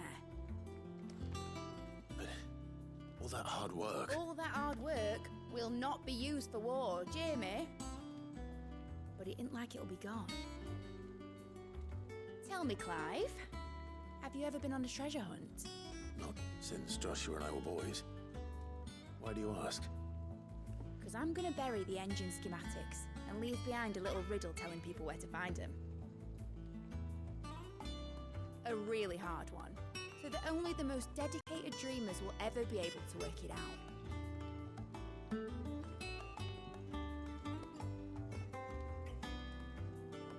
Ooh, I can picture it now.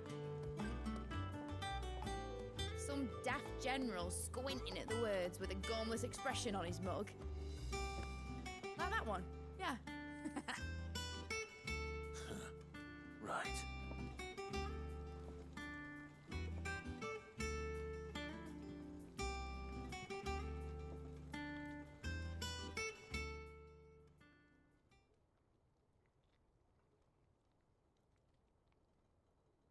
Of course, if I'm putting this engine at the end of a treasure hunt, I'll still need to make it a treasure worth hunting for. Won't be much of a prize if it couldn't even make a toy boat fly after all. My dad always said, dream big. But it ain't the size of a dream that's important, is it, Clive? Only that it's a good one. And I reckon I've got a fair few good uns left in me. I'm sure you do.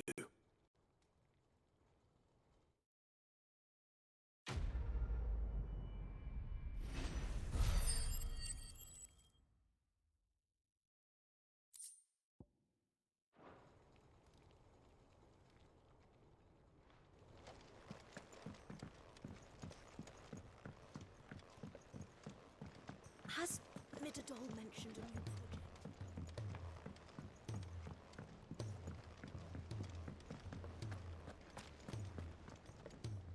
I hear that you traveled to Ash, Sid. Did you by any chance recover the names of my fallen friends? I did. Yes.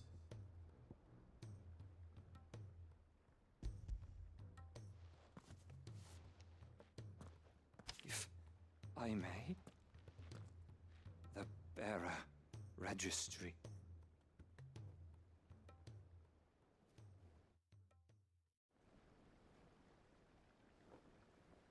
The director was a brutal man. He got no worse than he deserved. The registry was all I found beneath the tree. There was no sign of a body. Or any record of what happened to the children after the orphanage closed. I pray that at least some of them survived. All their names are here. The ones we lost. My friends. My light in those dark times. I can still remember their faces, like it was yesterday. Children who were taken from their bunks in the morning, never to return. No explanation ever offered. They'd be happy to know that you survived, Herman. But why did I make it out alive, when so many others died in that awful place? It's not your fault. And blaming yourself won't bring them back. Honor their memory. See that their names live on. That way, at least. They're never truly gone. Thank you, Sid. I'm going to write a book. An account of the horrors of Badbach, and the spirit of those its custodians sought to crush. All of Valisthea will know of our suffering. And in the name of those I lost, I will not let it happen again. Neither will I. These records would have been buried for all eternity, were it not for you. Thank you.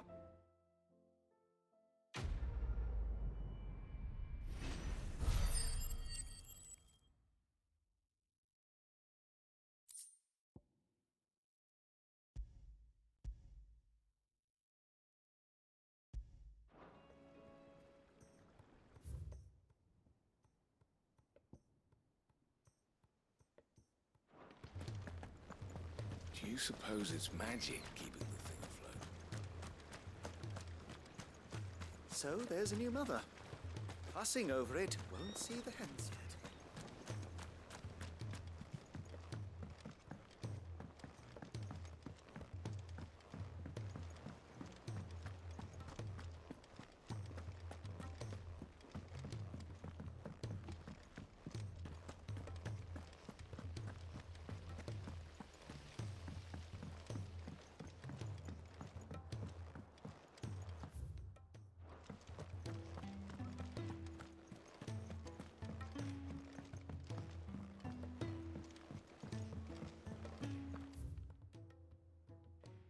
Something about it.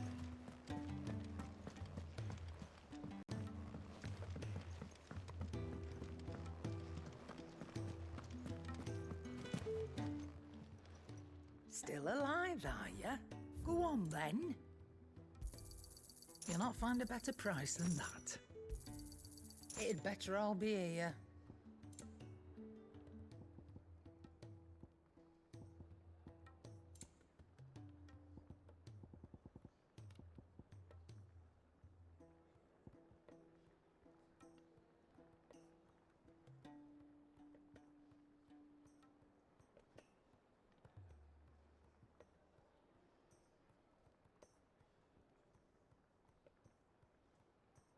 No discounts.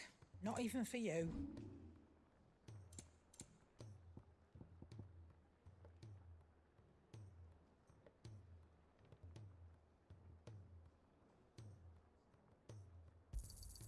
You got out else?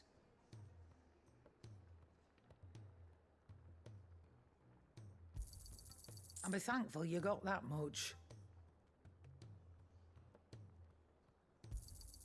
You got out else?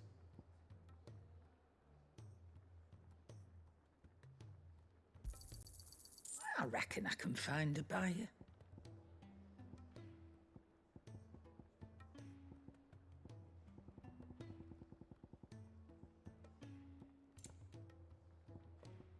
Is that all?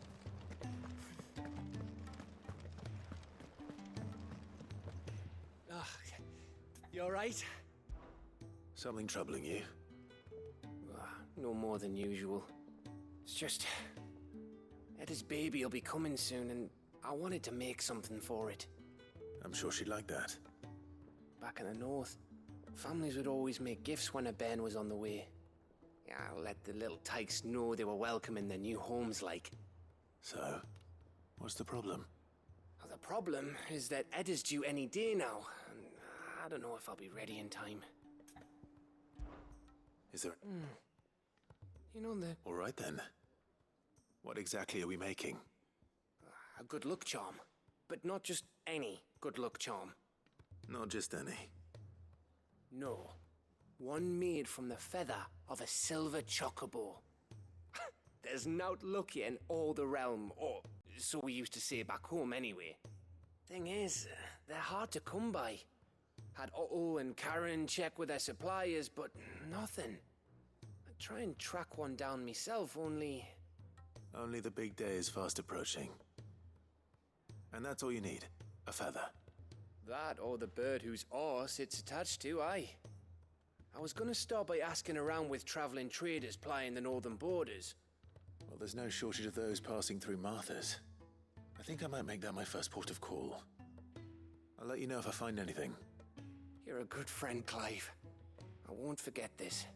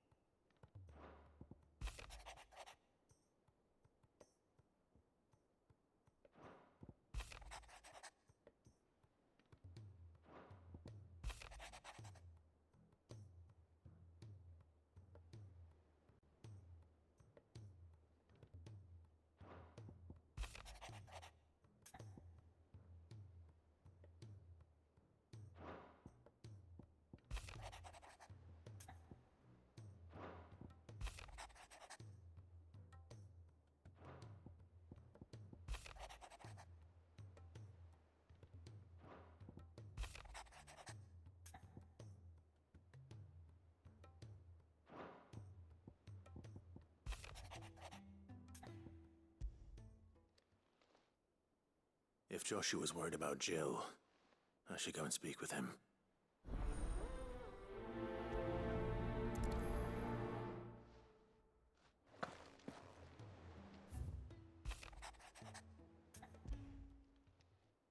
It's usually me making demands of Harpocrates.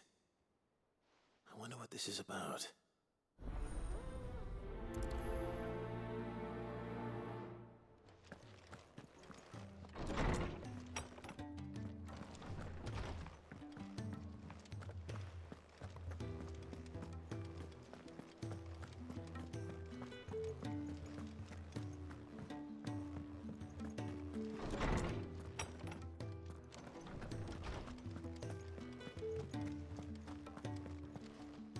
Lawsman Harpocrates, I received your note. Ah, yes. I expect you're wondering what this is all about. You spoke of making amends with Dion, but I can't imagine what for. Then I should begin by telling you that I was once his tutor. This was some years ago, of course, before I joined Sid in his hideaway. At that time, I was counted among the foremost scholars of Oriflamme, and was accordingly invited to the palace to supervise the young prince's education, all to ensure that the future emperor had a firm grounding in, well, everything an emperor should. History, religion, commerce, government. Alas, our time together was cut short when Dion left to join the Dragoons, his studies no longer being deemed necessary.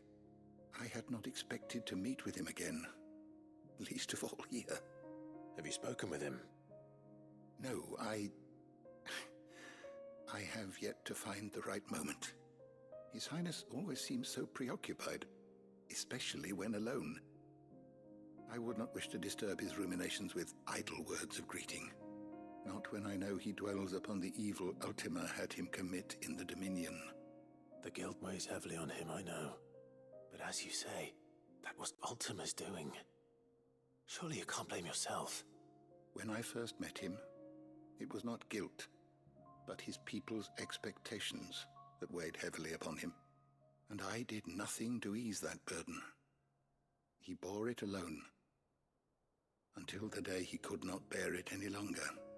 It is one of my greatest regrets that I only ever offered him my wisdom, when what he truly needed was friendship. The blame for Dion's transgressions lies not only on his shoulders, but on mine. I see. I'm ready to help you in any way that I can. Then I beg that you bring me a wild wyvern tail. Apothecaries across the ages agree that even to glimpse such a flower is to be granted inner solace. Fabulists and fraudsters all, of course. But there is oft a seed of truth to be found where even the most outlandish opinions align. Well, it can't hurt to try. Where can I find this flower? And how will I know it? You have seen cultivated wyvern tails before, I trust. The lily-white blossoms from whose roots the poisonous ink for the brand is distilled.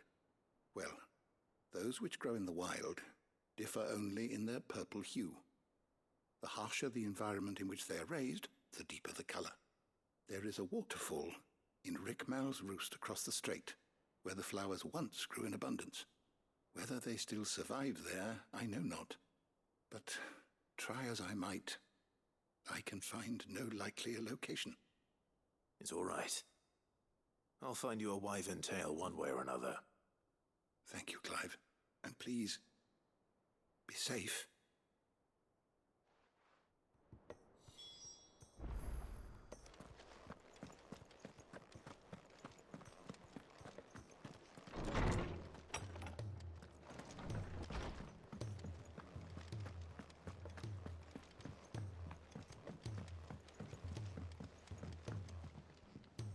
Joshua, I read your message. You're right. Jill is different. I don't think I'd realized how different, but since we returned from Drake's spine, I've felt it more and more. I suppose it's not hard to imagine why. She doesn't think she belongs anymore. And that's why we need to remind her she is still one of us. To let her know that we still need her. Now more than ever. That you still need her. But how to do that? When last we were truly close, we were but children. Of course. Do you remember the time we accompanied Father on his annual tour of the Duchy? And Jill and I broke from the procession to ride up Man's Hill. To see the snow daisies, I remember. It was the first time Father had allowed us to join him. And when he realized you were missing, he had the entire retinue down to the pot boys combing the countryside. In the rain. A thunderstorm forced us to take refuge in a grove of oaks before we'd even made it halfway there. It was the Lord Commander who finally found us, and needless to say, he was none too pleased. Then it seems you and Jill have unfinished business. What do you say? Man's Hill. It's not that far. Oh, true. Though I suspect it is also much changed. Little in Southern Rosaria remains as it was when we were children. You're saying I should go and scout the area for bandits? I'm saying we should first go and see if there are actually still any snow daisies left. What would you do without me, Clive?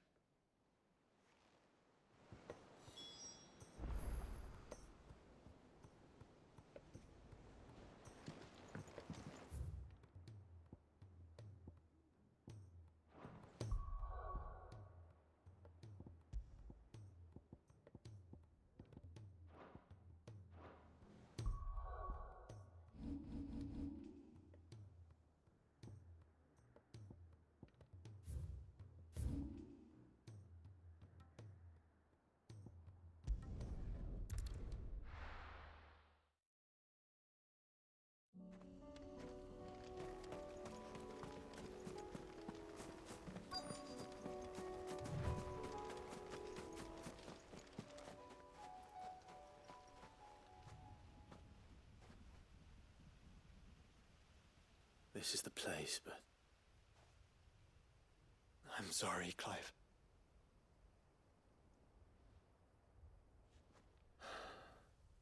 There's nowhere been spared. What do we do now? We keep looking. Man's Hill cannot be the only place where snow daisies grow. Perhaps, but it's the only place I know of. Knew of.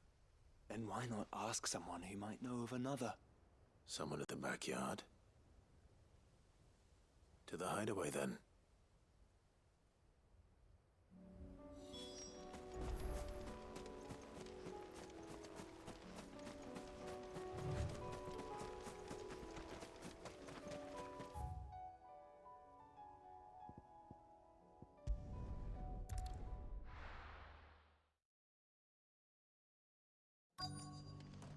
Let's hope one of the merchants here has what Gav need. Excuse me. I'm looking for something. Oh, well, then I'm your man. A silver chocobo feather. Oh, or maybe not. Though you're not the first to mention the bird around here. There was a man stopped by the rest not long ago claiming he was attacked by a silver chocobo. Near some gutted hovel not far from Eastpool. Most took him for a braggart and a liar, but who knows? Perhaps there was some truth to his tale. We'll see. Thank you.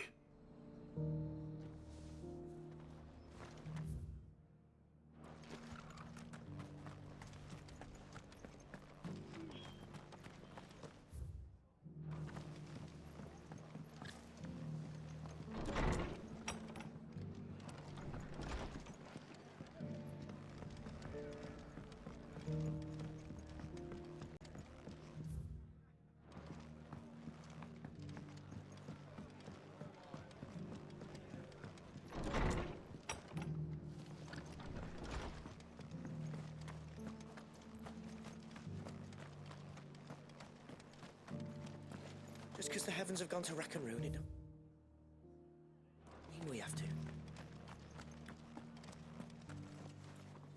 How do, traveller? You've the look of a man who could do with a new whetstone? Or perhaps a bawdy etching of the Vicereine? Maybe another time. I'm looking for a silver chocobo feather. If that's the case, rumours are all you're likely to find. No one has seen a silver chocobo for years. Word is they were all hunted for their feathers. Some northern nonsense about bringing good luck. Didn't bring them much, nor their bows.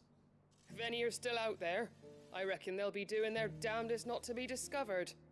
You're probably right. Thank you anyway.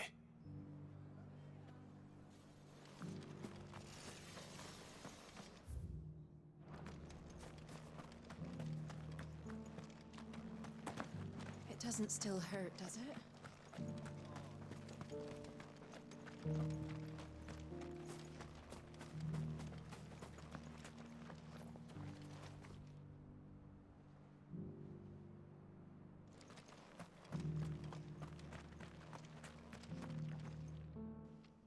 Can I help you with something?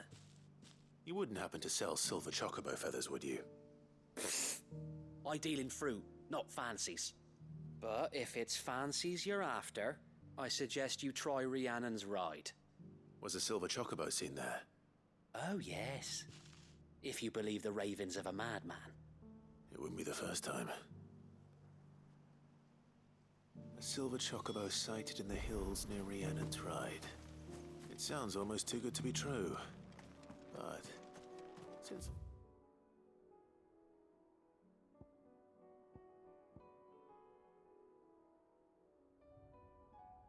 Already here.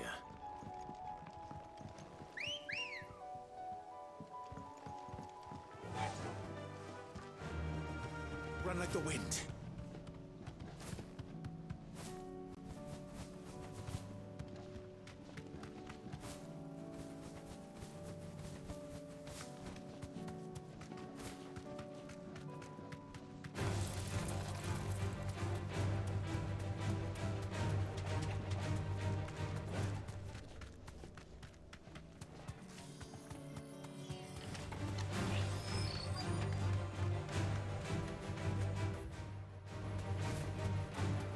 Tracks.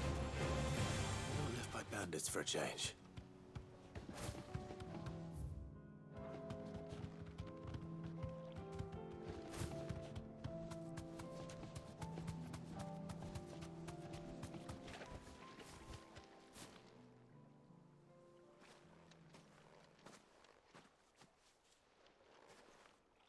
More tracks.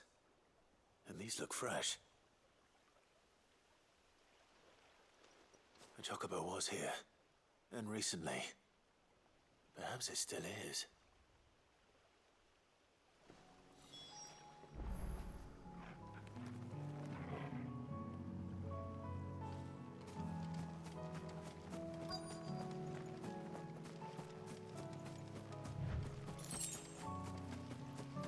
I don't hear anything.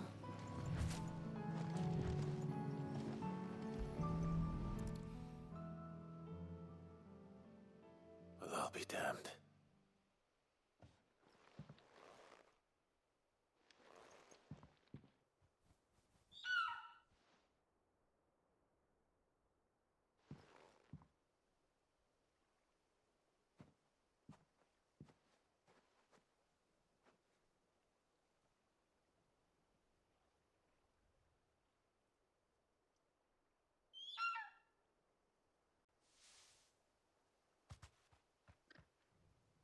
It's all right. I'm not going to hurt you. Just borrowing a feather for my friend.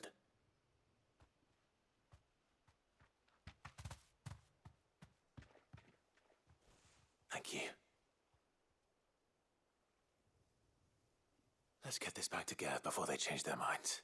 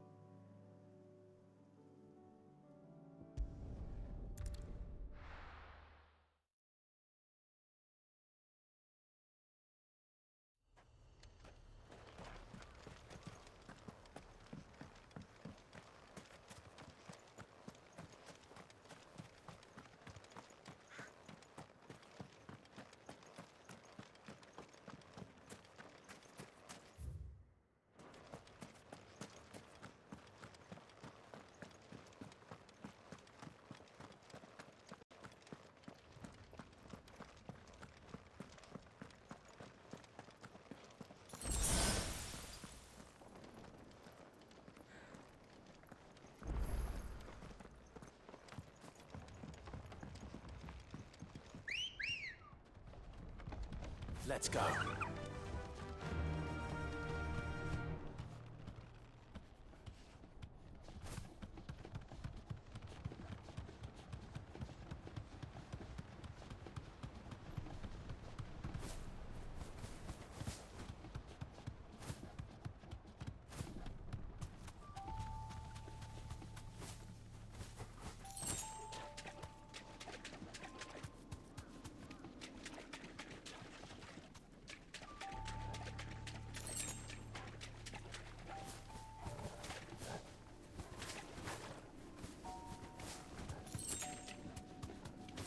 Seems this place has been flooded twice over. Purple flowers blooming next to a waterfall. Shouldn't be too hard to find. You deserve a rest.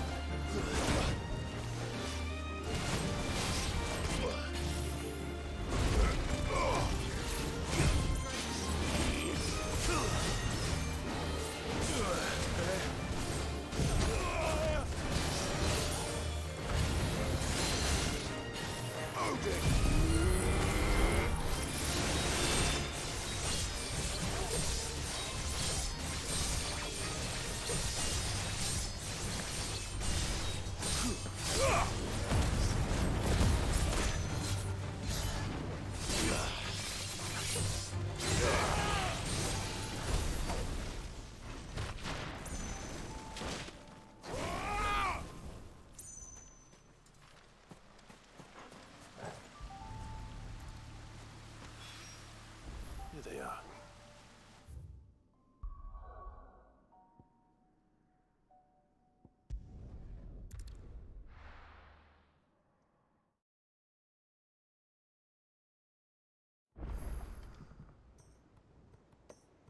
Let's hope one of the gardeners knows where to find snow daisies.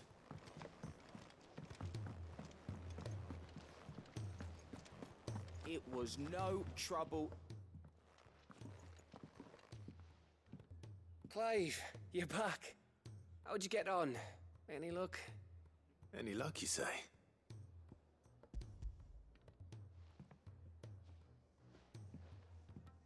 Crystals cracking.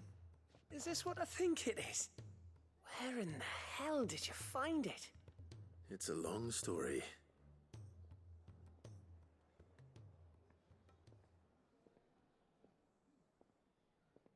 Right there on the road to Eastpool. Who'd have thought it? Everything up there's been abandoned for years. The empty cabin made for the perfect shelter. Though I fear my presence may have forced the poor creatures to look elsewhere. Don't blame yourself, Clive. The Blight's right on Eastpool's doorstep. They'd have had to move on before long, even if you hadn't have turned up. They'll find a new home.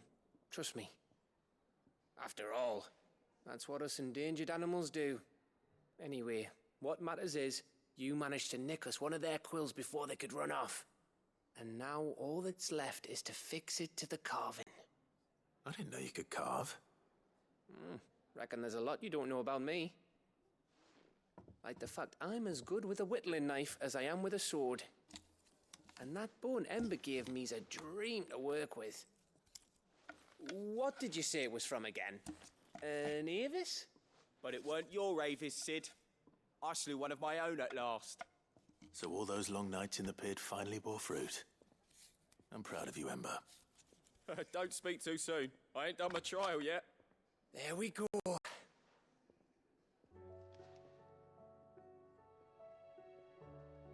What do you think?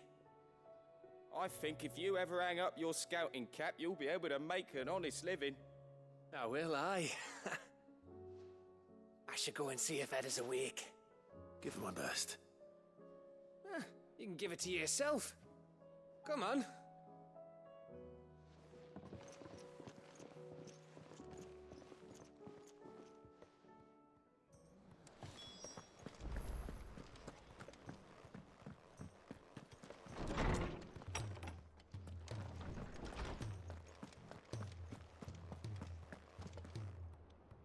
Oarsman, I found the flowers you were looking for.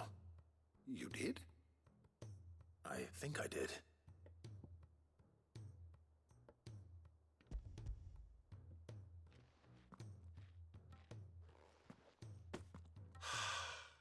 You did indeed. My dear boy, thank you. You wanted to make Dion a gift of one, did you not? Shall I invite him to join us? Oh, I don't... It's no trouble. I'll go and fetch him.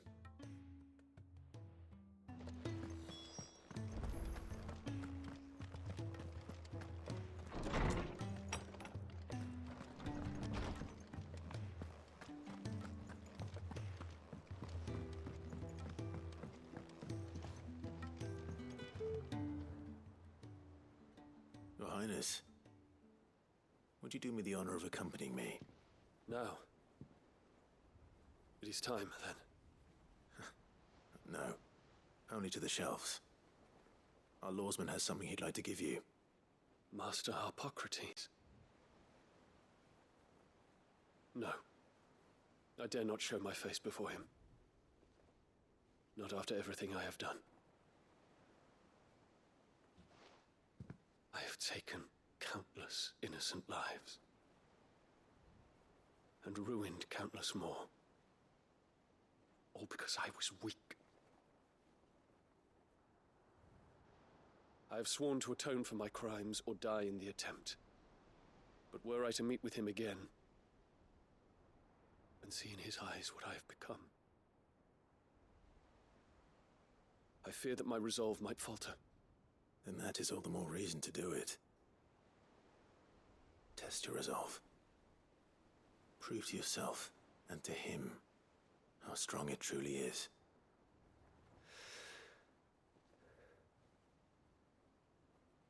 You are right. I must, at the very least, offer him my gratitude. Very well, then. Take me to him.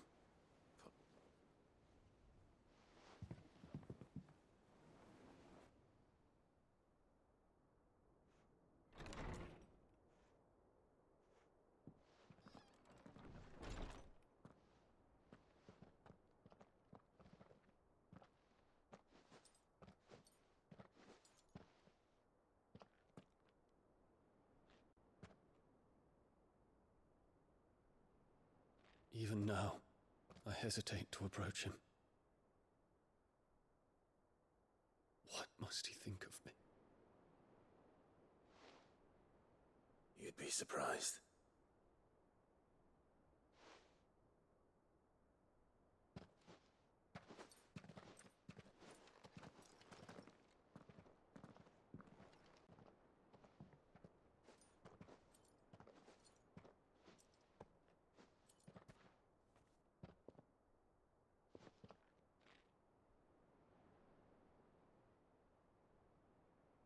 Master Harpocrates, pray, accept my apologies for leaving your tutelage before my studies were complete.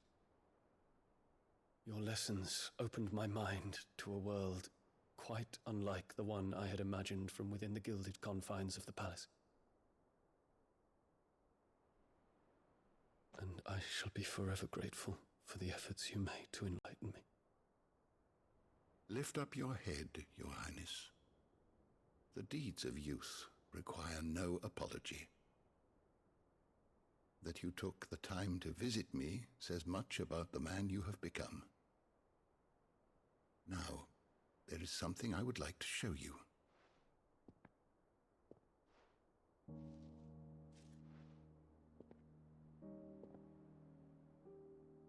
Is that a wyvern tail? The color is unfamiliar to me. Because it is unique to those found in the wild. Something in the harsh environments in which they grow lends them this striking hue. Their roots are indistinguishable from those of their hothouse cousins, but once they bloom, the difference is immediately apparent. In this flower, I see you, Your Highness. Its roots were the roots of a wyvern tail, with all that implies. But they do not define it, just as yours do not define you. I want you to have it, that it might remind you of this truth.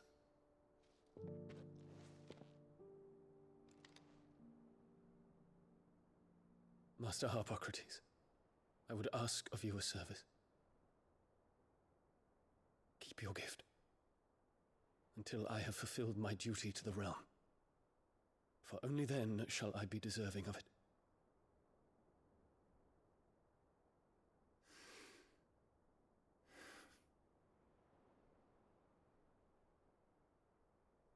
As you wish, Your Highness. I shall await your return.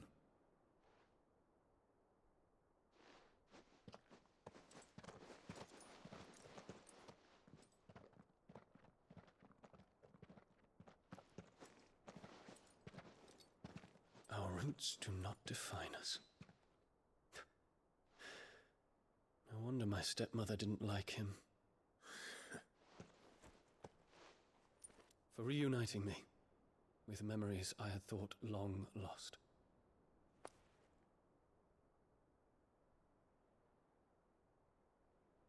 I shall not forget this.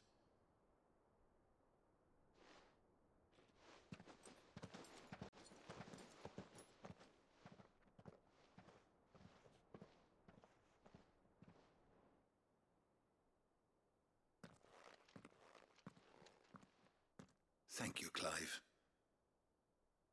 Were it not for you, I fear I might never have found the right moment to speak with him. Not to mention the wyvern tails. I shall plant their seeds, that I might not disappoint His Highness upon his return. I hope the soil in the hideaway is to their liking.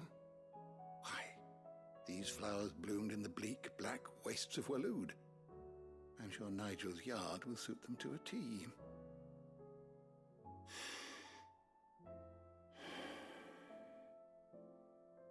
When it comes to expressing one's gratitude, I find that words are seldom sufficient. Here. What's this? A stolas quill. Or more precisely, my stolas quill.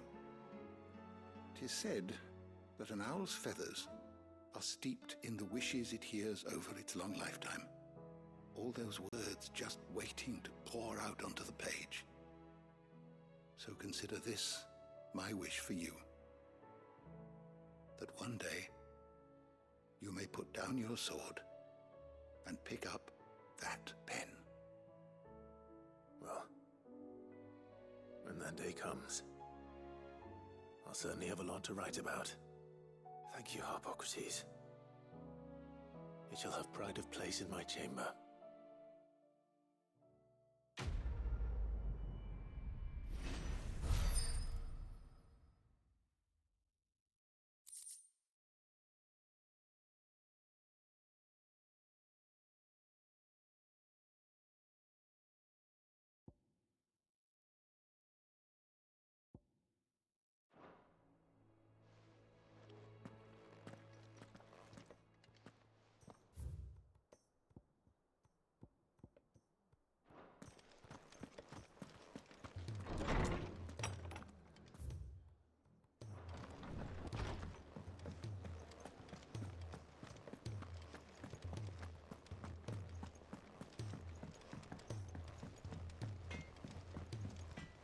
Say what you will, Lady Karen de Sealor.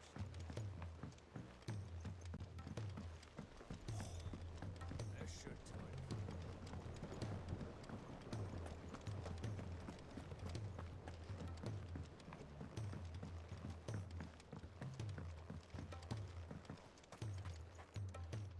Oh. What brings you down from the heavens, Sid? I need your advice. Joshua and I are looking for a place where snow daisies grow.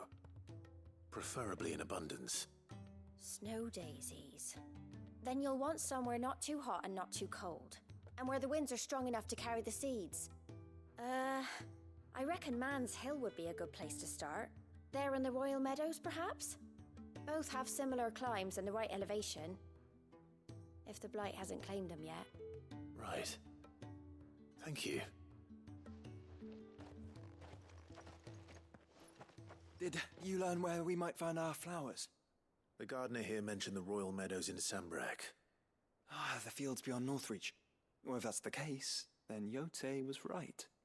I recalled that she kept a record of our travels, you see. So I asked her if she'd perhaps noted anywhere that snow daisies grew, and she mentioned Oilerfeist Bay. Whose shores border the meadows. Off we go then.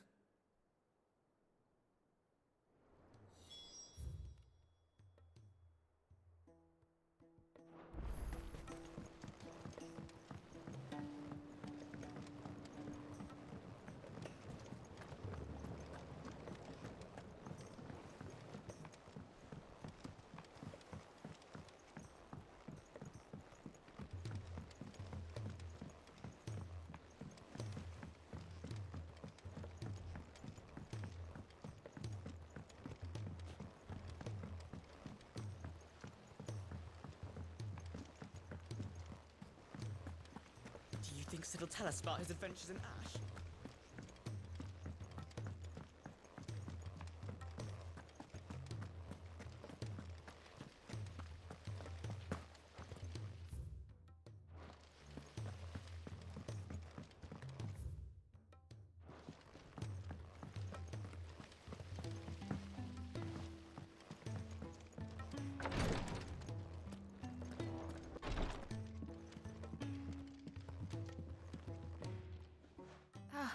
Me lords. How are you feeling? Well, thank you.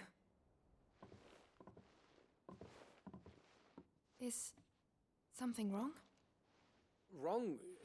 No, nothing like that. What it is... Go on, please.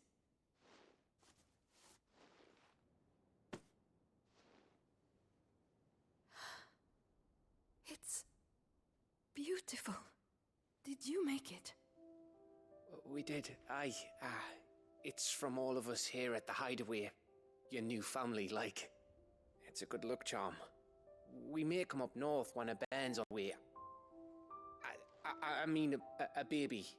To let him know that they're part of the family too. Oh, I hope you like it. I don't know what to say. I thank you, me lords, for everything. If there's anything you need, just let us know. I will. Clive, fancy a swift off? I'm thirsty. I could be convinced.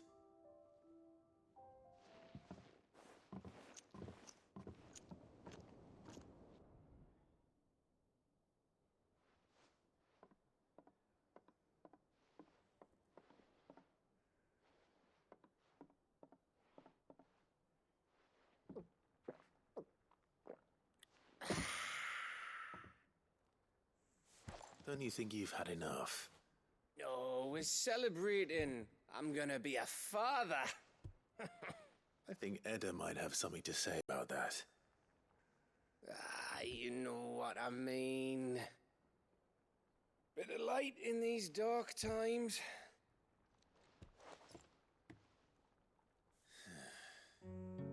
Wasn't long after me 10th name day, my mum told us she was with child again. I was over the fucking moon. I was looking forward to having a little one to lord it over, what with me being the runt of the litter. Thought I'd finally have a chance to prove to the world that I could be a big brother. Imperials came the day she went into labour. Had myself a baby sister. And then I didn't. Me whole family gone in a blink, while I hid in the cellar like the spineless little arsehole I was.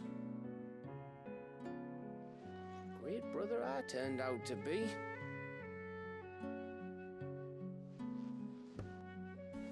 I'll never be a leader. And I'll never be a hero. I'm just a daft little dog who comes running when his master calls. I'll never be like you, or Sid, or Jill, or even Torgal. Have you finished? Maybe.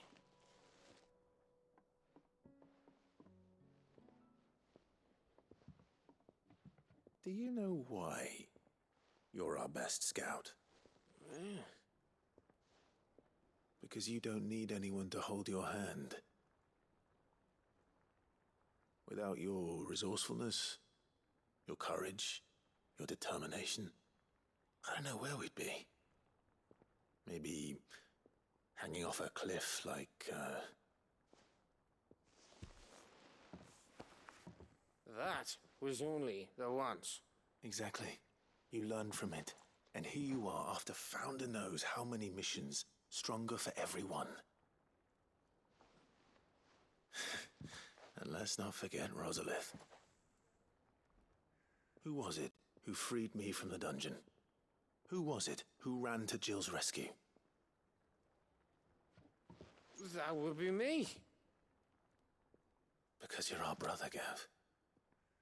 My brother.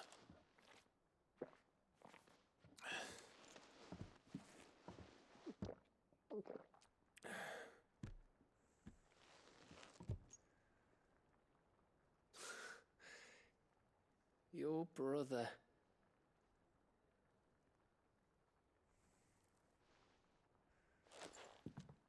Which means that when the time comes,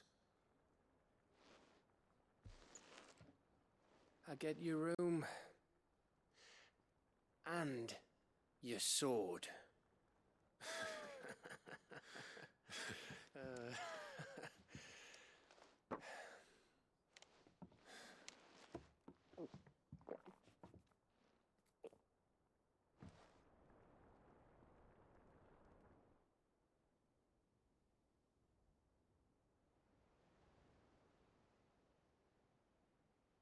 I may have had one too many. You may have had 10 too many. I said I was thirsty. Better get back to work anyway. After I walk this off. Clive? What is it? Thanks for, you know. I know.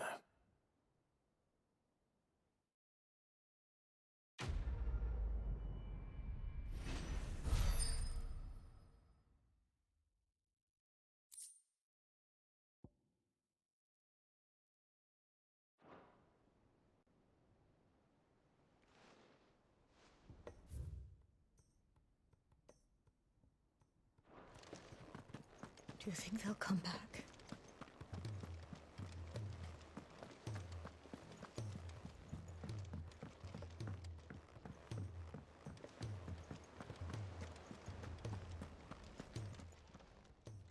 may I help you today, Clive?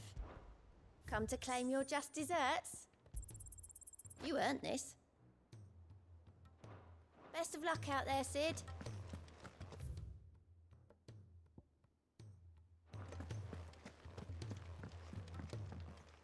Clive. Till next you need me. What will it be today? I have the details here.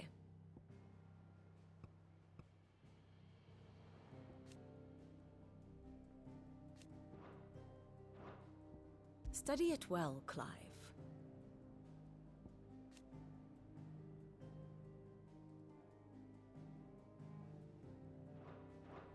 Very good.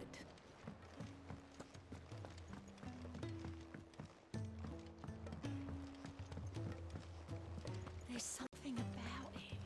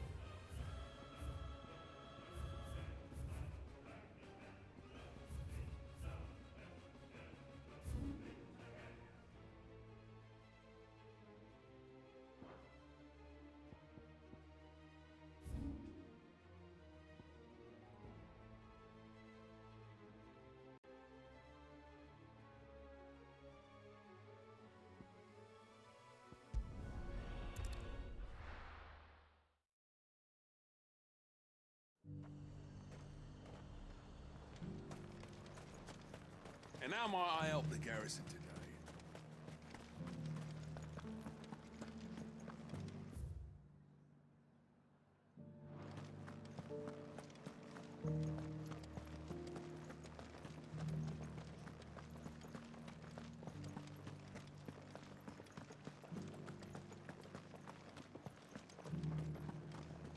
I haven't seen any of those beastly blue-eyed...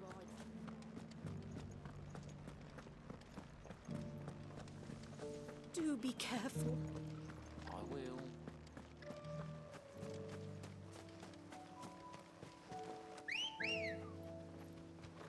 Come on. Fly, Ambrosia.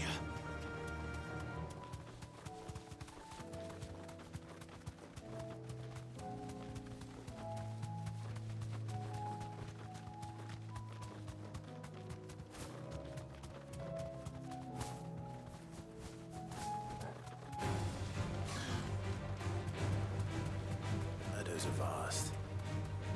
Where do we even start? Rote mentioned the coastline. We can start there.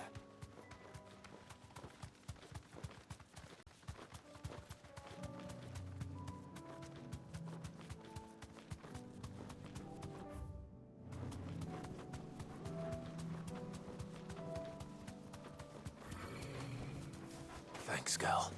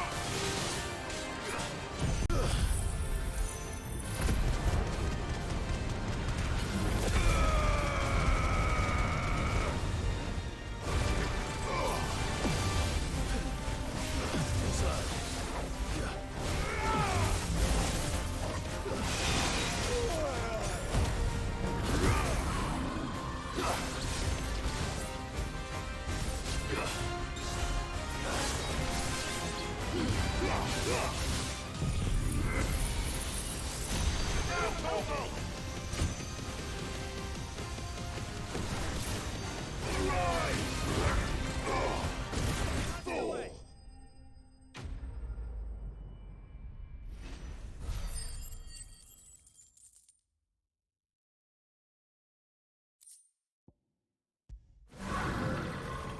getting tired of these things.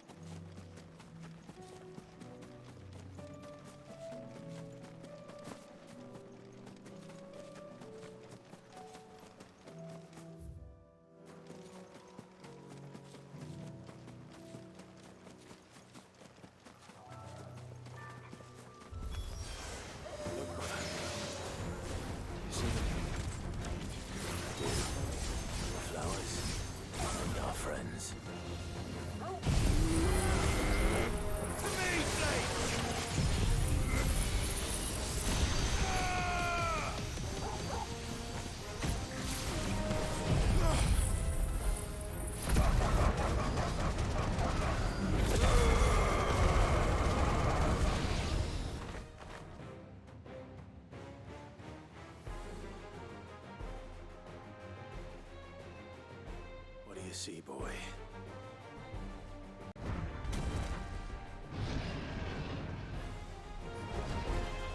Let's hope this is the last one. Only one way to find out.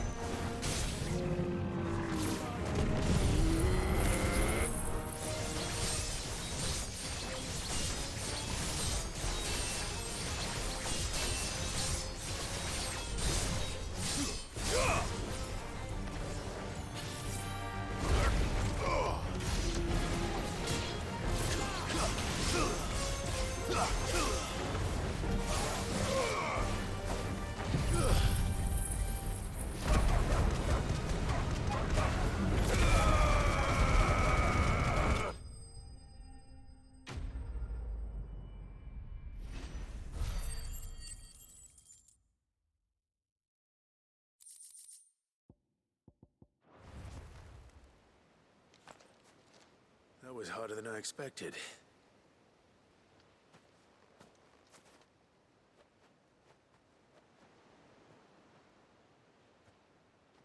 But found her. It was worth it. They're beautiful. Do you think Jill will like them? She'll love them. Come on. Let's go.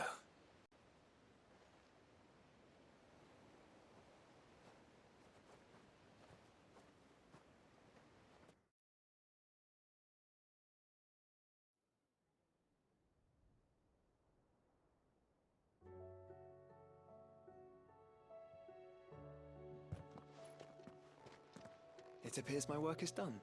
The rest, as they say, is up to you. Well, you and the skies. We wouldn't want another thunderstorm now, would we?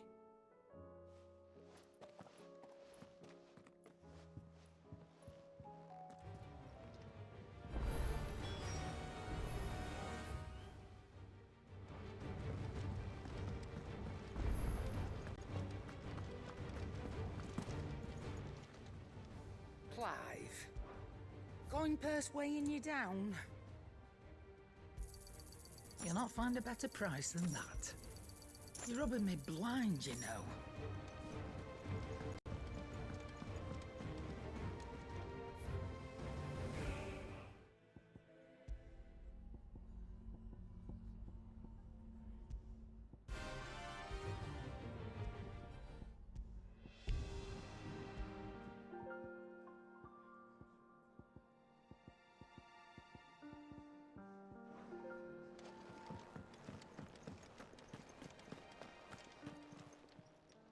Aye, it's a dangerous world out there. It'd better all be here. You'll not find a better price than that. Come again. Or don't. I'm not much bothered either way. Not saying Fornian, do you? Anything else?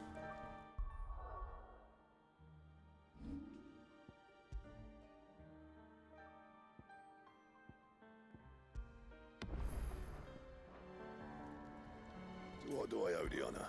Not saying Fornian, do you? Not bad, if I do say so myself.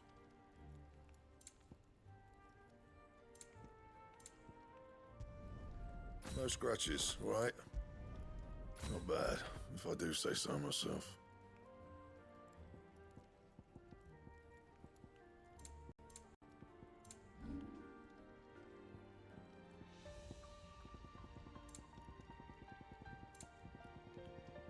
That it? Fine. First the skies, then the crystal.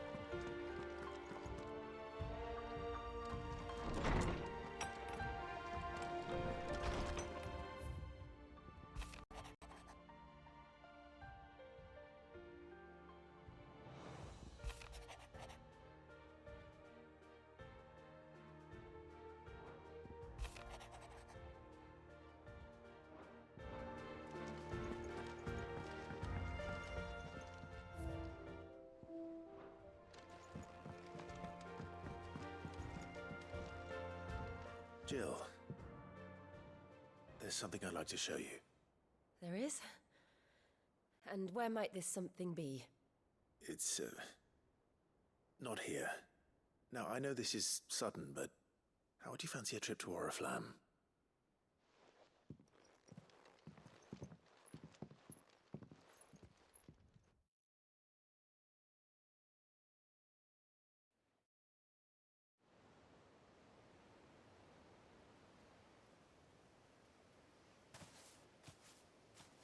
There are so many. This is what you wanted to show me.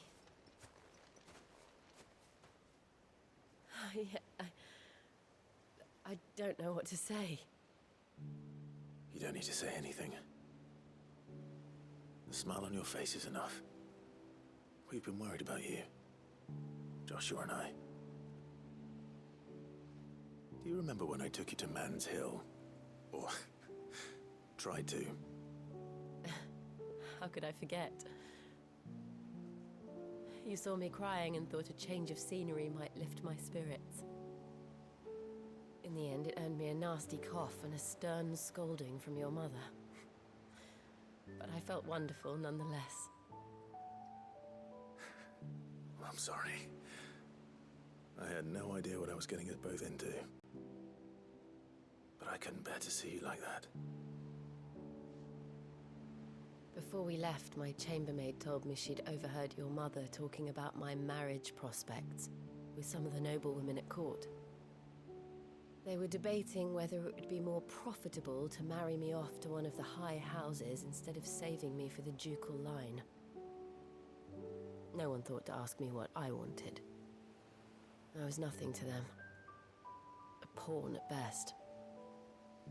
I felt so trapped, so lonely. I didn't know. But I wasn't alone. You were there. Your hand in mine as we ran for those oaks. And I knew then, no matter what happened, I would be all right. I'll never forget that feeling.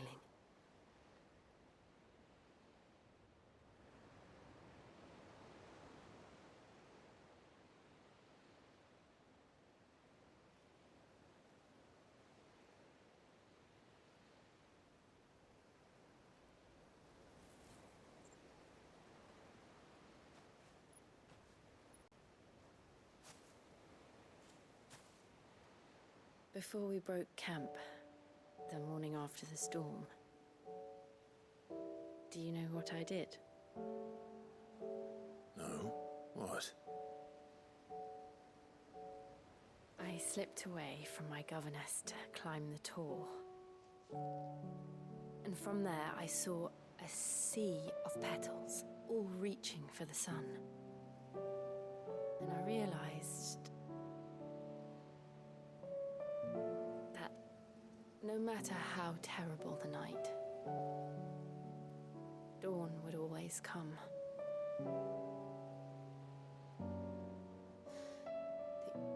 That you would always come for me. And you have. Again and again.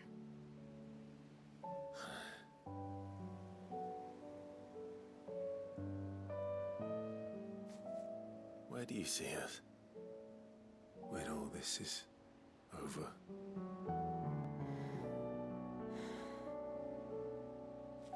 I don't know.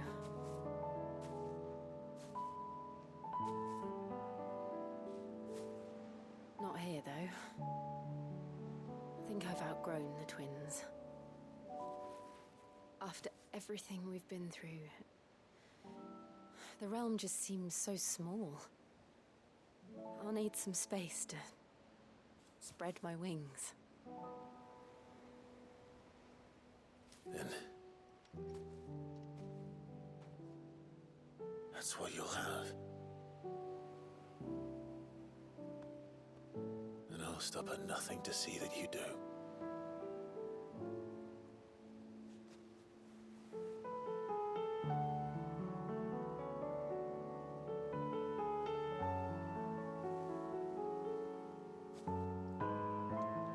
I never was much good at garlands, but it'll have to do.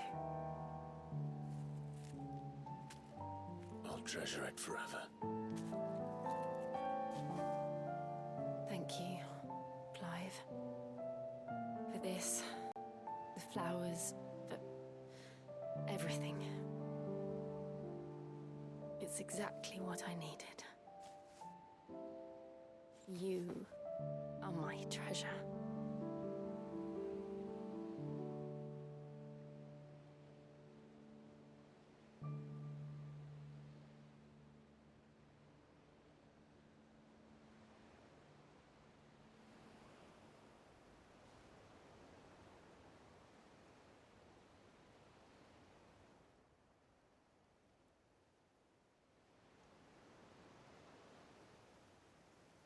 We should probably be getting back. I expect the others are wondering where we are. You're right. There's still much to do. And we'll do it together.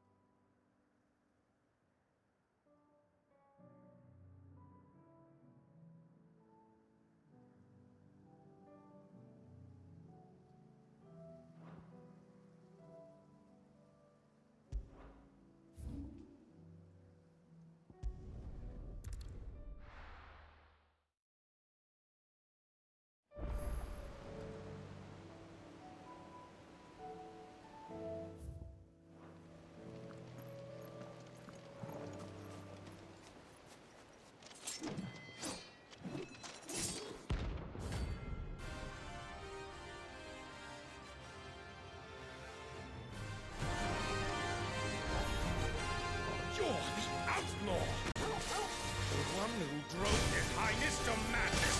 On your knees! He hasn't heard. And it doesn't look like he's willing to listen.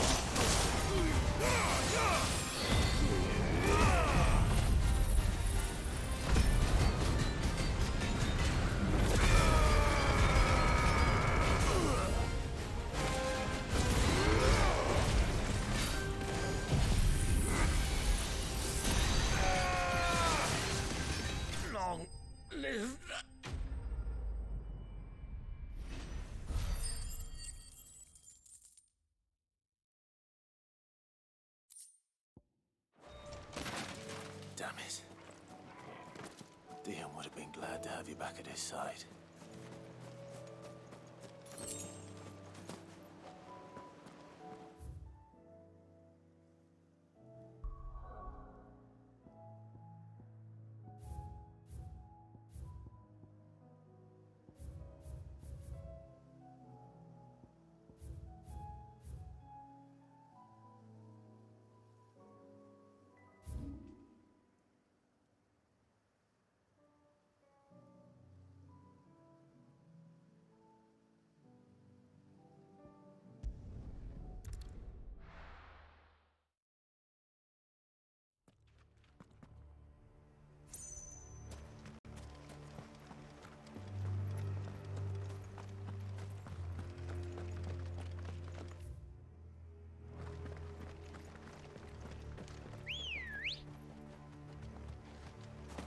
Good girl. Faster!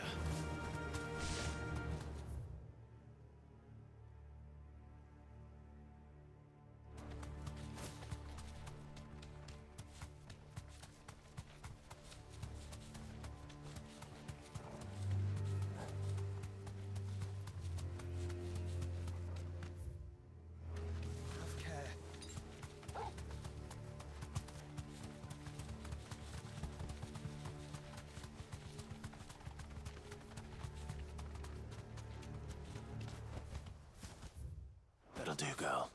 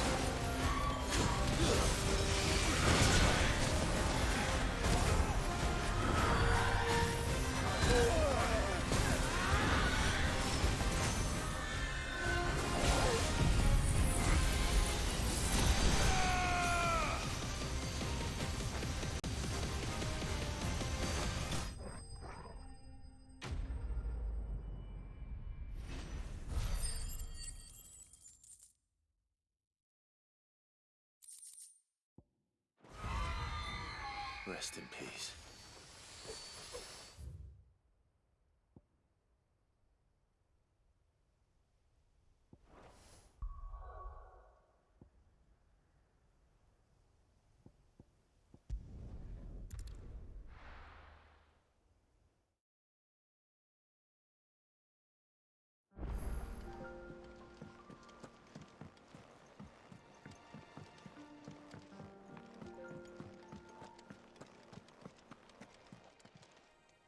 Still alive, are you?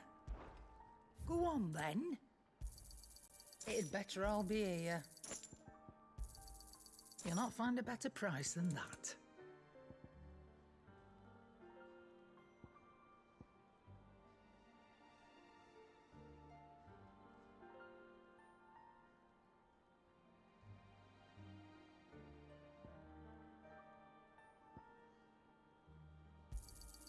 You're rubbing me blind, you know. It'd better all be here. You'll not find a better price than that. It'd better all be here. You'll not find a better price than that.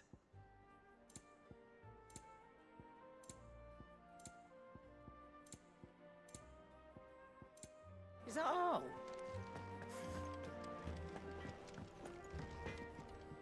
Trouble with your gear, or what do you want?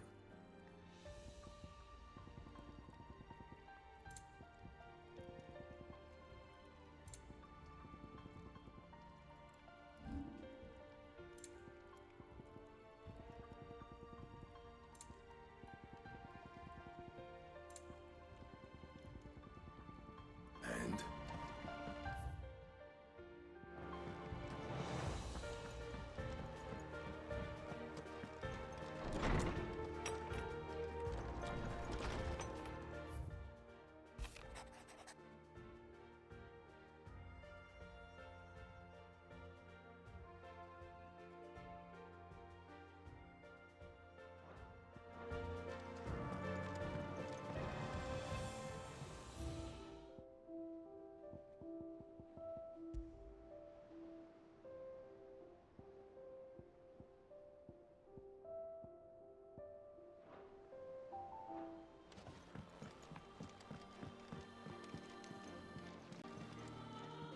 Clive, do you have a moment? Of course.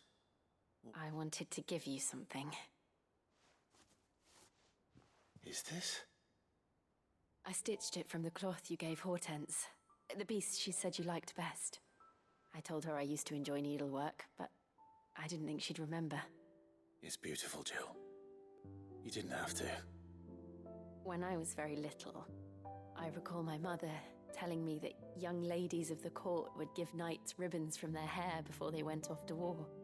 I still wear mine, so I made you this instead. Black is the color of eternity. It cannot be stained. It cannot be sullied. It is unchanging, unwavering, just like your resolve. And mine. Our resolve. May it never diminish. And may it ever bring you back to me. I will always, always be here. Thank you, Jill.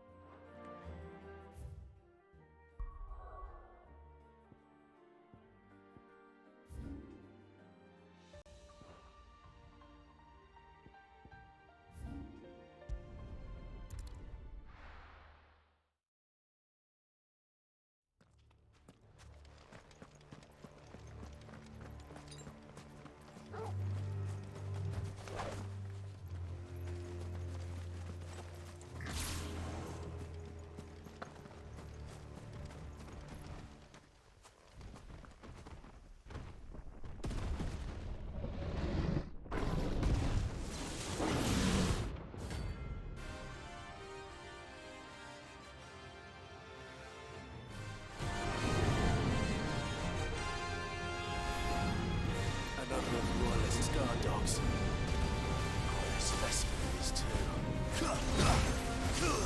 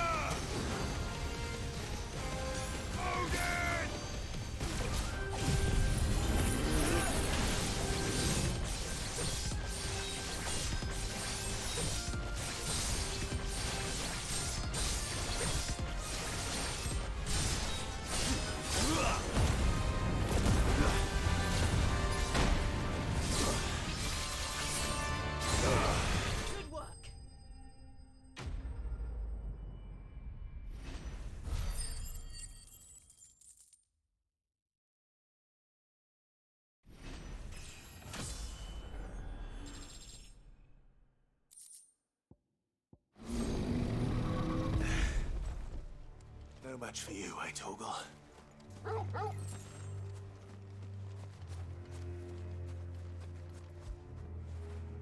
When did you get so big?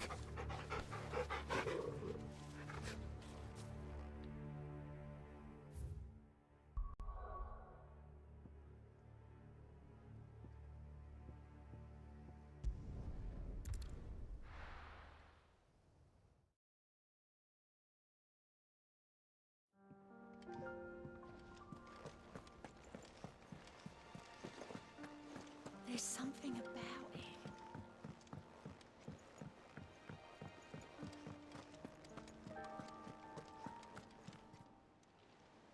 How may I help you today, Clara? All done?